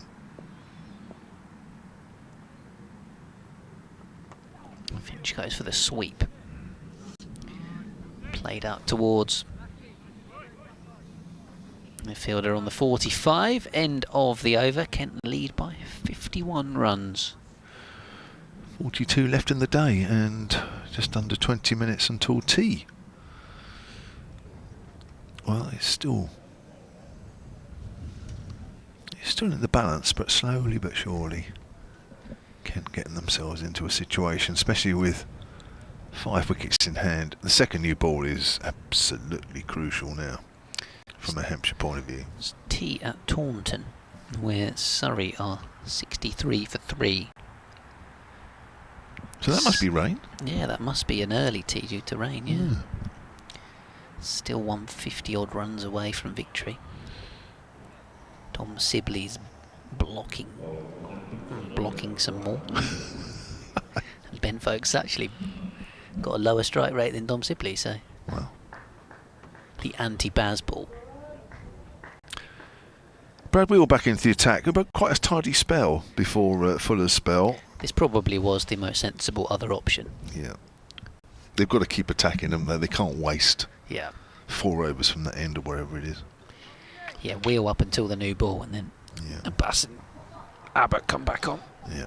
No, yeah. There's 8 overs to the new ball, so which will come just after tea, I should imagine. So 4 overs in which to, well, 8 overs in which to try and get a bonus wicket, really. Wheel bowls, and that's easily played out into the gap in the covers by Leaming, who's on to 87. 248 for 5, 52 run lead now. Having started the day 126 behind with all 10 wickets remaining.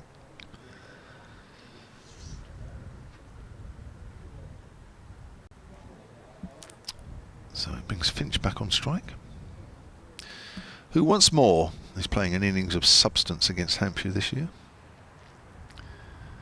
Did it in the championship game at the Utilita. Nice drive through extra cover. Chase for Gubbins at deep cover, and he's not going to get there. That's a nice piece of timing. 250 up for Kent. That was very nice. Lovely, fluid swish of the bat as well. Beautiful. Got runs in the 50 over game at Beckenham, didn't he? 44 in the first innings, and here he is again, keeping Hampshire at bay. 47 he's moved on to. As a former Sussex player as well. Yes. Bit of South Coast rivalry. Wheel. Finch drives. Timed that rather too nicely up to Fuller at mid-off. So just over 15 minutes now until tea. Not that I'm counting. It's just more the fact that we'll be closer to the second new ball, and really if that doesn't work, that'll be the game done, I think. Wheel again from that Nackington Road end. In, or edged, but there's nobody down at third slip. There's no slip. He was probably aiming somewhere in that area. It probably went a lot farther than he was aiming, but there's a half century. 102 deliveries with 7 falls. Yeah, he's played well, Harry Finch, in the game, not just in this innings. Dropping down to number 7 with Everson at 6 and Joe Denley coming back into the team. And he's played well throughout the match. Has been the perfect partner here for Leaming in this particular partnership. 51 of 102 balls. Nice drive again up to Fuller. So 256 means that Kent now lead by 60. Nothing quite as satisfying as a batter than a little back cut through gully for 4. Oh yes. Raced away. Nightmare if you're a bowler. Really quite frustrating.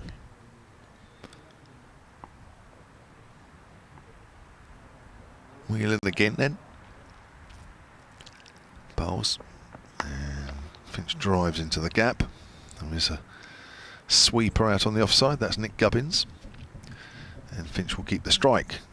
He moves on to 52. 257 for 5 then. We have just under 15 minutes until tea. We've completed 73 overs with this ball. Or balls that are like this ball. Yeah. And I can't remember if we got the original back. Did we get the original back? I can't remember. I think we did, yeah. Did we? Oh, right. I think we did actually get So it back. So it's generally 73 overs old. Yeah. Yeah, it's got lost twice, but it was found once by a Hampshire player and once by somebody in the retirement apartments.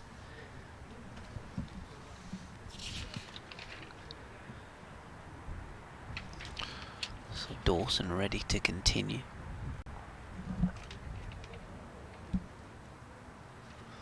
There's helmets being thrown around. In fact, I think Toby Albert had been given the wrong ones. He tossed that across to Fletcher Middleton, put the other one on.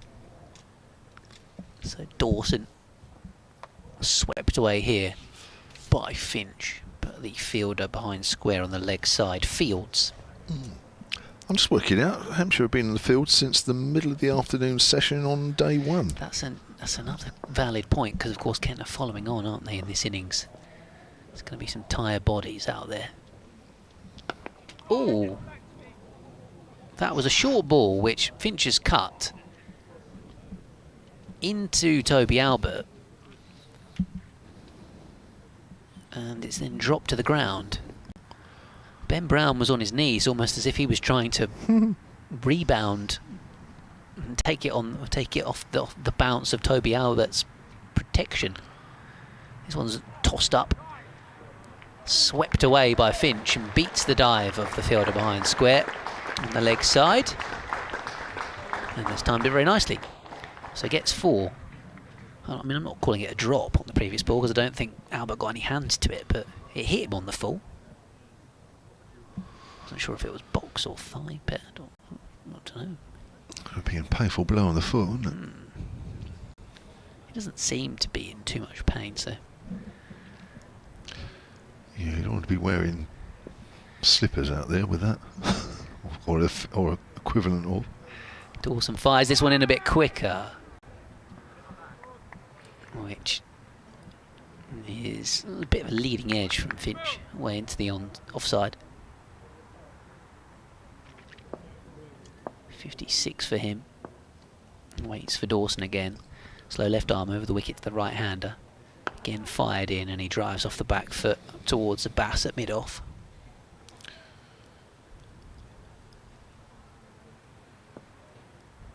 Almost up to 3 o'clock. 1 ball to go in the over. Sunshine here at Canterbury. Dawson again bowling flatter. Started off the over quite loopy and finished it with some flatter deliveries. Finch coming forward and playing defensively.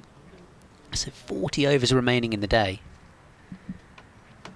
Still a long time. Even though these two have batted through the session so far, they've got 10 minutes to do so. Still loads of time in the game. Yeah. Yeah, runs have started to flow the second half of this session, haven't they? As Hampshire have tried one or two different plans to try and dislodge these two, but they haven't worked, and these two have been there as they have been, came together 15 minutes before lunch. Yeah, 65 the lead now. Brad Wheel will continue. Dawson, you'd think, would bowl right up to the time that the second new ball is due, so that'll be either side of tee. Dawson's bowled 12 overs since the lunch break. Still only conceded 46, which actually is not too bad when you consider there's been quite a few sweep shots in the last 45 minutes or so against him. Still quite good figures, but I think he'd swap a few of those runs for a wicket, or would quite happily add a few runs onto those analysis for a wicket or two, but it's not happening. As hard as Hampshire try. Conditions totally in favour of the batter here. As Wheel comes in and bowls, forward is Leaming, and these two are soaking it up. Needs to try a couple of moon balls. Oh yeah. Hit High, yeah. I don't wonder if Gubbins might get an over or two before tea. I think it's probably worth a go. Yeah. It's like you say, just for a couple maybe. Yeah. Into the 75th. Could bring him on at Dawson's end to try and use the slope. Yeah. Wheels in to Leaming. Leaming drives on the up pleasantly through extra cover. Chase for Gubbins. I don't think he's going to win that one. Again, it's a nicely timed extra cover drive. Both these players have played one or two of those. The outfield's been pretty quick still, hasn't it? Hasn't it? Yeah. It's up the hill. Leaming moves on to 91. 265 for 5, and that lead now has gone up to 69. Just under 10 minutes until tea. I think Hampshire will be pleased to get into tea now. Probably would have wanted to stay out there during the lunch break, but a little bit different now. Walks into that one, does Leaming. Hits it out to point. To Middleton Fields. There is a slip back in now, which is Albert. That sound like. Got a couple of good catches this morning to get rid of Miaye and Compton. It's been a good slip catch by Vince to get rid of Everson, but there's been precious little in that area since. In fact, I think I almost go as far as to say there's been nothing. Here's Wheel. Bowls. Just comes a fraction back down the hill. Leaming not quite timing that one.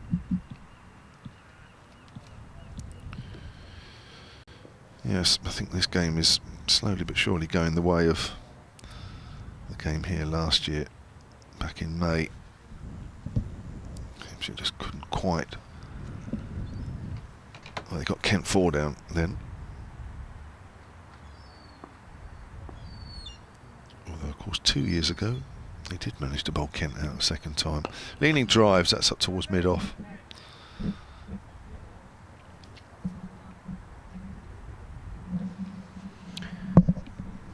Was it the year before that Kent... Did Kent win here? Crawley get some runs? COVID year he got a double 100. Ah, okay.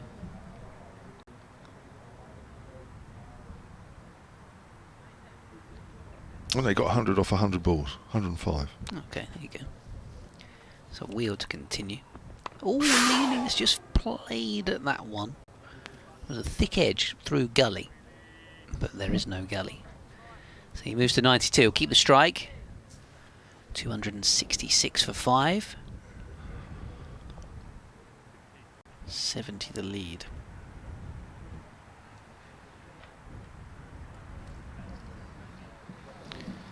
Update for BBC local radio once the travel finishes, which it has.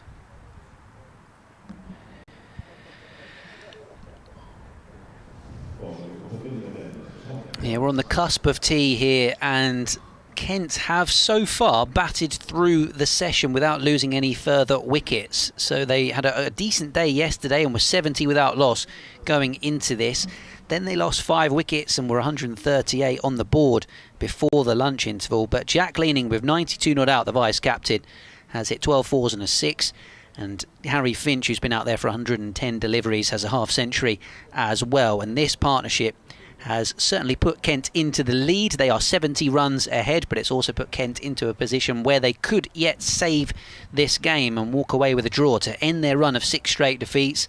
And it would help them as well, with Nottinghamshire having lost to Essex earlier on and Lancashire having lost to Durham, to gain ground on those 2 teams. So they won't be relegated from Division 1 today, and they may well yet get something from this game. We've got 5 minutes until the tea break, and then we have, well, after this one, 38 overs remaining in the day's play. Commentary via the BBC Sport app and website. They're currently off for tea and possibly even some bad weather in the game between Surrey and Somerset. Surrey still needing 157 runs with 7 wickets remaining, but maybe they would take the draw as well to stay top of the Division 1 table. You can find all of the details on the BBC Sport app and website, and you can also say to your smart speaker, ask BBC Sounds to play Kent against Hampshire, day 4. And we were talking about a possibility of different bowlers, and we've actually got Tom Prest at the moment bowling. So Jack Leaming, and he clips it away to wide mid-on for a single. Yeah, doesn't bowl too often. Just comes on a bit like in these situations, really. Picked up 1 wicket though against Warwickshire, the utilita, earlier. Given the nod ahead of Gubbins, the off-spinner. Pushed away out towards point by Finch. Yeah, I was slightly surprised that if you were going to bowl Tom Prest, why wouldn't you do it from the other end to see if he can just get one to dart down the slope? Instead he's kind of bowling across the 2 right-handers. This was a tidy over, and if it's about getting through to the second new ball, then fair enough. But 1 over and 1 run from it. 267 for 5. Perhaps it was about swapping ends for Liam Dawson. Yeah. Has he bowled from the Nackington Road end yet, even? I don't think so. No, I don't think he has. Bowled a few overs, of course. In the Kent first innings, he bowled 27, and here he is with 19 against his name. I mean, this is the first time from the Nackington Road end. Yeah, and I think generally that makes sense, because from the Pavilion end, you've got the slope to try and help any turn, albeit there hasn't been loads. Yeah. So now he's going to almost look to dart it in a little bit to the pads, threaten the stumps a bit more. If he can turn one up the slope, he's got a slip in play. All ifs. But 6 balls, assuming there's no wides or no balls. Yeah, worth a change up. I'm just surprised maybe that it wasn't Gubbins from this end. Yeah. So he's going to be bowling to Jack Leaming then. He's got a deepish cover. Flighted, leaning forward. So that lead for Kent, 71. Much healthier position, but still extend that a few more. The pressure's not on Kent anymore to force a win. That might have been interesting if Notts had got something. Nice drive through mid-wicket, half stopped. That's a good stop. That looked like it was going for 4. Well done, Fletcher Middleton. Yeah, I think that sort of scenario probably needed Mayeye to get going this morning and cut the deficit quickly, but when they lost those top order wickets and then more, it was always likely to be a bit more of a grind. Dawson again. Just a quiet pat out on the offside by Finch. And then that Notts defeat has probably played into that mindset even more. Yeah. Still a huge deficit, but mathematically still possible. Yeah, I was just thinking 70 odd runs, even if you go in at 10 and over, that takes out 7, takes out however many overs. True. Nice drive to extra cover by Finch. So that's part of it as well. The more runs Kent get now, then the longer it would take Hampshire to get them if they can bowl Kent out. Oh yeah. He can't. I mean, the second new ball, he's got to produce something. Flighted and dead back shot there from Finch. Yeah, it feels like the game hinges on that, doesn't it? It does, yeah. He's got to produce quick wickets, otherwise that's it. And we walk away here with a draw, but it's certainly not a formality as yet. But looking increasingly likely, certainly more likely than it was at lunch. Again, he's flighted by Dawson, but he brought mid on and mid off up as if to say, "Go on, hit it over the top, man." He should have bowled that moon ball. Then he really would have tried. So that indeed is tea then on the final day. Kent having lost 5 wickets in the morning session. Thanks to Jack Leaming and Harry Finch, they've batted through the entirety of the afternoon session. And with 37 overs remaining, 2 for a change of innings, they've got, you know, realistically another 30. If they can bat for another 30 overs, they'll save the game. It's on all on the second new ball, you feel, for Hampshire to break this partnership and try and skittle them out with enough time to go and get the runs. So the players make their way off the field. We will take a break. Applause from the Kent members and from the dressing room for Harry Finch and Jack Leaming, who are just chatting away to Toby Albert amongst others. Leaming 94 not out from 150 balls. 56 for Harry Finch. We'll be back with you at 3:30.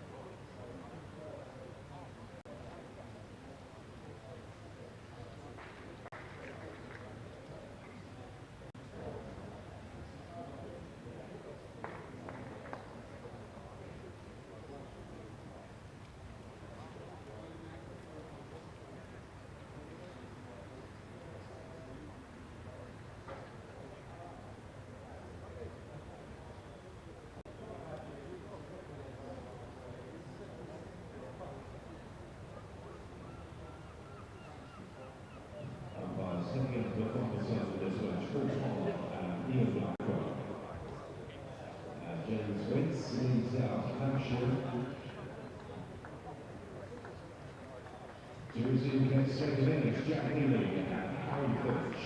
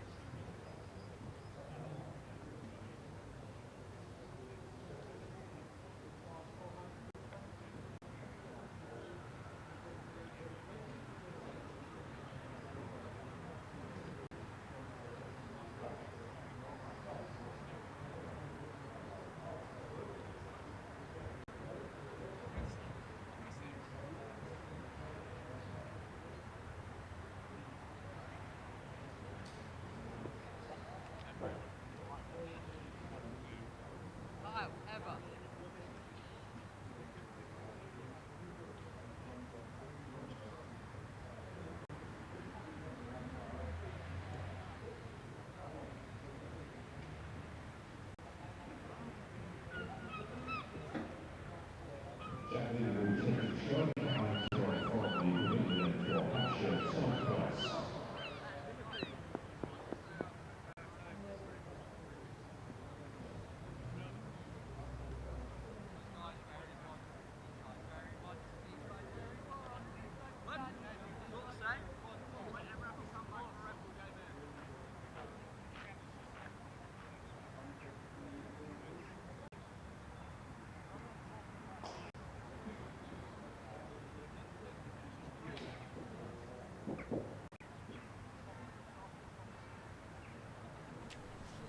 Hello again from Canterbury. Final session then of the match.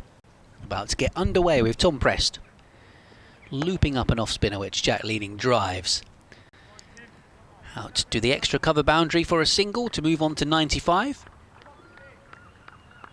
There are, after that ball, aside from that ball, 3 overs to go until the new ball is available. Ben Watts here of BBC Radio Kent, Kevin James of BBC Radio Solent, as this one's tossed up again from Preston, driven for 4 by Harry Finch. And he moves on to 60 and Kent to 273 for 5, a lead of 77. There's been some superb extra cover drives in the last couple of hours. These two have played really well, haven't they? Superb afternoon session for the home side. Batted through that session, these two, having come together at 138 for 5. Finch driving once more, this time up to mid-off. Looks like Kyle Abbott just limbering up. Mohamed Abbas likewise will surely be given the new ball very soon. Finch goes back and defends. There will be 36 overs remaining in the day after this one. There will be 2 lost, admittedly, for the change of innings. That was tossed up. Big loopy full toss, and 4 more for Harry Finch. So Finch has cashed in this over with a couple of boundaries. I did say about bowling some moon balls. I think Tom Prest obviously took my advice, and it wasn't great advice, seemingly. Update on the way as well for BBC local radio. Well, they're back on now at Taunton. They were delayed. They are back on, seemingly. The other match currently going on in this division. That's Prest bowls. 4 comes Finch. After Warwickshire and Worcestershire drew. Essex beat Notts. Durham beat Lancashire. Gloucestershire won by 4 wickets in Division 2 at Lords. So that pretty much means Sussex and Yorkshire look very heavy favourites now to go up.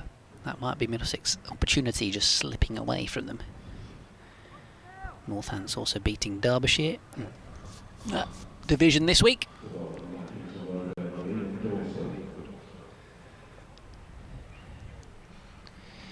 Here we're into the final session of the game. Kent batted throughout the entirety of the afternoon session without losing any wickets. It's a partnership of over 100 between Jack Leaming and Harry Finch, who are together at the crease. Leaming just playing this one off the back foot away for a single, moves to 96. Harry Finch hit a couple of boundaries in the previous over to move on to 64. Hampshire very much just waiting now for a new ball to become available in under 2 overs time. That will be their last chance to take the wickets they need to bowl out Kent and then to go about knocking off the deficit between the teams, which stands at 82 runs, although Finch is on the back foot here and getting an extra run. So at the moment, Kent are not going down today.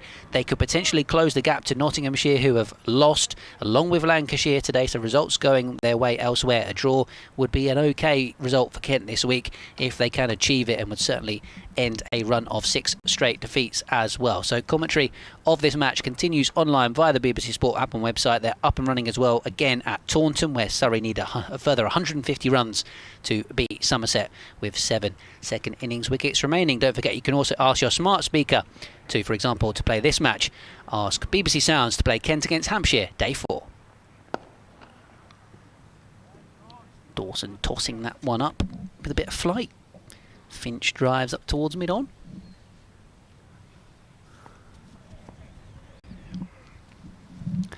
Two balls to go in the over. Dawson to Finch, defends. Liam Dawson is looking thoroughly fed up. Having to bowl 21 overs on this tarmac. The thing is with Dawson, you can always tell. which is good, we like that. Well, that one kept a little bit low as Finch went back. Drives up towards mid-on. End of the over. Liam Dawson's work with the ball may well be done. And if it is, he'll be thinking, do you know what, that everything has happened exactly what I thought would happen. Zilch. For me on here. Looks like James Vince himself's going to bowl here. Oh my word. Now this is a collector's item. Now, he has not bowled at all this season. I'd have to have a look to see even if he bowled last year. That will give you an idea of just how rare this is. Nice. Things must be pretty desperate. Is he going to bowl some seamers? I don't even got a clue what he's going to bowl. This is interesting. I will, just for my own peace of mind, maybe at the end of this over, just check the last time he bowled, if I may. Cause, you go for it. Maybe, well, you can check and I'll commentate for him. Seeing as Jack Leaming's on 97. Vince hiding the ball behind his back and then chucking it into the pitch and bowled a terrible long hop, which has been pulled away for a single.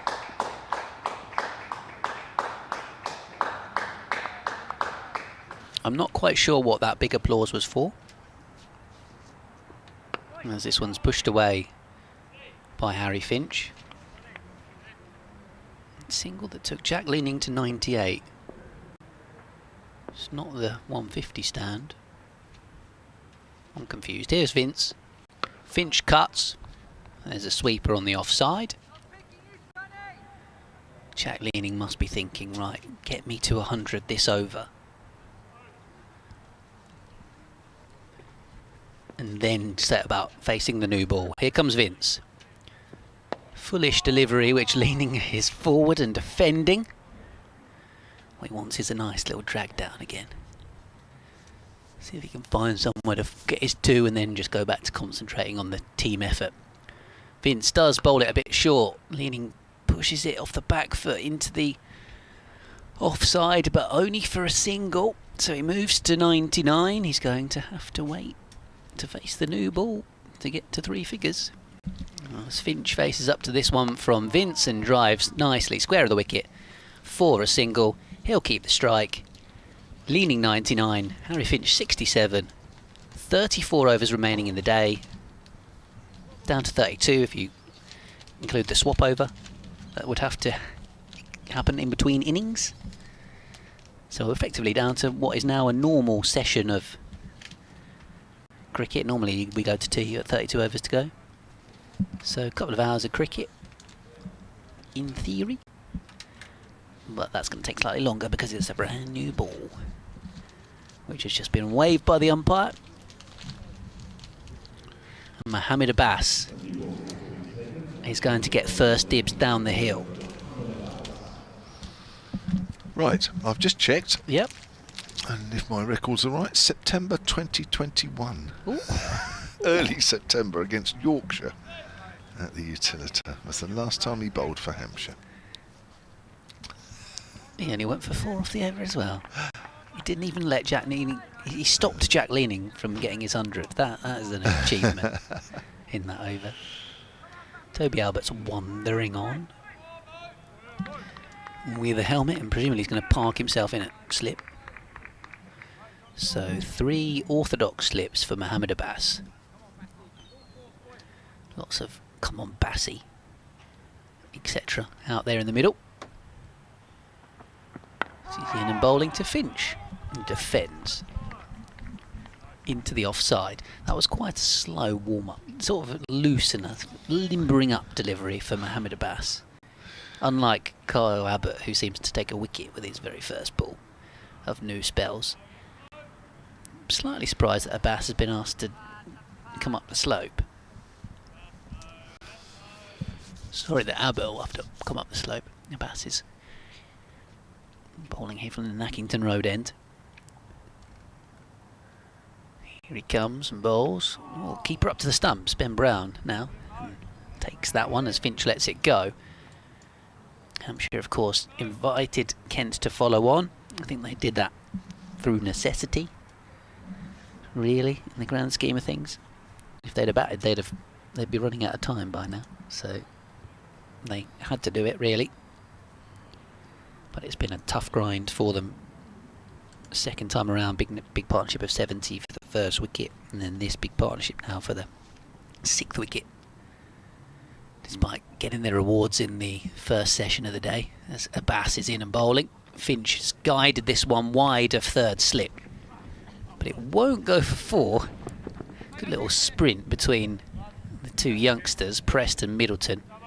Anyone else would be worried about pulling a hamstring, but the 2 young lads were having a bit of a race to try and keep their spirits up. Right, I've just been sent an interesting email from Tigger Miles. Okay. Thank you for this, because I must admit I hadn't thought about looking. But he's pointed out that this current partnership of 148 is a new record 6th wicket partnership. As this one is a peel. It looked a bit high. It looks maybe thigh paddy for the 6th wicket for Kent against Hampshire. Yes, it beats the 142 by a Mr. Ahern and a PC Baker. Wow. At Tunbridge back in 1901. Yikes. Yeah, That is a long-standing... I actually don't like it when those long-standing partnerships get beaten, because that's the last time we're ever going to hear about those 2 individuals and that particular partnership. It's evaporated now. Yeah, I'm just going to check exactly who those 2 gentlemen exactly are to give them a name check. As you say, they might be vanished for all time. Bass bowls. Finch lets it go outside the off stump. Yeah, that's these long-standing partnerships that have stood for over 100 years, and then 2 batters very rudely go and overtake them. Oh, I can't get into the site that I want to get into. Oh, damn, right, I'll have to do it the hard way. But thanks for Tigger for pointing that out.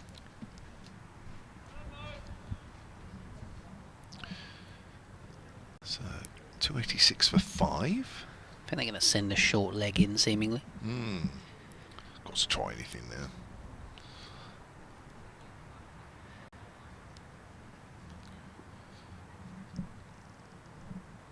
Well, at least the sun's out.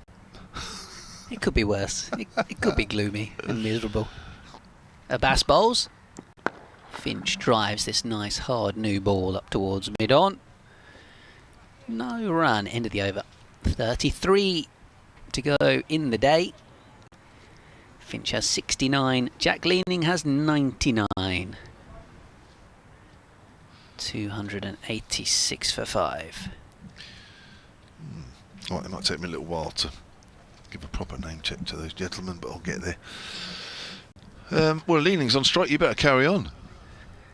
Leaming's on strike on 99, while Carl Abbott has a knack of taking wickets straight away at the start of a spell, or has done in this game. Which is why I was slightly surprised that Jack Leaming didn't try and hurry himself to 100 in the previous over.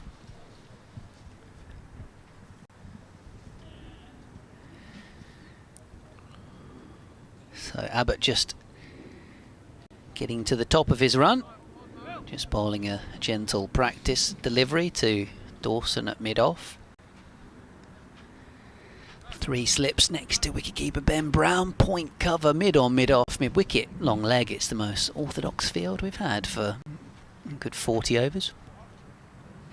So here comes Kyle Abbott to Jack Leaming in. Bowls, and it's hit him high on the thigh pad. In fact, maybe even on the hip. He did it again. Nearly did do it again. One suggests you might need an extra pair of stumps on top of the stumps for that to be out. But he certainly caused Leaming some bother.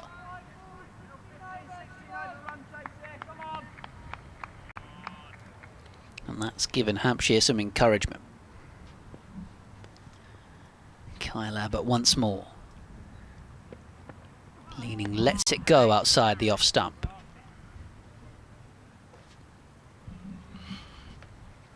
Oh, I'm getting there. We've managed to get logged in. Yeah, it won't go on my computer for some reason. So I'm having to do it on the phone, which takes...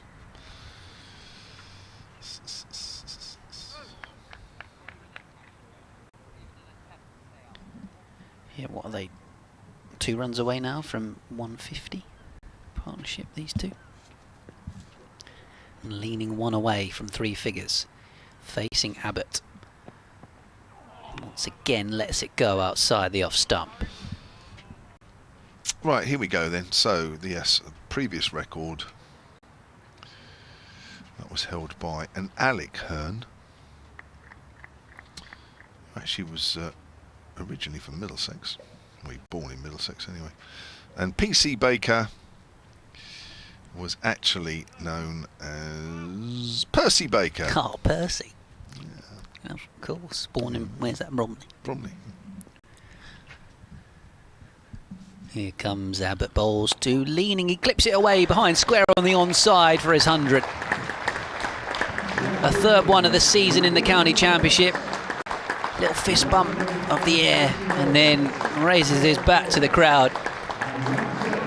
Jack Leaming for the 3rd time this season. When he's got to 50 in the county championship, he's gone on and got 100.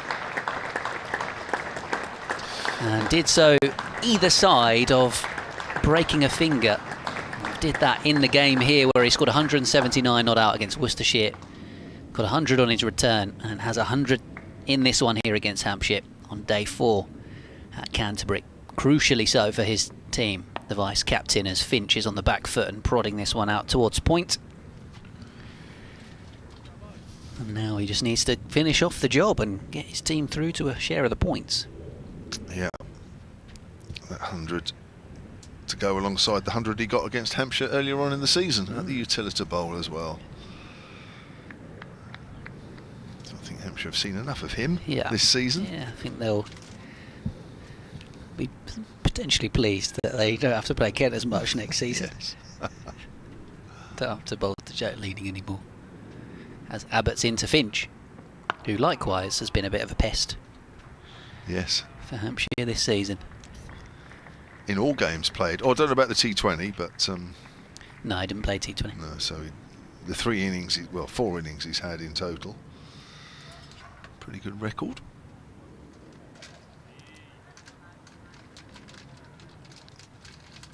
So, this partnership continues.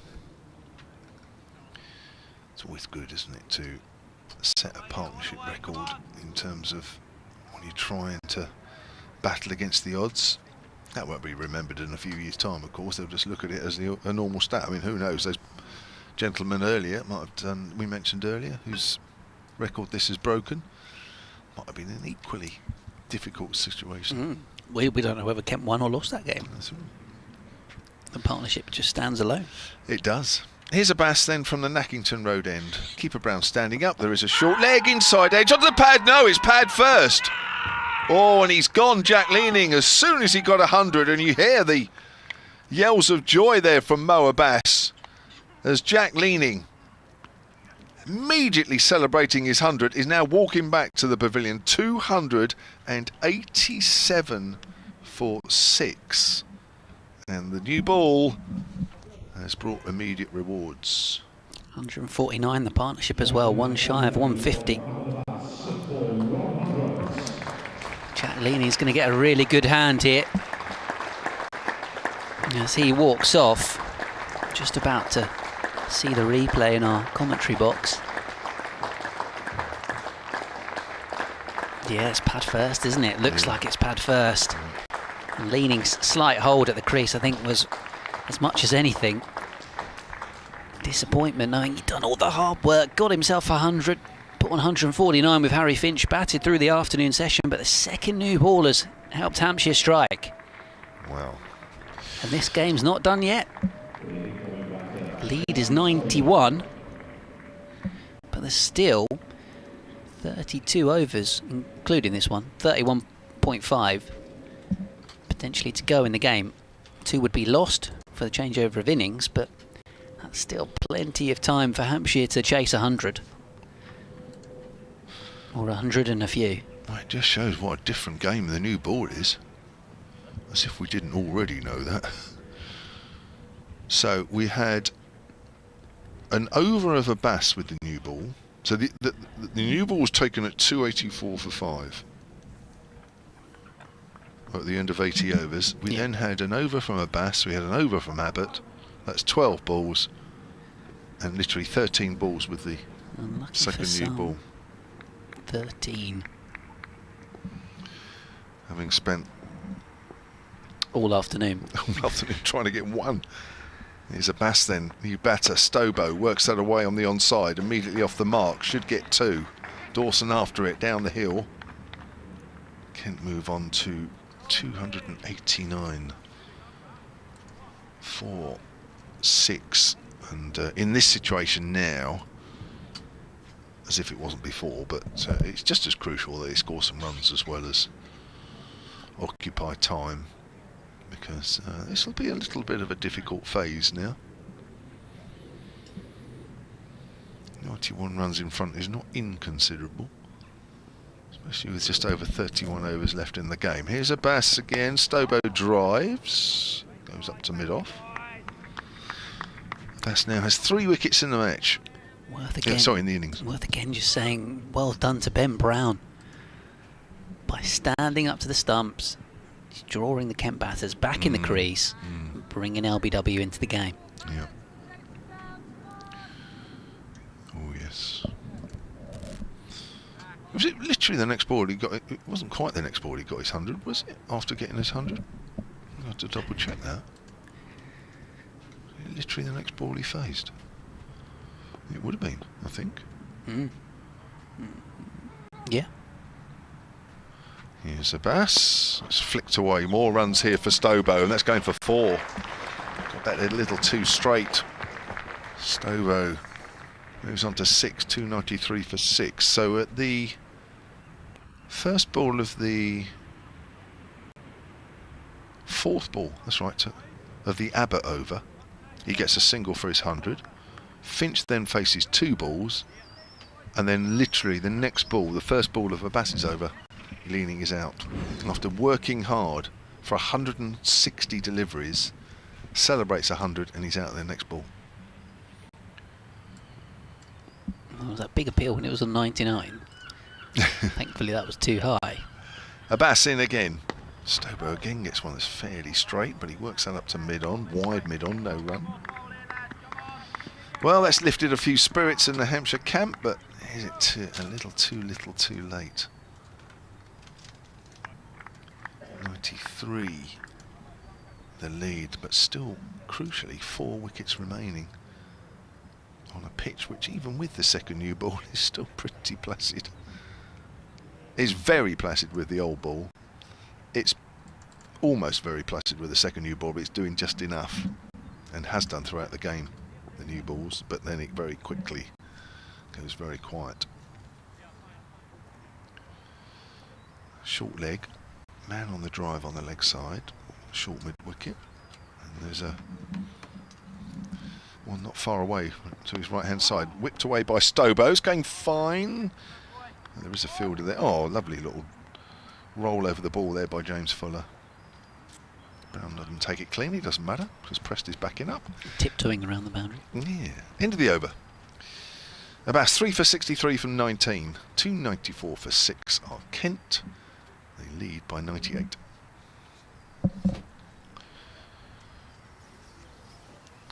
Top 2 intense finale is the strapline on the BBC Sport app and website. What, here? No. Sorry, 78 for 3 against Somerset at Taunton. A minimum of 18 overs remaining in that one. Oh, they got 18 and we've got 31. Here comes Abbott. Turned away nicely by Stobo through mid-wicket, and they will get 2.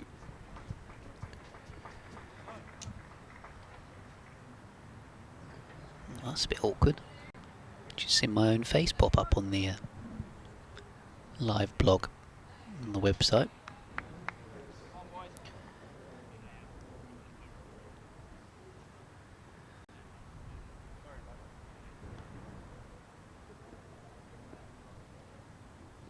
Here comes Kyle Abbott. Once more then, 9 for Stobo off 6 balls. He's solidly in behind this one. There's a message on there via WhatsApp from Franco in Canterbury, but he appears to be paying more attention to that Surrey-Somerset game. Says the Hollyoak-led Surrey would have gone for it. Hate it when pragmatism overawes the exciting chase. Surrey very much just making sure they don't lose with Dom Sibley and Ben Folkes. Digging in. Stobo here against Abbott in behind this delivery. Standing up tall in the crease. Harry Finch up the other end. Has 69. I feel like at some point yesterday I said Kent would have to get at least 300. And they are 4 runs away from it. Charlie Stobo's just wandered down the pitch. What's gone on there? Has he broken his bat or something? Does he need a new bat? Tell me he's walking back because he's out in some shape or form. No, he's not out. I think his bat was sounding a bit funny when he defended one of those balls, and I think he's worried that the handle was broken. Yeah, that's fair enough. While we wait for that then, William Seeger's just emailed me. He says, under the heading of Vince's bowling, I mentioned this is the first time we've seen him bowl since September 2021 in a Hampshire shirt. He says, I think I remember having seen Vince bowling seam up, ? Yes, he has done in the past. Definitely not the same action we've just watched. It was a little different, wasn't it? Could it have been a limited overs game, I wonder? It was a 4-day game. The last game he bowled, anyway, it was a 4-day game against Yorkshire at the start of September 2021 at the Utilita. He was almost bowling with a Sunil Narine type action. Yes, yes. Hiding the ball behind his back. Yeah. It didn't last long, just the one over. Here comes Abbott. Oh, inside edge for 4 from Stobo. Agonisingly so for the Somerset slip cordon, who didn't really move. Even Ben Brown didn't move. There comes a 300 for Kent. 300 for 6. They'll take all the streaky runs they can get right now. Their lead is 104. Yeah. Time's running out. All these little things need to go Hampshire's way, you feel. But things are happening with this second new ball, that's for sure, and whilst things are happening, that'll keep everybody's spirits up out there, that's for sure. Here he comes again, Abbott then. To Stobo's already raced on to 13. There's a shout for LBW. That's going, or was going, down the leg side though, so fairly obvious from the way that Stobo was shaping to play that one. Assuming he's batting on middle or leg. Yeah. Angled in by Abbott. Final ball of the over. Abbott 3 wickets in the innings, 3 for Abbas. Those 2 with new ball in hand. Stobo solidly nudges into the onside. 30 overs remaining on day 4 at Canterbury here on the BBC Sport app and website and on the Kent Cricket live stream. Kent lead by 104 runs with Finch there on 69 and Stobo new to the crease, replacing Leaming, who got 100 exactly and was out the next ball. Stobo there on 13. Yeah, well, 3 wickets apiece. Neither Wheel or Fuller has been able to make a breakthrough today, so you feel with these 2, they've got to get another wicket or 2 at least in the next 2 or 3 overs or 4 overs or so, and then we'll start to see the ball getting a little softer. Finch has played very, very nicely, as did Leaming earlier, but Finch, as has proven against Hampshire already this year, difficult to dislodge. But you're right, with Ben Brown standing up, the LBW is very much in play. And with on this low bouncer wicket, even with a new ball here. Here's Abbas. It's worked up to mid-on. And there is no run. So a record, what a time for a record 6th wicket stand against Hampshire. Beating a 100-year-old record. Lost to the history books forever. And at Tunbridge. What was it, 149 partnership? Here's Abbas from the Nackington Road end, but comes in, hit off the back foot by Finch out into the deep. Gubbins comes round. Just a single taken. Gubbins, he's okay. Just looked like he lost his footing there a fraction, but he's all right. 301 for 6. The lead is 105.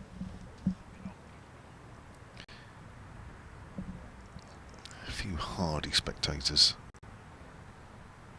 around the ground. Cold again today. I got a message from somebody in the crowd at the Utilita last night for the T20. They said, "Is it as cold in Canterbury as it is here?" I said, "Oh yeah." Yeah. Oh yeah, don't worry about that. Here's Abbas. Silly mid-off now. Oh, has he got an inside edge on that? Oh, he had to get an inside edge as well, because that looked pretty adjacent. Sounded like 2 sounds. Agreed, yeah. Abbas is just getting the ball just to come back in. He's got a natural ball that comes into the right-hander anyway, but the hill is helping that. Just watching that again. Oh my word, I tell you what, he had to get an inside edge on that. Yeah, he would have been absolutely dead. My word, that was out on any part of the ground that you're watching, whatever angle. So things are happening now with this second new ball, as we thought they would. Kent not out of the woods yet. Here's Abbas, comes in again and bowls. Stobo drives, goes out towards extra cover. This time Gubbins, who's in the inner ring, moves smartly to his right and picks up. And no run is scored. 3 for 64 for Abbas, 3 for 64 Abbott currently.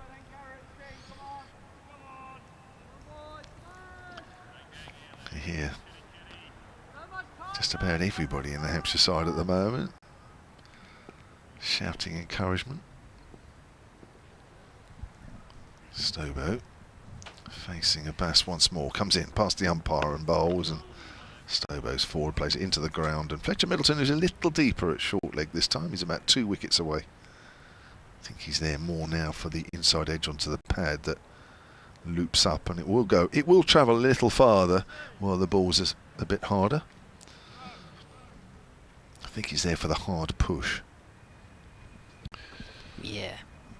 Looks like he might just balloon up. Seems unlikely. He's looking quite skiddy here almost. Yeah, isn't he? Mohamed Abbas. Still not a lot of bounce, is there, really? No. Here's Abbas. Comes in again. Stobo whips that away past Fletcher Middleton, and that's going for 4. He's timed that nicely. I wasn't sure if Middleton was trying to get his shin pads in the way or get out the way of that. Yeah, bit of both. That was nicely timed. And Stobo has very quickly moved on to 17. He looks to be more comfortable out there, and the last few games I've been saying about how since he's come back from a broken finger he's looked really awkward at the crease, almost like that finger was still giving him pain and discomfort when trying to grip the bat and whatnot. But this innings he's looked settled from ball one. Well, occupation of course is important, but also run scoring, and 17 or 15 is doing as much damage as being out there for about another 15-20 minutes. Yeah.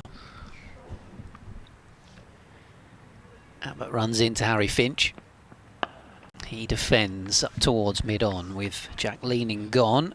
He mantle passes to Harry Finch to be the man out there for Kent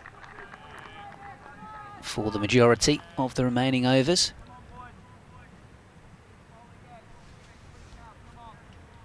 Hampshire's players doing their best to G everybody up.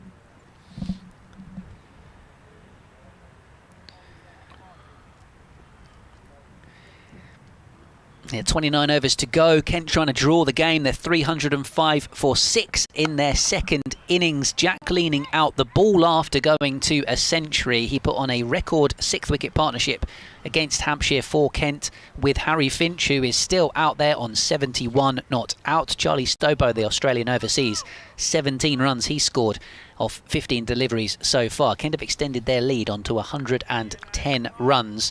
If they were to draw in this game, they can close the gap to Nottinghamshire and Lancashire above them in the Division 1 table. Both those teams have lost this week, so Kent cannot be relegated today. And with Notts coming here to Canterbury next week, maybe they just give themselves a slight hope of pulling off a miracle if they can get a result in this one. They're battling hard at the moment, and then currently in the other game at Taunton going on in this division, Surrey 87 for 3, need 130 more runs to win, but they seem to be settling on a draw to maintain their position at the top of the table. You can follow all of the information on the BBC Sport app and website, and for the commentary as well you can ask your smart speaker, say Ask BBC Sounds, to play for this game, Kent against Hampshire, day 4.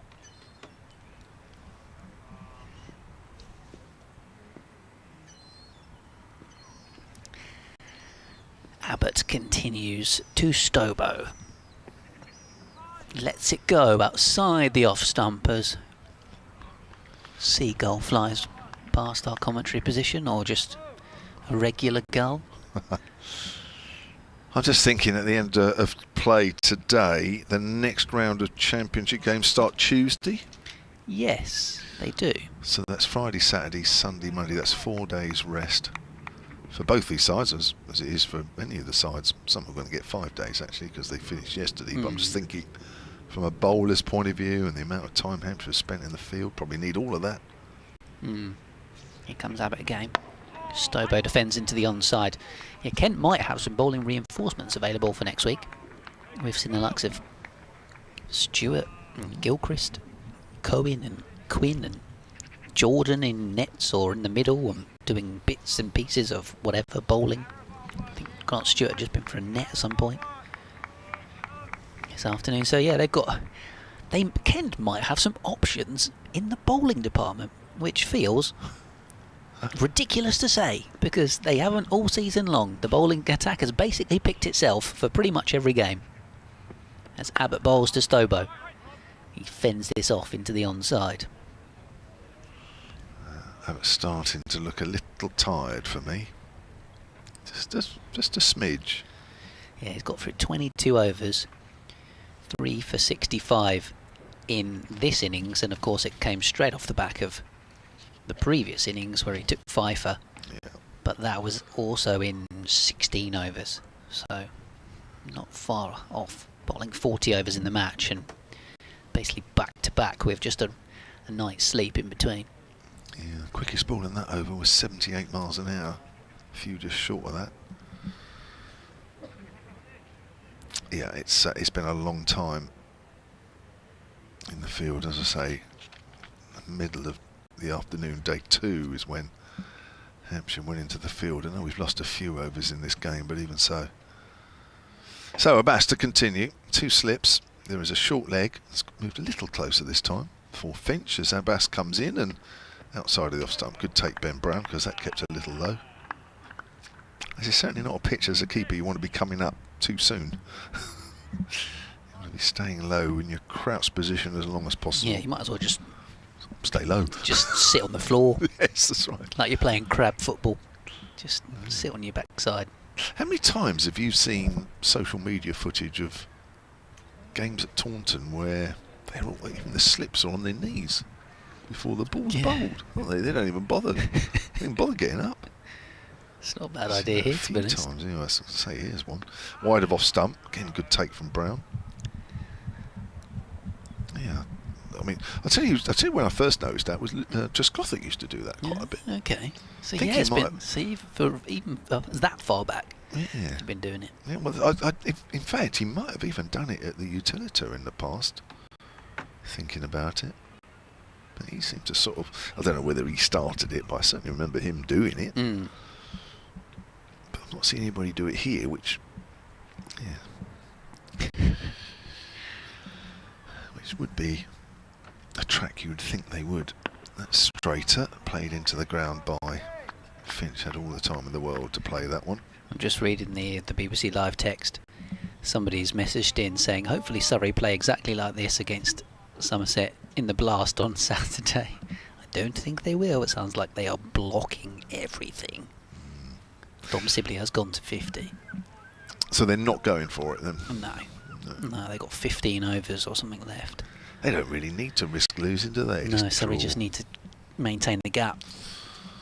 So I'm going to have a look actually at the up-to-date table as Abbas comes in and bowls. Nice drive out to point and a good stop by Tom Press. So I've got the live table with Surrey 198,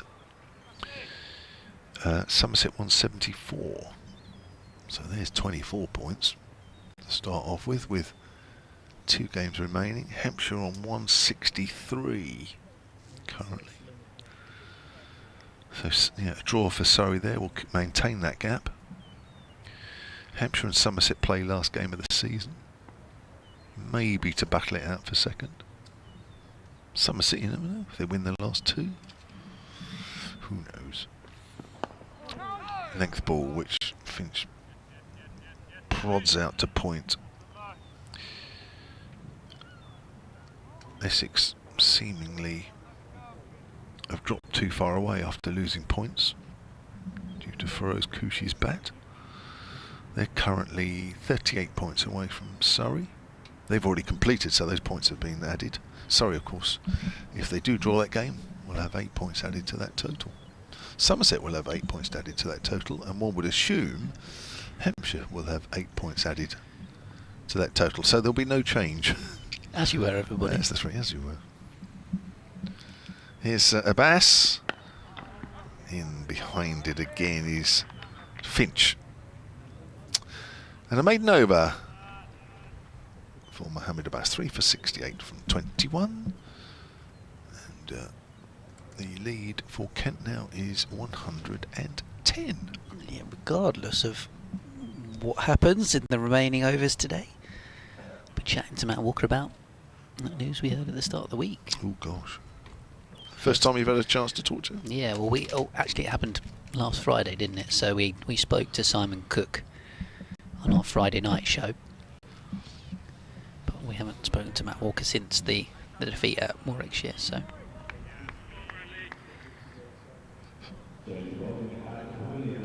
Change of I might have bowling. listened to that myself. He's a good guy. Yeah, he is.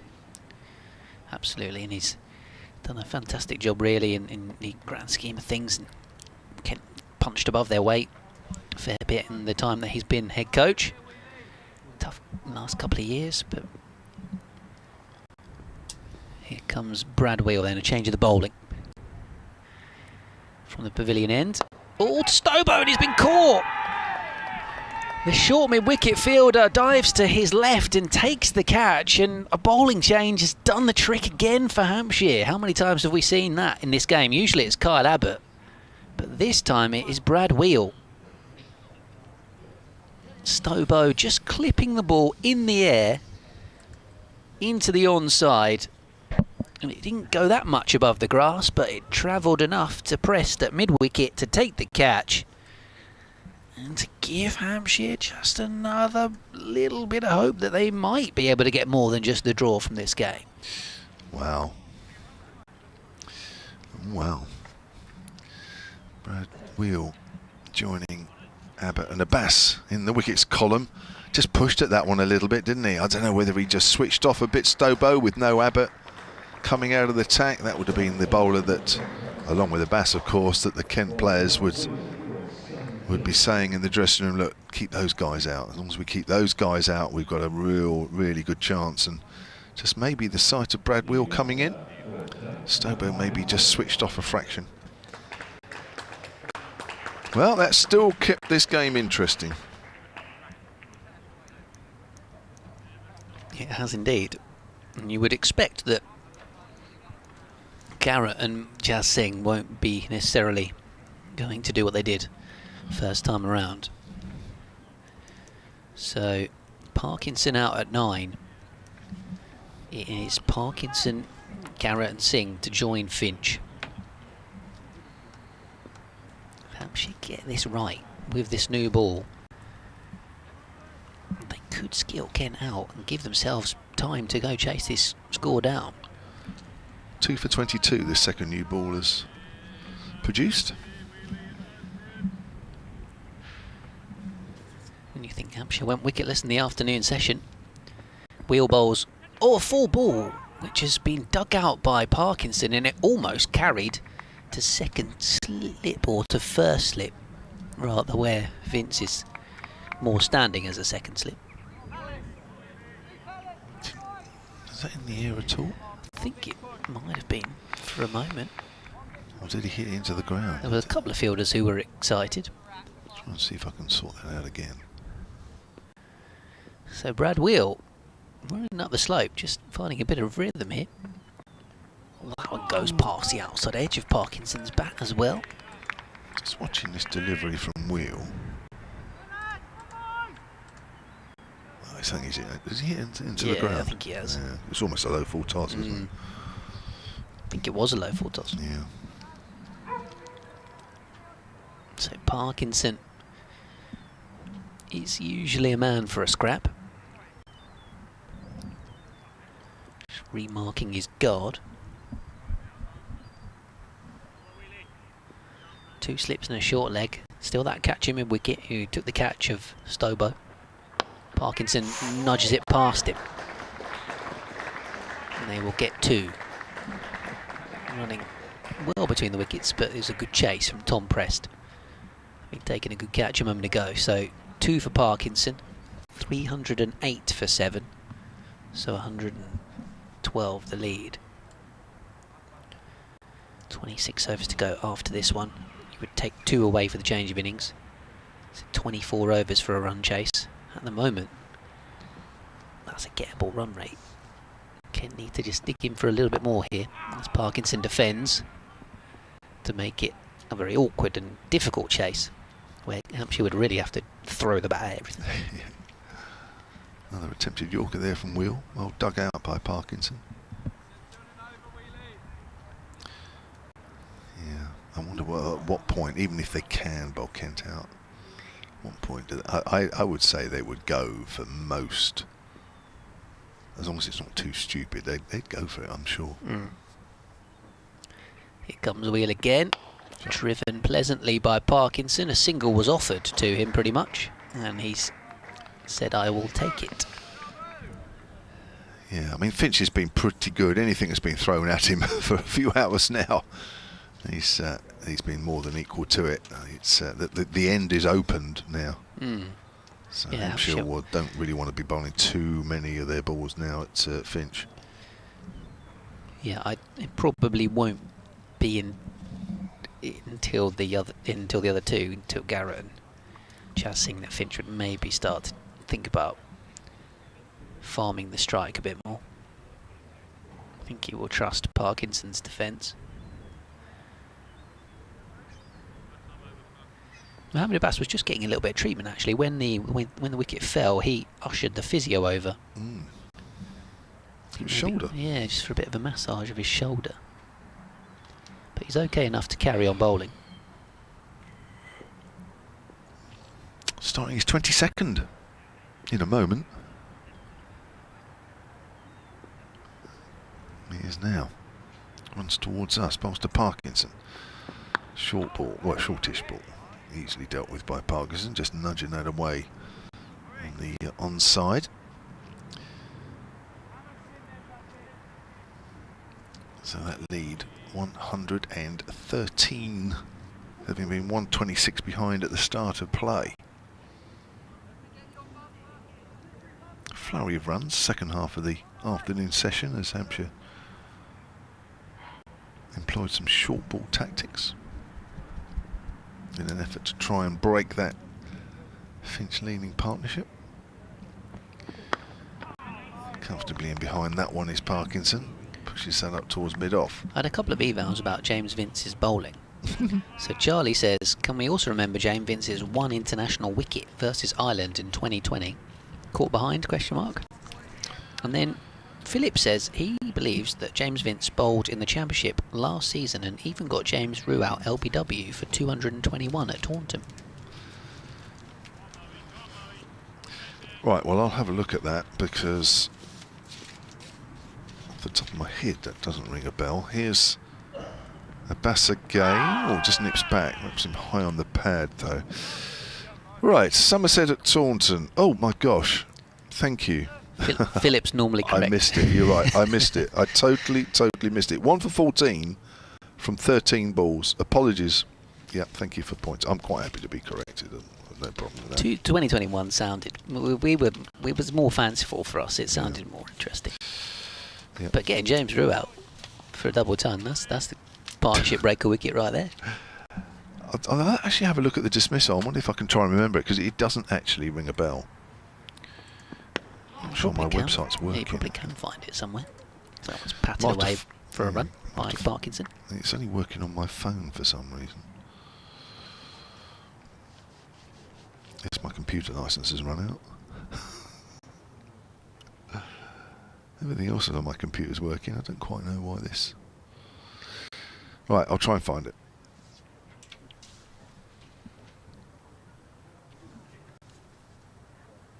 Ben Brown coming back up to the stumps.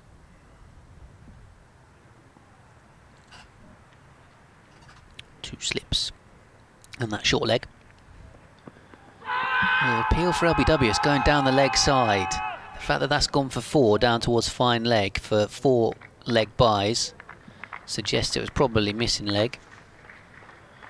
Umpire Blackwell agrees. Hampshire were keen. I think they were also hopeful. See if I can see the replay.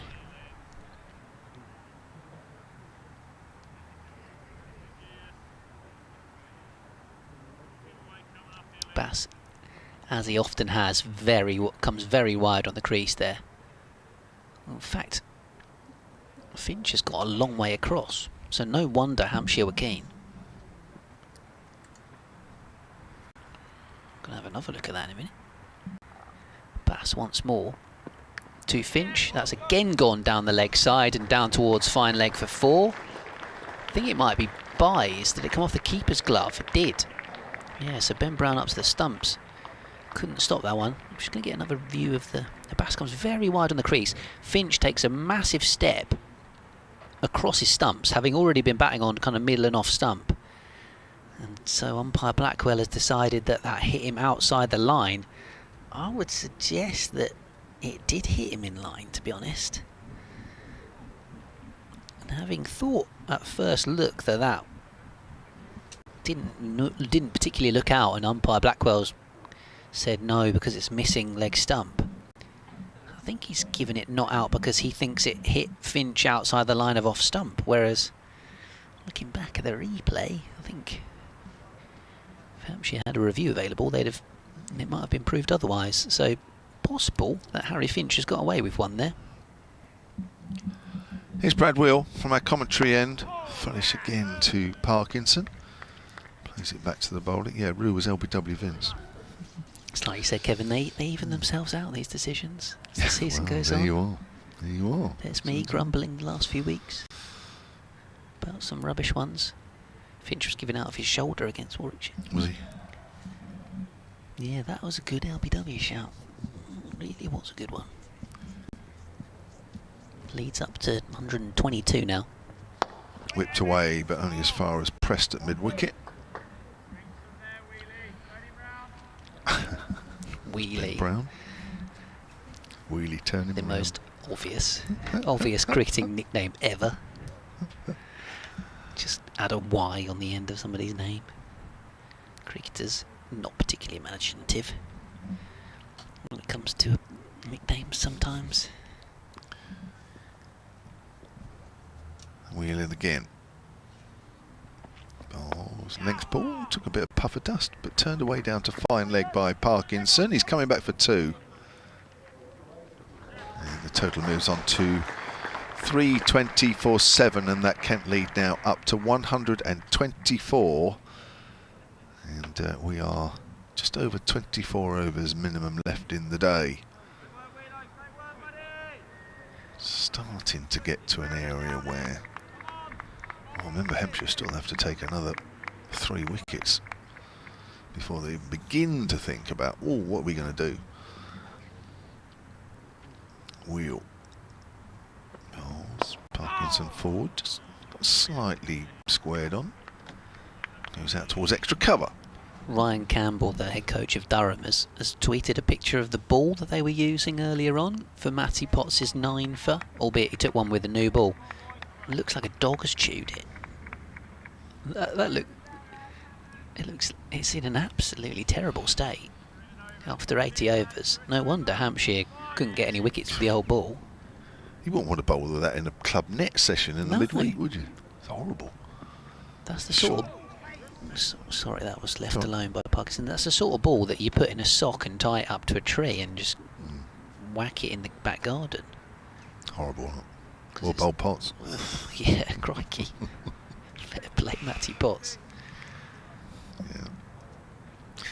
Yes, that's pretty conclusive evidence about how bad these balls get. The balls get, crikey. You'd be willing that ball to get out of shape, and they just won't go out of shape.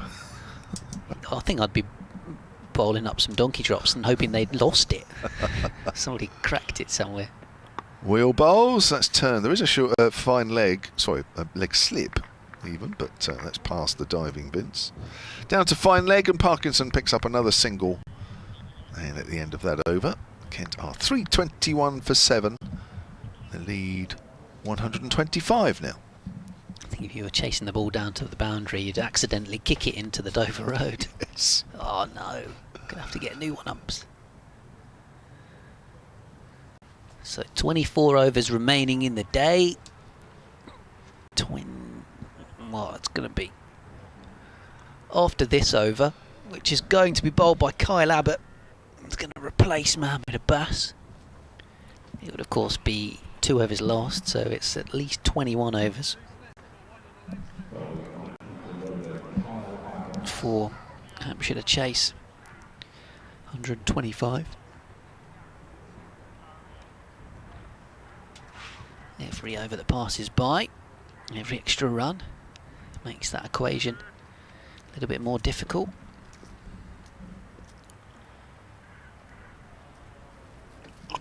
Here he comes then, Kyle Abbott, with that knack he's had in this game of taking wickets straight away at the start of a new spell, left alone by Parkinson. Yeah, I think Abbas and Abbott have always preferred that Nackington Road end, haven't they? So, final throw of the dice from Abbott's point of view here. Has to pick up something pretty quickly here, ideally Finch. Nick Parkinson's spaced 16 balls for his 7 so far. And he's the man on strike. Abbott is edged and taken at sick and slip. He's done it again. Kyle Abbott, with his 4th wicket in the innings, always takes a wicket when he comes on for a new spell. Like you say, you just give him 2 over spells, take him off, bring him back on again. He's found the outside edge once more. James Vince with a catch falling forward at slip. Almost didn't get there. But Parkinson out for 7. And Hampshire again just have that hope again. Kent 321 for 8. Leading by 125 runs. But now just with 2 more wickets. The pair in Garrett and Jazz Singh, who between them batted for 102 deliveries in the first innings, but that was against the old ball. Harry Finch will now surely be trying to keep them away from the strike. Jaden Denley has run on to speak to Harry Finch and give him a drink. Brought a towel out, but he doesn't appear to be doing much drinking or toweling down. It very much appears to be just a conversation that has come down from the dressing room. As George Garrett walks out to bat at number 10. And the lights are starting to come on as well. 3 for 37, the second new ball is brought. 3 for 37. Wow. It's still not quite over. No. 125. Still got to get these wickets fairly quickly though. Can't really hang around too long. No fielding restrictions in 4-day cricket. Well, it's a short boundary side though, but even so.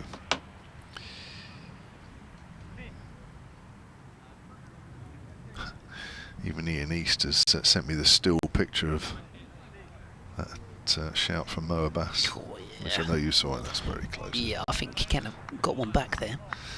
That's missing leg and it's missing off. And it was definitely hitting And in it's line. and it's missing the top part of middle stump. Yeah, the issue was, I think umpire Blackwell thought it didn't hit him in line as he came across his stumps, but it did. I think you're right.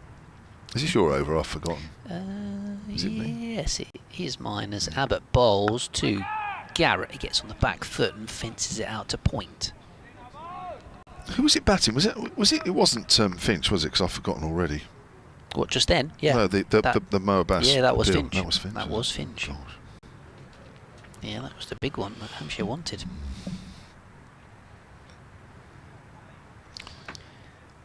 There we are, Kent fans who bemoaning bad decisions. Yeah, Miye didn't hit his first innings, and There you are. Denley's was going over the top, so there you go. Garrett forward and defends. There was one earlier as well. Who was it earlier? Was it Jack Leaming?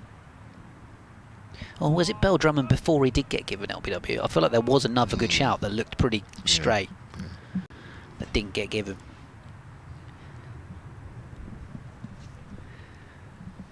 Three, 2, 1 for 8. Garrett facing up to Abbott. Gets in behind this defensively. Play George Garrett.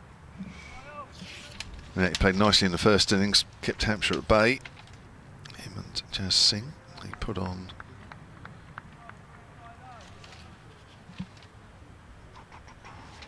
If I can find my notes. At this stage of the game, I've lost all my notes and everything. Well, I haven't lost them. It's just 47 last wicket. But around the wicket to Garrett, full delivery, which has been pushed away out towards mid-off. Kent are very much not going to take the single, but well played George Garrett to fend off the rest of the Kyle Abbott over. A wicket maiden for him, 4 for 65. He's 1 away from a 10 for in the game. And he has bowled absolutely superbly for Hampshire, and he's just, every time, almost it feels like, every time his skipper has chucked him the ball, he's got a wicket. It is, isn't it? Uncanny. So a minimum of 23 overs left in the game, and even if Hampshire picked up these last 2 wickets in this over, we'd be down to what, 20 overs? Yeah. Yeah. And at the moment the Kent lead is 125. So it's a fairly simple equation, isn't it? It's 6 and over even if Hampshire. Yeah, you would say that is gettable. Yeah, I agree. But that requires them to take both the wickets in this over. Yep. And Finch, presumably from this point onwards, won't take singles that are very much being offered to him. 2 slips, but everybody else fairly deep. Finch is forward. Oh, he's going to take it. Yeah, he's not worried. He was on to 72. 3-2-2 for 8. Leaving Garrett to potentially face 5 balls in this over. Really? No, I'm not on board with that, to be honest. Interesting one, isn't it? At least defend off a couple of deliveries in the over. Yeah. Don't give him the entire over to deal with. Especially the fact that Finch has been out there for 149 balls and has dealt with just everything that Hampshire have thrown at him and has come through it. And that's exactly what Hampshire want. They don't want to bowl to him. No, I agree. They want to bowl at the new man. I'm all for backing guys' technique and believing in them, but we got to have some smarts too. Yeah, he'll kick himself if Garrett's out this over. Wheels around the wicket. Garrett flicks that away nicely. Well, that's why he's run the single. He's shots like that. Garrett just flicked that away. 4 runs down the hill. Finch is saying to himself, oh, perfectly reasonable to expect the number 10 to play shots like that. I mean, it was a very good shot, actually. It was over-pitched on leg stump. He's clipped it away from 4. The danger is, though, if you give Garrett 5 balls and he gets out, then Jazz Singh comes in and he could get out as well in the same over. That's and then right. Finch is feeling very silly for not. That's the thing. Garrett drives. Thickish outside edge, goes to backward a point. No run. Then Finch will be thinking, actually should have the strike for a few more balls. Wheel into his 13th over, 1 for 50. Wicket with Charlie Stobo.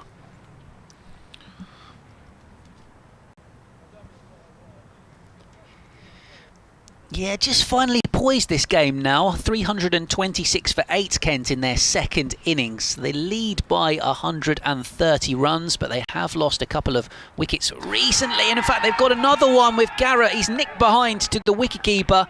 And there's just one more wicket remaining in this Kent innings. Harry Finch is still there on 72, but Garrett out for 4. Parkinson out for 7 in the previous over after Charlie Stobo went for 17 and Jack Leaming for 100 after a partnership of 149 between him and Harry Finch.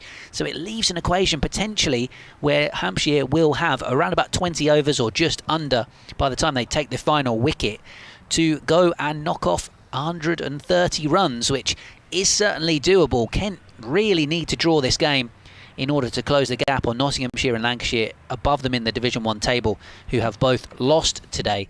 So commentary continues right now via the BBC Sport app and website. Surrey are blocking things out at Somerset, or trying to, for the draw. They're 96 for 5, needing 124 more runs, but they're not seemingly chasing it. They just want to hold on to their position at the top of Canning Championship Division 1. Kent trying to stay in this division, or keep alive their hopes of doing so at the very least. Floodlights on here at Canterbury, and if you want to listen to the commentary, you can ask your smart speaker, say ask BBC Sounds to play Kent against Hampshire, day 4.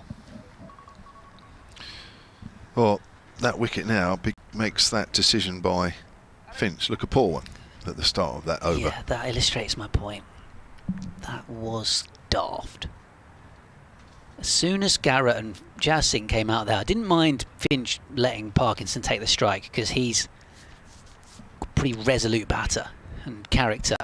But as soon as Garrett and Jazz Singh were out there, Harry Finch had to start farming the strike. And he's taken a single first ball of the over to expose 5 deliveries potentially for Garrett and Jazz Singh. Jazz Singh's got to face 2 more here. Defends the first one into the ground, and it's fielded by the man at short leg. I'm all for putting trust in your players, and Garrett showed in the first innings that he can do it. But floodlights are on, the ball is new, and at this point every ball and over that you can pass by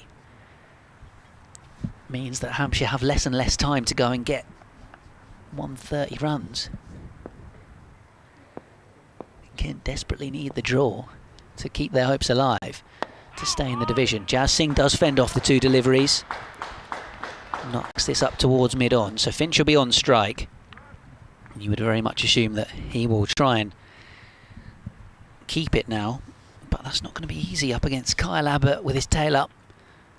Brad Wheels now taking 2 for 50 in this innings. Kent 326 for 9 then. 22 overs remain, so 2 overs will be lost. The over that the final wicket falls will be lost. So at the moment, if Kyle Abbott were to get a wicket in this over, Hampshire would have 19 overs left to try and get 131 runs to win the game.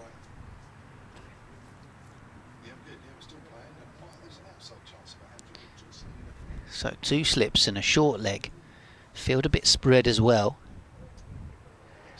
As Abbott bowls to Finch, and he's in behind this one, defending up towards mid-on.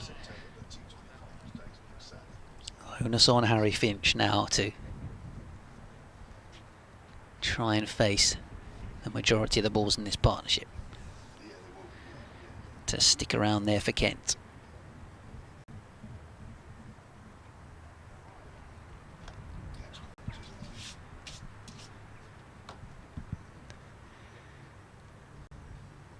Kyle Abbott to him.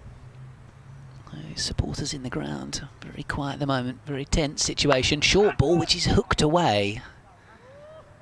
Interesting to see him take that shot on. He rather towed it as well. And there's a man out there in the deep at mid-wicket. If he'd have got a bit more bat on it, he might well have carried to that man. He was trying to probably get over the top of it. I guess he's thinking, if I can connect and find the rope, that's 4 valuable more runs, but surely crease occupation right now is more important than adding to the 130.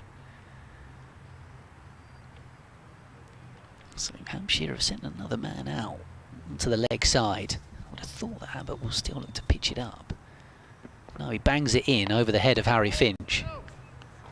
Finch can just watch that go by. Harry Finch would surely rather the ball was being chucked in at that sort of length. It's not going to get him out unless he does something really silly. He's faced 152 balls now for 72. Carrot out in the previous over with a little nibble behind. Parkinson was caught in the previous Abbott over. That's a full toss. Oh, there's a bit of a mix-up. Jazz Singh sets off and then gets there. So we'll have 2 balls to face. It was a low full bunger. Finch clipped it away. At first thought, can I get a run? Can I get 2? Or can I get 2 runs? Is that going for a boundary? Do I take the single now? Decision made to take the single and leave Jazz Singh 2 balls to face at the end of Kyle Abbott's over. So the field now comes back into a more orthodox position, although we might get a leg slip as well as the 3 slips and a short leg. There's a deepish mid-wicket and long leg, so could chuck a short one in and hope it balloons up, but surely he'll be looking to pitch it up and find the outside edge or knock over Jazz Singh. Jazz Singh lets it go outside the off stump. A few oohs and ahs. It didn't miss the stumps by too much. Kyle Abbott hunting a 10th wicket in the game and a second fifer in the game. He's got 1 ball remaining in the over. Every time Kent can get into a no over could be crucial.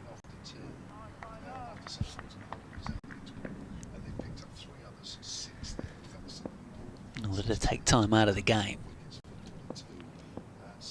Here comes Abbott again. Bowls, Jazz Singh defends solidly into the offside and gets a really good hand for doing so. Most ordinary circumstances he would have taken a single there, but not so in this situation. By the way, the England under-19s today beat Ireland under-19s at Loughborough. Ben Dawkins of Kent got 44 at the top of the order off 38 balls with 5 4s and 2 6s. And then Ben Mays got 30 not out with 4 4s and a 6. He's supposed to be, I've been told, the next up-and-coming James Vince. Now that is a massive, massive statement. It's a big strap line. But apparently he's a very, very good young player. Yeah. Yeah, then Dawkins is a big, tall opening bat who can give the ball a whack. Did he get any? Yeah, he got 44. Good. Here's Brad Wheel to Finch. Keeps a little low, but Finch now, having lost Garrett, does look as though he's taking all the responsibility. Yeah, that very much appears to be the plan now. Surrey 6 down, a bit nervy. Folks and Shakib out for nothing, and Sipley out to Leach. They can't have much longer left though, because they've been whittling through overs. Yeah, well, probably not many more than what's left here, I wouldn't have thought, would they? Maybe even less. Yeah, I think they got less overs. Yeah. 8 overs left, it was a minute ago. Wheel. Finch pulls that away down towards fine leg, but they're not running. Finch remains on 73, not out. Bit gloomier here at the moment. It is, isn't it? So, at the moment, I'm looking at potential run rates. So, even if they pick up this wicket now, there would be 18 overs to bat. 131 needed. Is your maths better than mine? I'm going to quickly do it while he's running in. Sevens? Sevens, right. That's not too bad, is it? Dot ball there as it's eased out to deep point. 7 over, you would worry, wouldn't you, from a fielding point of view. Field comes in now for Finch. I don't think we're going to see a situation where he's going to try and bang one over the top, but you never know. Seems unlikely. He did go for that hook shot a minute ago off Abbott, and didn't get hold of it. Almost could have ballooned up for a catch. Yeah, Kennel wanted to be more 10s than he required, right? Yeah. Wheel runs away from us then. Balls and length ball driven up to mid-off. Fielded by Dawson. Now he'll start to look for a single. Yeah, he took it on the 4th ball in the last over, didn't he? So that's why Hampshire brought the field up already. What does he do? Does he say, I'm not going to take it on, I'm not going to play an iffy shot and trust my partner? Or does he somehow try and work it? I think you've got to be careful here. You don't want to be playing across a straight ball because it is keeping a bit low. Yeah, you've got to be smart about it. Yeah, you've got to be careful. Here's Wheel, bowls, and that is a straight ball, but he's playing it with an equally straight bat. Sensible. I don't think, if the ball's not there, I think you're just going to have to say, look, hands up. Yeah. You don't want to be LBW playing across the line. The ball here could be the short one. Yeah. Ping it in over his head so he can't hit it. Yeah. Or he hooks it for 4, and then you get to bowl at Jersey. There you are.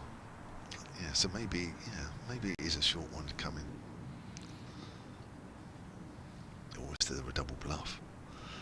Here's Wheel, bowls, and length ball. Oh, he's driving at that, gets a thick inside edge, but it's along the ground. He goes out to mid-wicket, and they will get to bowl to Jazz Singh, but it is another over ticked off.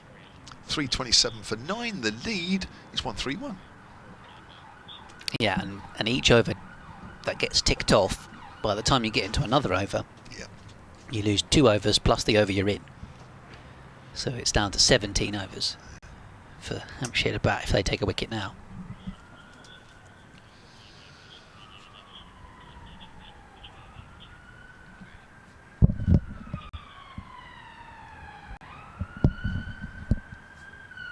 Which is getting up towards 8 and over. So Jazz Singh to face Kyle Abbott, yet to get off the mark in this second innings. There's a really intimidating ring field at the moment. That's down the leg side and away for 4 leg byes. Little flick off the pad. And Hampshire almost forgot to appeal until it was already on its way to the boundary, that one. So that is now 135 runs required, so that's a real Brucey bonus. For Kent to a 331 for 9. Unfortunately, as we saw in the first innings, Jazz Singh's actually not really a number 11. Yeah, he did all right first innings, it's a bit didn't he? better than that, yeah. New first class best for him in the first innings. Short ball, which he ducks underneath. That's a goodie. Yeah, that's a good one. There's a bit of pace on that one. Good idea. Try and soften him up a bit. Next one, you're going to fire it in a bit fuller. Which I'm sure sure exactly what Finch has been saying to him. It's going to be one or the other. It's going to be either another short one or it's going to be full. Or it might just hang outside off stump and don't hang your bat out there. Don't leave it out there. Abbott bowls. Chaz Singh with a full bat, drives, half drives, defends up towards mid-off. Every ball he faces right now has been applauded.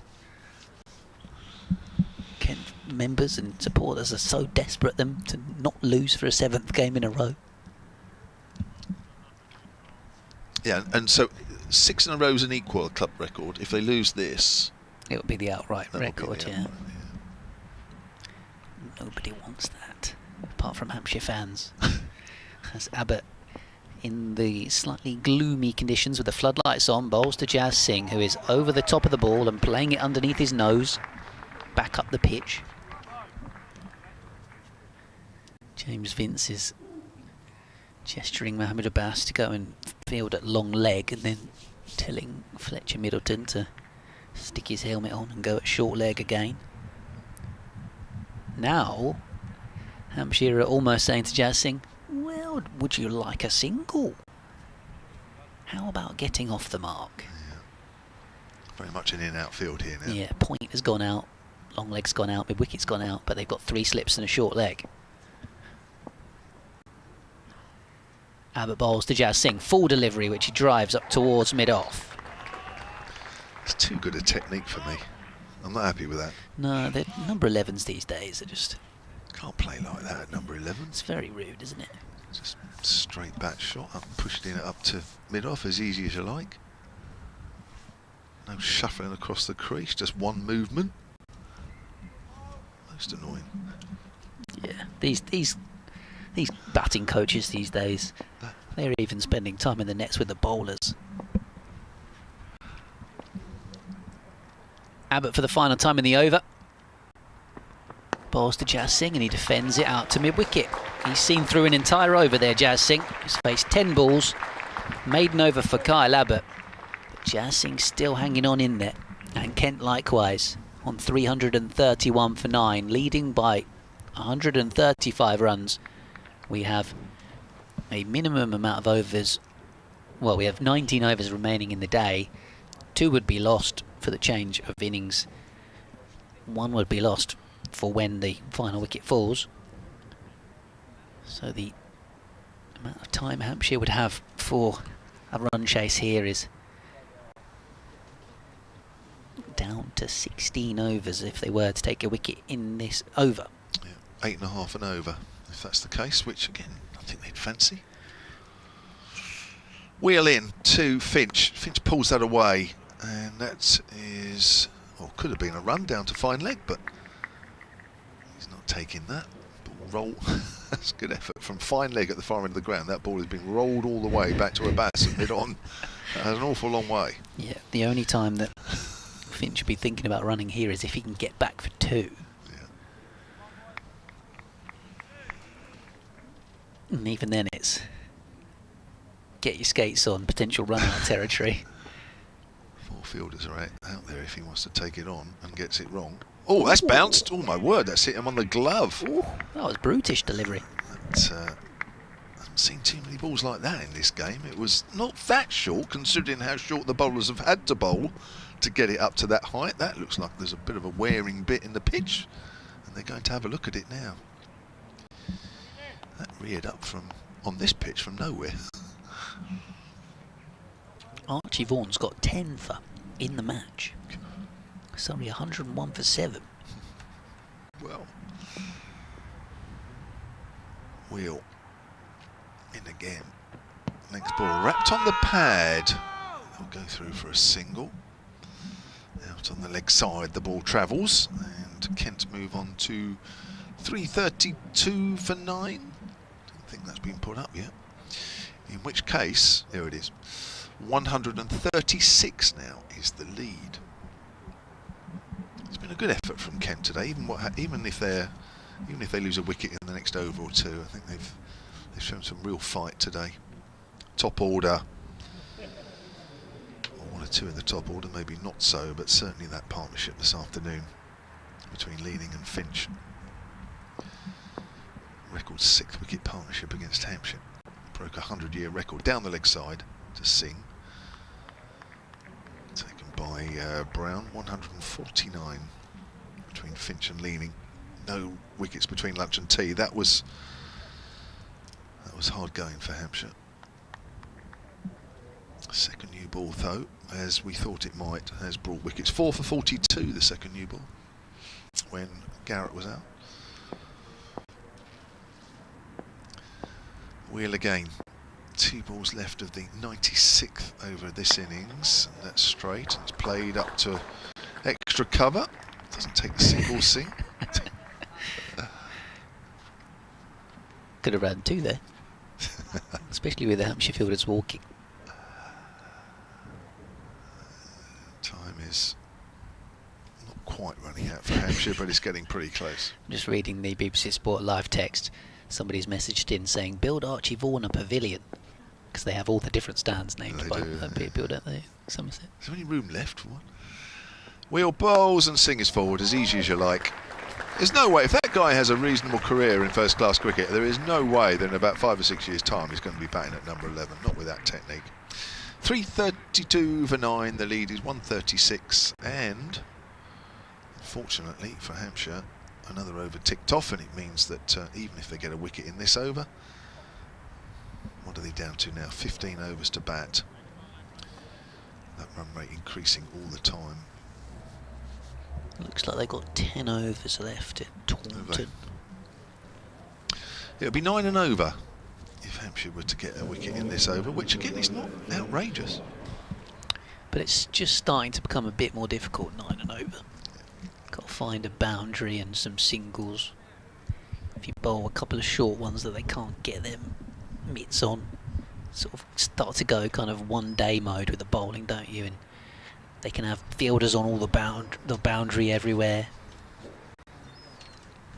So singles would be easy enough, and 2s maybe, but boundaries possibly hard to come by. Finch faces James Fuller, who's coming on. Finch is driving off the back foot, playing it out towards deep point. He really thought about a single there.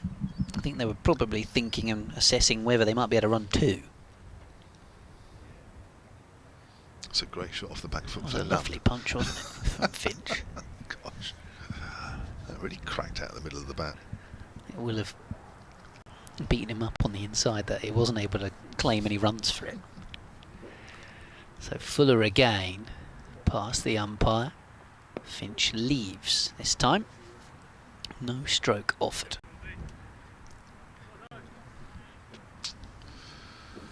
Well, for the second time today, I think the Hampshire bowlers have got everybody's hopes up, thinking that they might just sneak a win, having picked up 5 wickets this morning, which was a real bonus. And then those 4 wickets with the second new ball, but time is running out, and it's been a great effort, whatever happens. Fuller to Finch. Oh, lovely straight drive. Is that ball going to go for 4? It may well stop, actually. I'm surprised it stopped, because it was very pleasantly played. But they do come back for 2, and that was a comfortable 2. So Finch moves to 75. Kent 334 for 9. So they lead by 138. He's been a real thorn in Hampshire's side this year, Finch, hasn't he? And the games that they've played against each other. Ball's a short ball. Finch has pulled it around the corner, and they'll take a single this time. Finch to 76, 335 for 9. The lead 139, so it would be 140 to win from 15 overs if they were to get Jas Singh out here. Meanwhile, Archie Vaughan's got another one.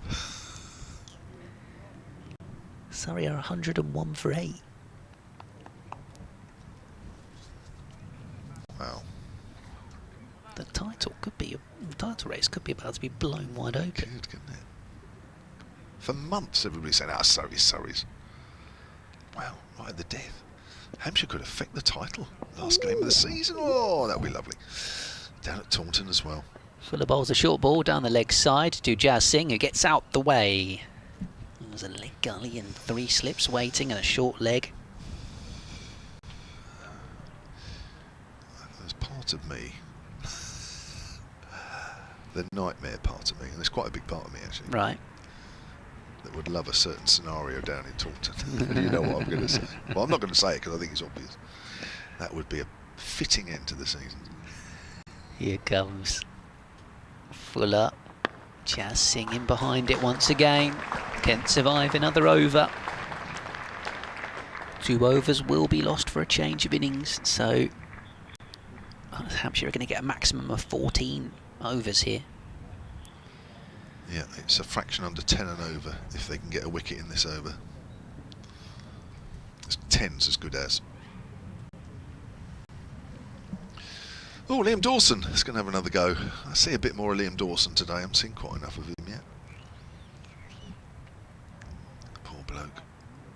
It's wheeled away, and I think apart from the odd ball that's just done a little bit off the straight out of the bowler's rough. It's been nothing. Yeah, if it rags a mile, just bowls the ball of the century. It's been absolutely nothing for him in this pitch. No bounce, no pace. No nothing, as they say in London. Yeah, he thought nothing. He thought he was done for the day, didn't he, bowling? Yeah. When he got his cap off the umpire after his last spell, before the new ball was taken, he looked thoroughly grumpy. Right, he's going to be bowling to Finch. There is a short leg in, and then there is a slip in. It's fairly wide. That's Vince. Oh, has he edged that one? Not quite. I think it's gone off the arm. He's looking at his arm. Fell short of Vince. Ooh, that did rip a bit out of the bowler's rough, but he's over the wicket again, Dawson. No, you see, with the slightly harder new ball, yeah, he might get some bounce. Might find something, mightn't he? 17 overs old, this new ball, which not quite new anymore, but it's a bit more than he was bowling with earlier. That's played on the leg side, and there's no run. Time running out for Hampshire here. It's felt like it's been running out for a little while, but they keep taking a wicket since tea. Goes for the sweep, misses, gets wrapped on the top of the thigh pad. No danger of any LBW decision with the ball pitching outside leg stump. Not got to worry about that. Exactly 5 o'clock now on day 4. 5 o'clock on day 4 is normally time to call it a draw. It is, isn't it? It's time when it's all over. It might be in a not too distant future, but not quite yet. Now on the drive on the leg side. That's pressed, and that ball hasn't done anything at all. And Finch is in behind that. Now that is 4 balls gone of this over. What will Finch do? He'll probably try and play a sweep shot, I would have thought. Just changing the field now. No short leg. Finch Middleton goes out to extra cover just to plug a little gap. My guess is he'll play a sweep. He might go lofted sweep. Do you think so? Move the field all up. That's true. Dawson then bowls, and he's whipping that away. On the leg side, he's found a gap. It was a little too short, really, and it's been an easy shot. Jas Singh wants 2. Jas Singh was coming back for that second, wasn't he? He was on his bike. He thought, oh, we're getting 2 here. He said, I'm all right out here. Don't worry about me. I think Harry Finch has definitely made the right decision. Yeah, definitely. 3-3-6 for 9. The lead now is 140 with 16.1 overs left in the match, but that'll whittle down if you can survive this ball. Yeah, that will. That'll be, what, 13 overs that Hampshire will bat for if they get a wicket in the next over. Field changing again for Singh. It's going to come around the wicket, interestingly. Yeah. Try and bring LBW into play. Yeah. Arm ball. Yeah, fire it in. Come in, get in. Bowls it, and that's coming in, but he's smothered it easily enough, as most of the batters have, really. No bounce for the spinner. Get forward, that's all you got to do. Now they're coming off.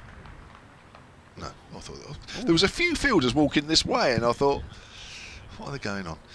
Right, so 3-3-6 for 9. The lead is 140, which means if Hampshire get a wicket now, so what's that? 14 overs left for them. It'll be 13. 13, sorry, 13. Because so as soon as they bowl a ball, of course. it'll be 13. Divided by 13 means that the run rate now is above 10s. Yeah, not far off 11 and over. I still think Vince would fancy it. Kent's bowling attack's not really kind of one-day attack either. Got Stobo, Garrett, Jas Singh, Joey Everson, It's a sort of inexperienced attack you could go after. Not a lot of white ball, sort of limited overs experience in there, apart from Matt Parkinson, obviously. Fuller bowls. Finch miscues a pull, and it'll be fielded at deep square. 336 for 9, 140 the lead. Finch on 77.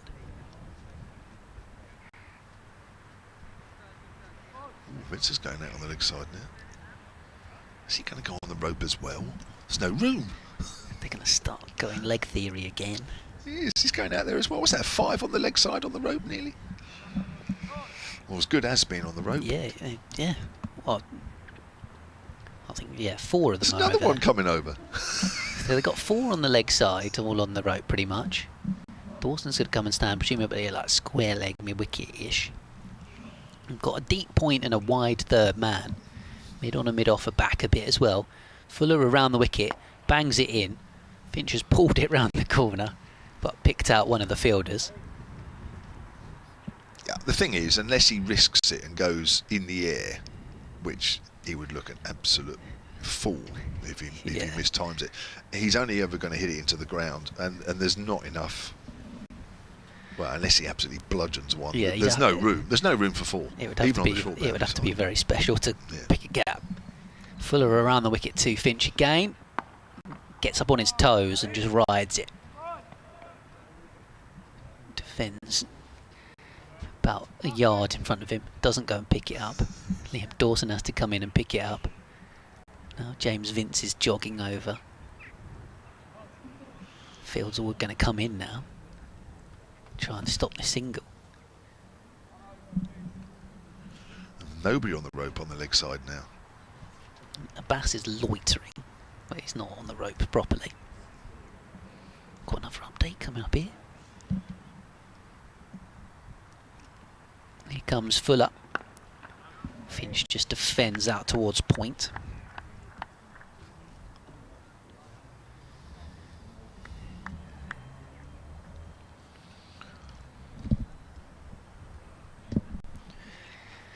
Yeah, final knockings of this one with just 15 overs remaining. Kent are still batting. 336 for 9 in their second innings. They have a lead of 140, so we're looking at over 10, 11 and over if Hampshire are to take this final wicket now and to have a chance at knocking off the score as Finch plays and misses. He's still there on 77. Jazz Singh not out off 16 deliveries. Kent are trying to get a draw in the match to gain ground on Nottinghamshire and Lancashire, who are above them in the table. Notts come here to Canterbury next week to keep their slim hopes of staying up alive.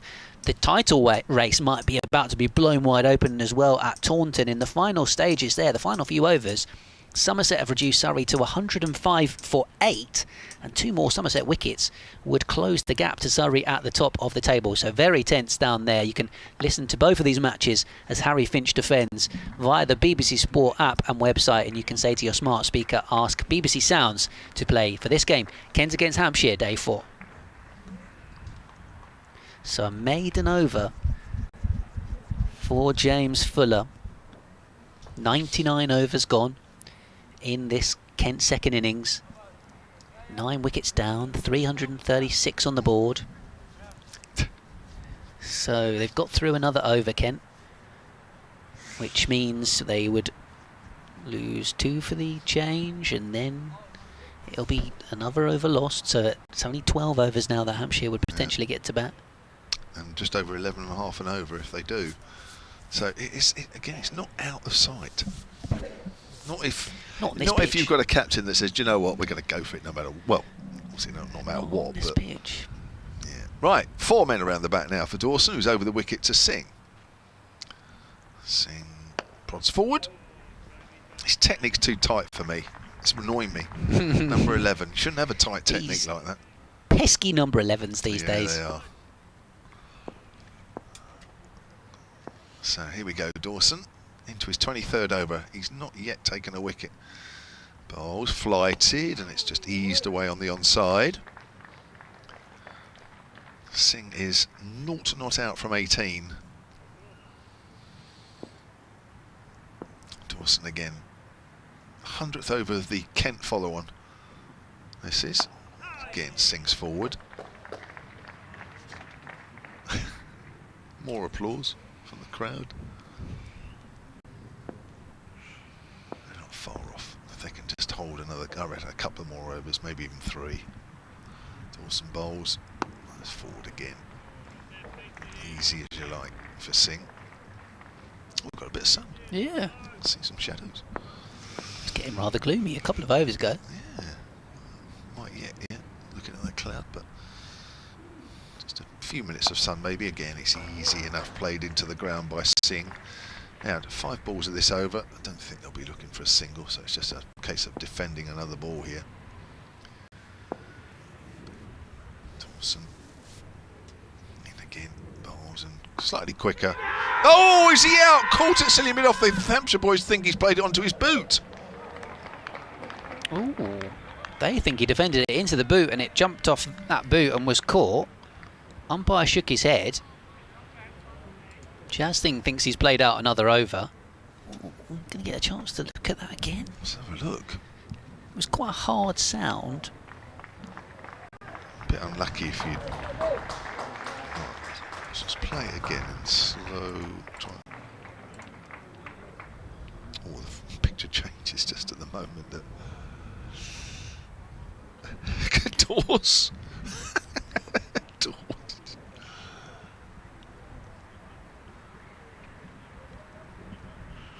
Anyway, not out. Like you say, why has the picture changed? That's quite annoying. Right at the moment we need a steady picture and they swap to a different camera. Oh well. So Fuller to continue. He's bowling to Harry Finch. He's defending this delivery. Trying to have another look at this.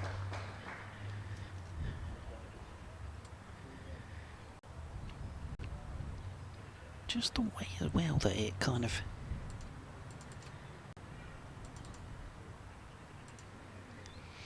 If Jazz Singh's hit that into the floor, that ball doesn't squirt off at a right angle and get caught at silly point, does it? True.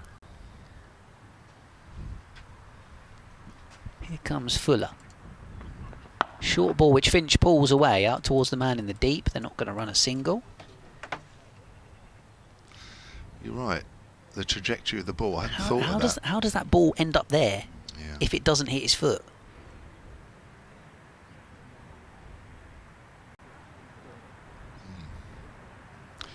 Unless it ricochets off his foot into the ground and then up. Maybe there was a part of the foot on it. I mean, it's hard for us to tell looking back at the replay with the switch of cameras, but here comes Fuller again. Finch has played this into the leg side and will run a single this time. Or did it? It's hard to tell if it bounced off the foot and hit the floor more or anything, but... Of course, the umpires don't get this benefit. Yeah, quite. I think unless it's blatantly obvious. Aren't they trialling some sort of umpire ball tracking technology this week? I think somebody was saying that to me because the umpires have these cameras as part of their clobber these days. Short ball which Jazz Singh defends, and there was something about they would potentially have a ball tracking element to them. Okay. So right, Jazz Singh defends it.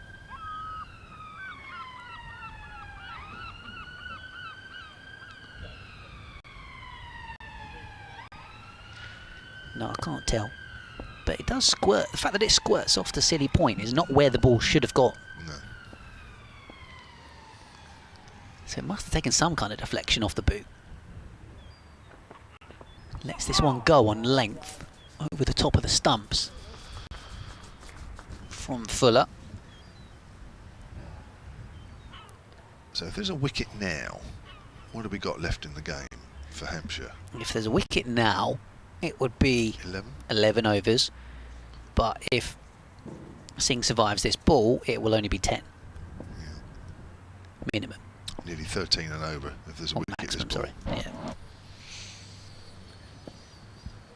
So Fuller again, he's got 3 slips, short leg, leg gully. Jousting's defending it though again. Survives another over. And we're still trying to work out if they should have been out in the previous over.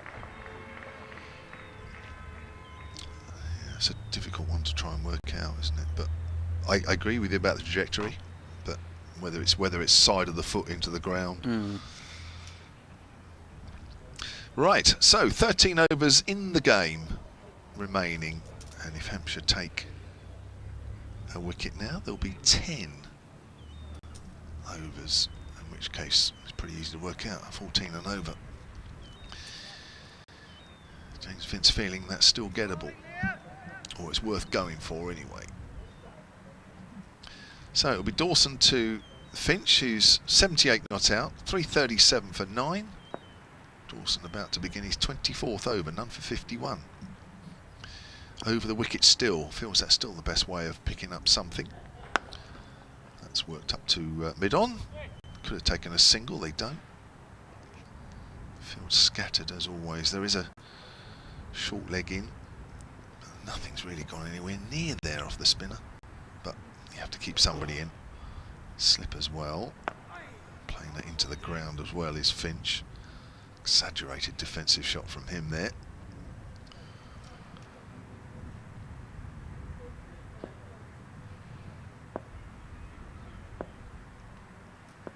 Dawson again. Bowls and it might just have turned a fraction, but it's so slow. Getting some messages that suggest it went off his boot. Bounced off the pitch. I think it's in between frames on the live stream. I can't pause it at the right moment.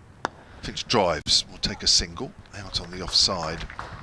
2 balls for Singh to negotiate in this over, and the way he's been negotiating his previous 25 balls, you would be surprised that if he doesn't negotiate these next 2, which then will make it very difficult for Hampshire to win this game. 338 for 9. There are 4 fielders around the bat, 2 on the off, 2 on the leg, and they're being joined by a couple more. Very short. I think it's highly plausible that drive. It did come straight off the boot. Just like I was saying, how else does the ball end up flying to silly point in that trajectory? Can the umpires actually definitely say with confidence it's pushed away to the only fielder saving one on the leg side? And another ball here, negotiated by Singh, and more overs to take off. Dawson then, so close those fielders, he's given it some air, it's not done anything. It's played on the onside, looking at James Vince, what's he going to decide? He's looking around, hasn't quite given it up yet. So 12 overs remain, so that'll be 9 overs for Hampshire to bat if they get a wicket in this over. And with a 142 lead, the run rate is now nearer 16 and over than it is 15. Yeah, fair play to Jousting, because the amount of time he's batted in the game now is starting to be a decisive factor in Kent potentially getting a draw. Obviously he was picked for his bowling, but he has arguably done more useful stuff with the bat from number 11. He's having a word with the umpire at the moment. Maybe the umpire was asking him, did that come off your boot? As Fuller bowls a short ball, Finch drives off the back foot, and in fairness what you've just said there is probably the key element to it. Can the umpires definitively say whether or not? You know, it's hard for them to tell, isn't it, without the benefit of a replay. Yeah.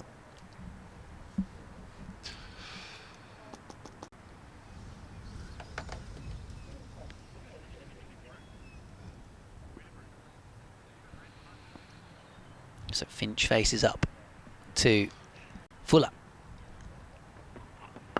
Turns it away into the onside. No run taken. So, I'm looking at the live table. Interesting actually with Essex with those points deduction. And of course winning their game are now only 3 points behind Hampshire. That will change. Hampshire will definitely pick up at least 8. So they will move away, create an 11-point cushion. Kent 338 for 9 as Fuller bowls to Finch. He's blocking this one away out towards point. Really unselfish effort this from Harry Finch. It's actually raining. Is that some rain? I can see rain. I think you're right. There's a rogue cloud ahead of us that's just drizzling very little bit. Ground staff don't seem too bothered. Oh no, they're just starting to make a bit of a move, are they? Yeah, they are just moving over towards that cover. Well, if we come off for rain, that'll surely be it. Oh, is this ballooned up? Is that a catch? Harry Finch has gone. Harry Finch going for the hook shot. Fuller's removed him. The ball has ballooned up and been caught at slip.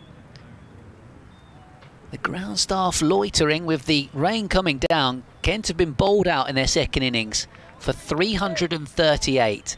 So Hampshire will require 143 to win. But if it keeps raining, the remaining overs, which are down to 9, could even be reduced further. Harry Finch looks disappointed. Jazz Singh is still chatting to Liam Dawson about whether or not he was out. But Harry Finch is getting a really good hand. He looks annoyed, Harry Finch, to have got out for 79, but the Kent supporters really appreciating his efforts. 188 balls, sharing in a record 6-wicket stand with Jack Leaming for the 6th wicket against Hampshire, 149. I think the umpires here are saying, get us some covers. Some stumps have been taken out of the ground, and the ground staff are going to fetch the covers. So the rain coming down, Hampshire have bowled Kent out, but we are now standing to potentially lose overs due to the weather, as well as the change of innings. So it could be nearer 20 and over that Hampshire need if we get back out there. Suddenly, if we get back out there, it's a thing. I didn't realise it was meant to rain at all today, but oh God, look at it. It's raining quite hard. Spectators are running for cover. A few of them are putting up umbrellas. Ground staff are sprinting to go and fetch the covers. Well, another late twist. Finally, Hampshire have got Kent all out, but there could be another twist. Wow. So there are 9 overs to bat, you're right. I think that 9's going to get I reduced. think you're right. Maybe to nothing, but Look at it. where's this rain come from?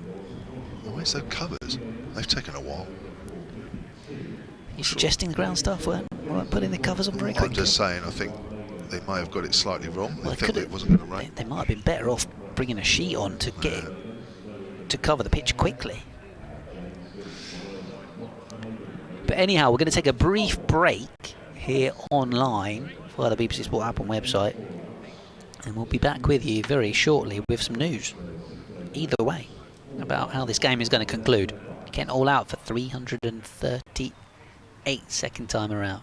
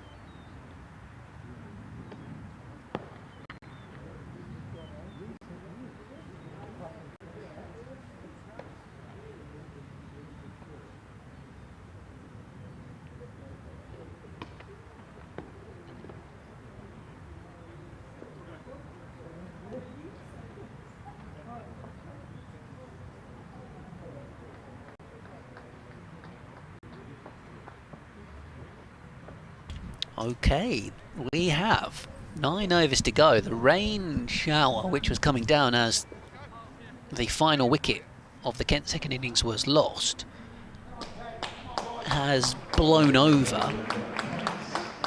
James Vince and James Fuller are heading out to open the innings.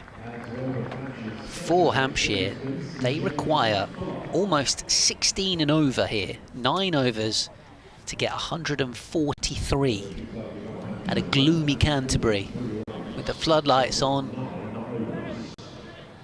and the rain having passed by seemingly.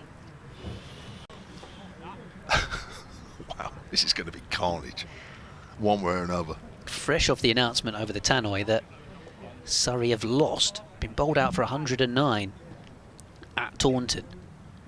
5 wickets each for Leach and for Archie Vaughan in that second innings.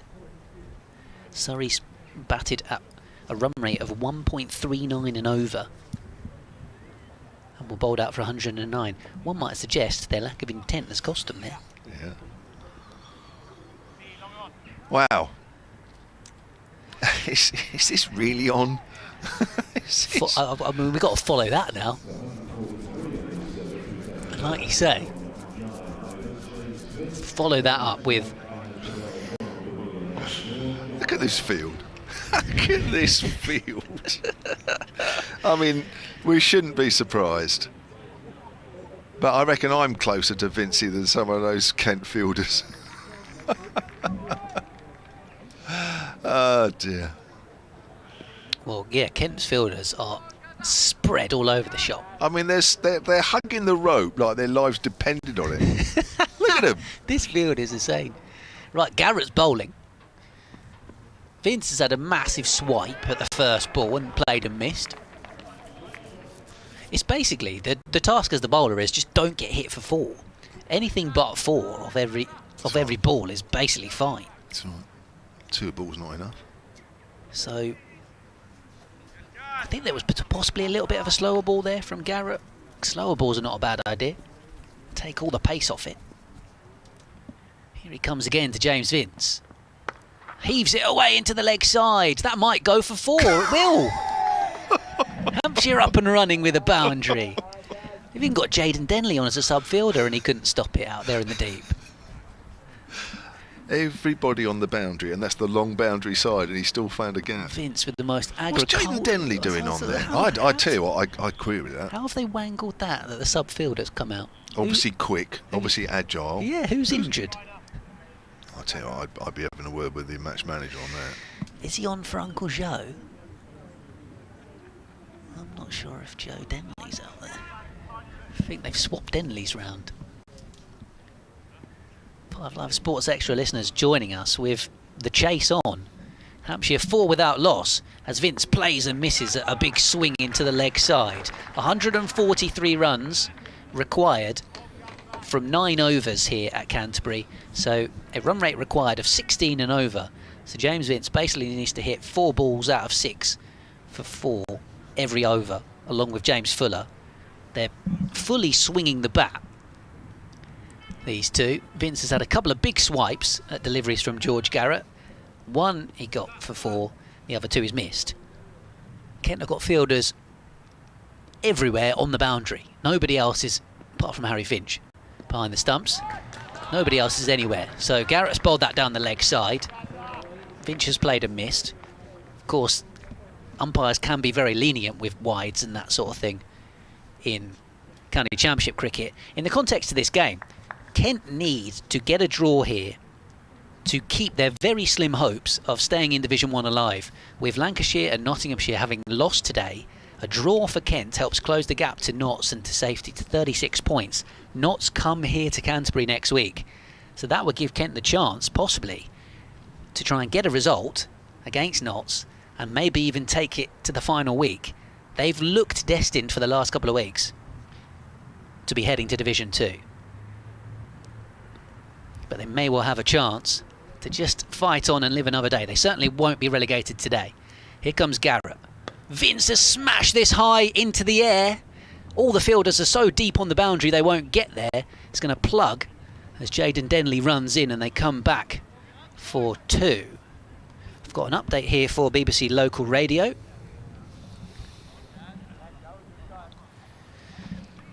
Yeah, dramatic conclusion to this game. We've got 8 more overs left.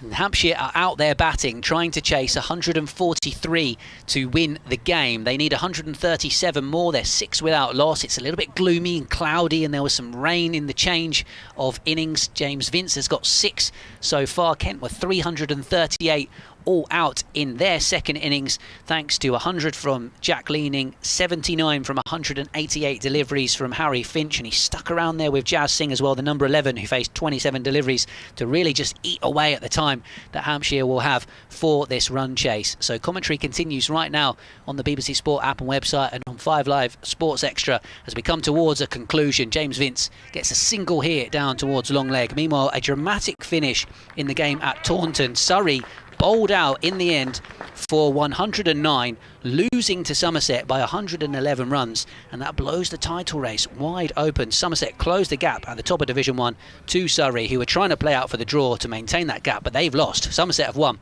and so with 2 rounds of matches to go, it's certainly very exciting, and the top and the bottom of the division. Don't forget as well, you can say to your smart speaker for this game to ask BBC Sounds to play Kent against Hampshire, day 4 for the conclusion of this match. Charlie Stobo from the Nackington Road end. Now, this is Hampshire's real only chance. Any over that's bowled from the Nackington Road end, they have to heave across the line to the short boundary side down the hill. That's where the remote chance of Hampshire winning this 17 is and going to over come. The rate's gone up to now after that first over. This has to be a big over, really. And I think you'll find that James Vince will look to score on that leg side just about every ball that Stobo bowls. I mean, look at that. I'm in that field. I know it's the field that you would expect, right? It's just absolutely ridiculous. Everybody on the boundary. But that short boundary side is a short boundary side. So here's Stobo, right arm over. Bowls to Vince. That's a good delivery. That's a Yorker. And he throws at the bowler's end. Well, it doesn't matter. Somebody's backing up. Somebody on the boundary's backing that up. Yeah, 8 without loss. Out. Yeah, I mean, the line of attack here is probably wide Yorkers, isn't it? To stop Fuller swinging towards that shorter leg side boundary. Daniel Bell-Drummond just jogging in to have a word with the umpire. There are a few spots of rain around again, and it is pretty gloomy. What's Bell-Drummond saying? Light? Does he want a light meter? He's talking to Vince now.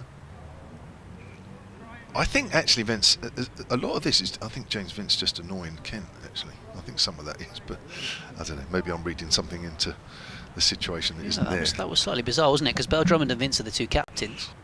Yeah, he's probably saying, why aren't you just saying this is a draw? Stobo to Fuller, he'll certainly target it, and it's a good Yorker outside off stump. Goes through to the keeper. I mean, he's... That's what Bell-Drummond was coming in to offer? Surely not. Yeah. Let him have a couple of overs at least to swing in it. They could call it off if they are not getting many runs, and they're surely not going to get there. Well, Well, we saw Stobo in the first innings bowling at Tom Prest, who got 100. Employ some Yorkers there when Prest was looking to get on with it. Ground staff are loitering as well. It's just starting to rain again. Stobo bowls. Now he's whacked that down the ground. Has he got enough on it to go over the rope? He hasn't. He's big 2. Vince will have to hurry as the throw comes in. He launched into that. It didn't really seem to go as far as we were expecting. It's 2, but they've already used up 1.5 overs of their 9 and have only dented their target by 10. 133 still needed from here. One would suggest that this might be too much. Maybe it's swinging on that controversial escape for Jazz Singh when the ball possibly appeared to balloon up off his boot bizarre, and was caught and wasn't given out. Stobo, fall on the leg stump, whipped away, but it'll only be a single. Gone down to fine leg. One of many fielders on the rope. Why are the ground staff suddenly poised with the cover, and yet right at the end of the Kent innings when it was raining, there was nobody to be seen? They're over on the far side as well with the roll-on ones. They're all waiting, poised, and yet where were they? I don't think I don't think that shower was forecast. I don't think they're expecting it. Normally they've got really good radars and know when the showers are going to come. Big ugly grey cloud overhead at the moment. Stobo into Vince, slower ball. Vince slaps that and hits him on the foot. Ooh. Stobo. It's painful. That's another dot. It's been a few. It's been a few already. And there's still a few Hampshire supporters below us, staying right till the very end. It's the partnership this afternoon, I'm afraid, that has held Hampshire up here. 5 wickets this morning, which was a bonus on this pitch. 145 for 5, but then Leaming and Finch got together, and it was only after tea and with the second new ball that partnership was prized apart. 149 for the 6th wicket, which is a record Kent 6th wicket partnership against Hampshire, which has stood for over 100 years. Vince works that out on the onside. Again, it's a full delivery. Now, Stobo just gets in the way a little bit of Vince, not intentional. They've misfielded it and they're coming through for 3. Stobo has the bails off at the far end, but Vince was past the stumps by then. And it's 14 without loss. I wouldn't say it's come particularly easy either. 2 overs. Have we had 2? I can't work out what's going on. Yeah, 2 overs have gone. So 7 overs left in which Hampshire need 129, and we're still playing. Yeah, a bit of rain in the air as well. It's starting to get gloomy. They're scoring at 7 and over here, Hampshire, and they need 18. Then I'm going a bit early on this, but they're not getting it, are they? No. It's definitely going to be a draw. It's too big a boundary up the hill, and whilst it's a short boundary down the hill, Stobo is a clever bowler and will certainly not be bowling too many balls in the slot. I think we are starting to get some rain already. At least giving us a chance. Here he comes then, Garrett. Slower ball and he's bowled him. Was that a little bit of chat as well? I think he George said Garrett? something to Vince on the way back, yeah. I think Hampshire have annoyed Kent. Maybe not now coming out, but I think before. In what way? Why would they have annoyed Kent? I don't know. Garrett's cleaned up Vince and has had a word as Vince has had to walk off. And now the captain is walking off. So he's walking away from the other captain. So there won't be a shaking of hands. Yeah, the umpire is having a word with Garrett. I don't know what because there was that conversation before with Bell-Drummond and Vince, wasn't there? In the middle of the over, which was peculiar. Dawson's coming out at 3. Why are Hampshire still sending batters out? Come on. I think they're doing this deliberately to annoy Kent. I don't think Kent like it. And the only thing is, yeah, well, I'll leave it at that. I don't really see why there would be any reason why there's a particular needle between the teams. It's been a hard-fought 4 days on a pretty flat pitch. Pollard's now dictating to Bell-Drummond here, clearly making a point. Yeah. seemed to be an amenable send-off in the end. See, look, Dawson's talking to somebody. They're quite close together, a chat. Mayeye was really close up to Fuller, having a chat. Yeah, I mean, it's not just like, it ain't friendly. No, it's Dawson and Parkinson, who would have played for England together. They'd have been in England squads together, having a conversation. But their heads are too close for me, that it's not just friendly chat. To wonder Mayeye, got a wry smile on his face down at long on. All the Kent fielders are spreading now to the perimeters of the field of play. Under 19 runs required per over as Garrett bowls a short ball which Dawson has slammed into the sky and all the way for 6. That's not a bad statement. First ball. 123 more required to win. 20 for 1 Hampshire.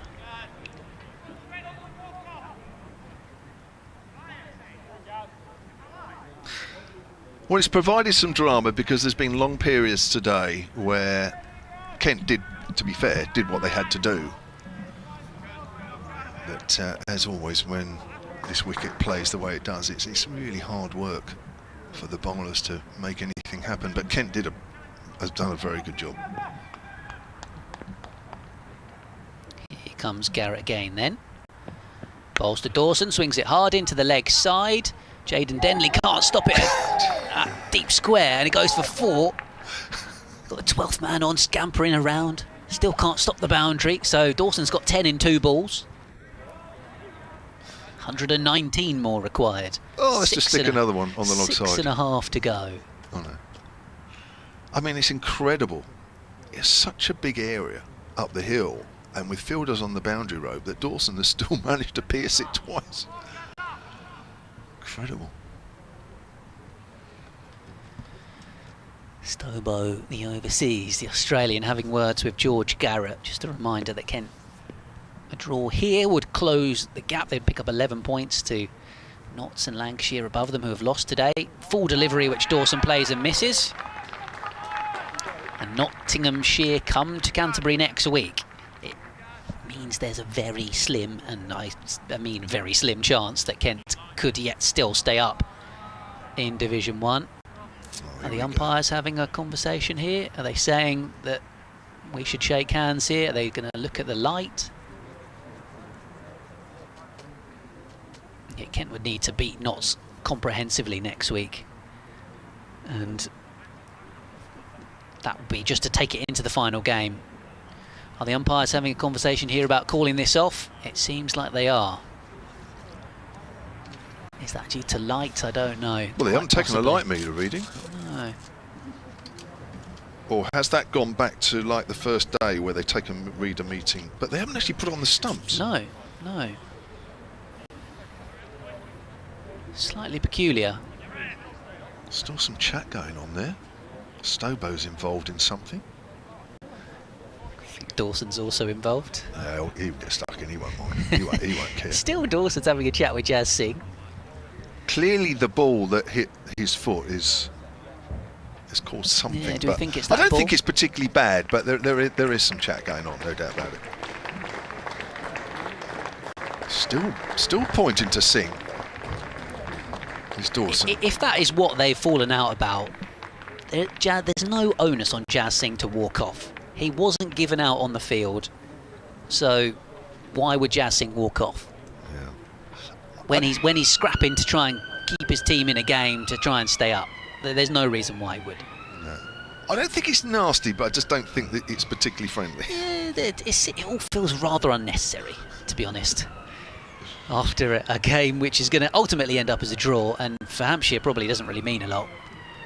And for Kent it may well not mean a lot in the grand scheme of things. They are still going to be favourites to go down in 2 weeks' time, with Nottinghamshire here and Durham at Durham to play. But we await further communication because the umpires have brought the players from the field. Is it for bad light? There's a big ugly grey cloud over our heads. If that wanders off, do we come back out? I'll try and communicate with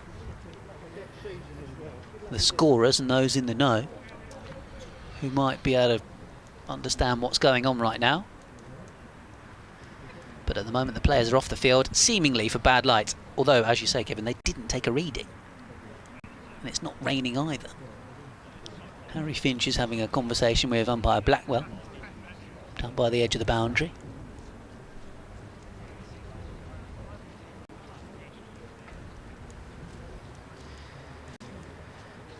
Well, on the scoreboard over on the far side, 2.4 overs were bowled for 24 for 1.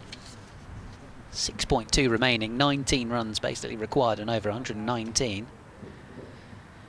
The amount of runs required still for Hampshire. Will be losing time right now, and feels unlikely we're going to get back out unless this big grey blob of a cloud is going to shift out the way.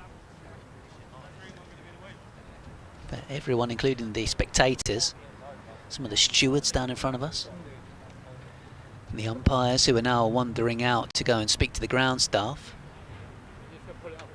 Everyone is all a little bit in the dark, literally and figuratively, about what is going on at the moment.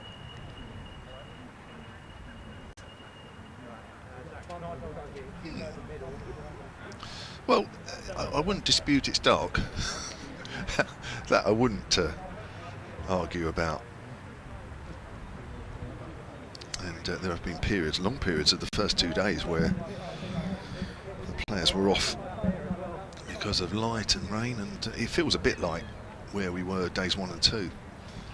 So it just got better the last couple of days on the whole. I'm not sure the umpires have quite given this up yet.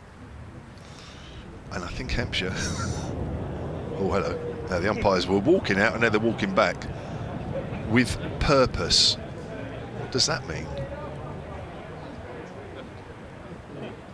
I think they're saying get the covers off.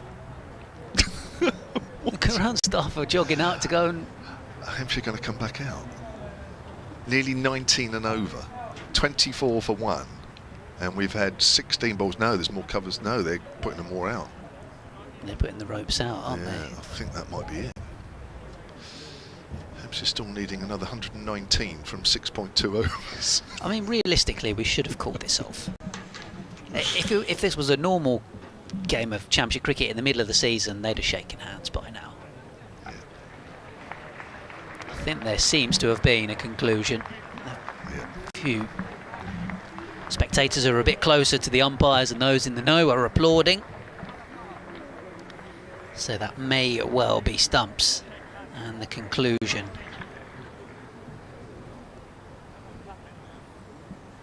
There's no extension to the hours of play either, of course, on the final day. So I think we would have had a cut-off time at just after 6, I think it was. That's sort of earlier on.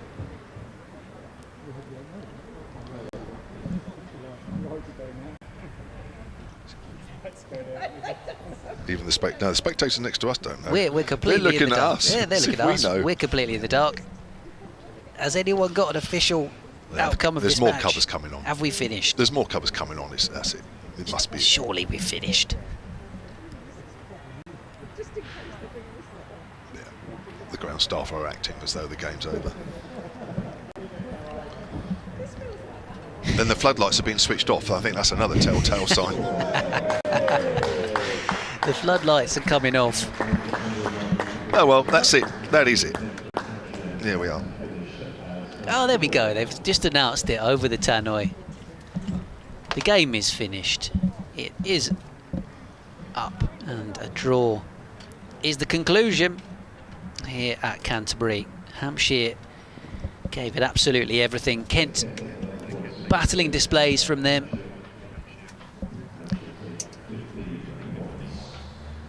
Been told there might be some lightning not too far away. Do you know what? I think I saw something, and I thought the lights were coming off before they did. So I think there is some. Yeah, seemingly, it's the threat of possible lightning. That's why they've turned off the floodlights, and that's why the players have been brought off the field. And ultimately, the game has been drawn. Well, anyway, thanks very much for tuning in, everyone. What? Is that thunder? Yeah, that could have been. Ooh, that could have been some thunder. Well, there you go. That's why the umpires have called it off in the end, for lightning in the vicinity. 11 points for Kent in the game. Hampshire take the points for the draw as well. Haven't quite seen an updated version of the table, but Kent will cut the gap to safety to 38 points to Notts. And I'll stop talking because Martin's coming in the commentary box to back away everything. Can I say, enjoyed working with you, but Thank is you, it Kevin. that Thunder and Lightning has robbed Hampshire of this game?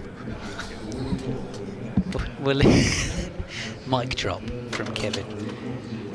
Thanks very much for tuning in, everyone. We'll be back next week. Nottinghamshire coming here to Canterbury.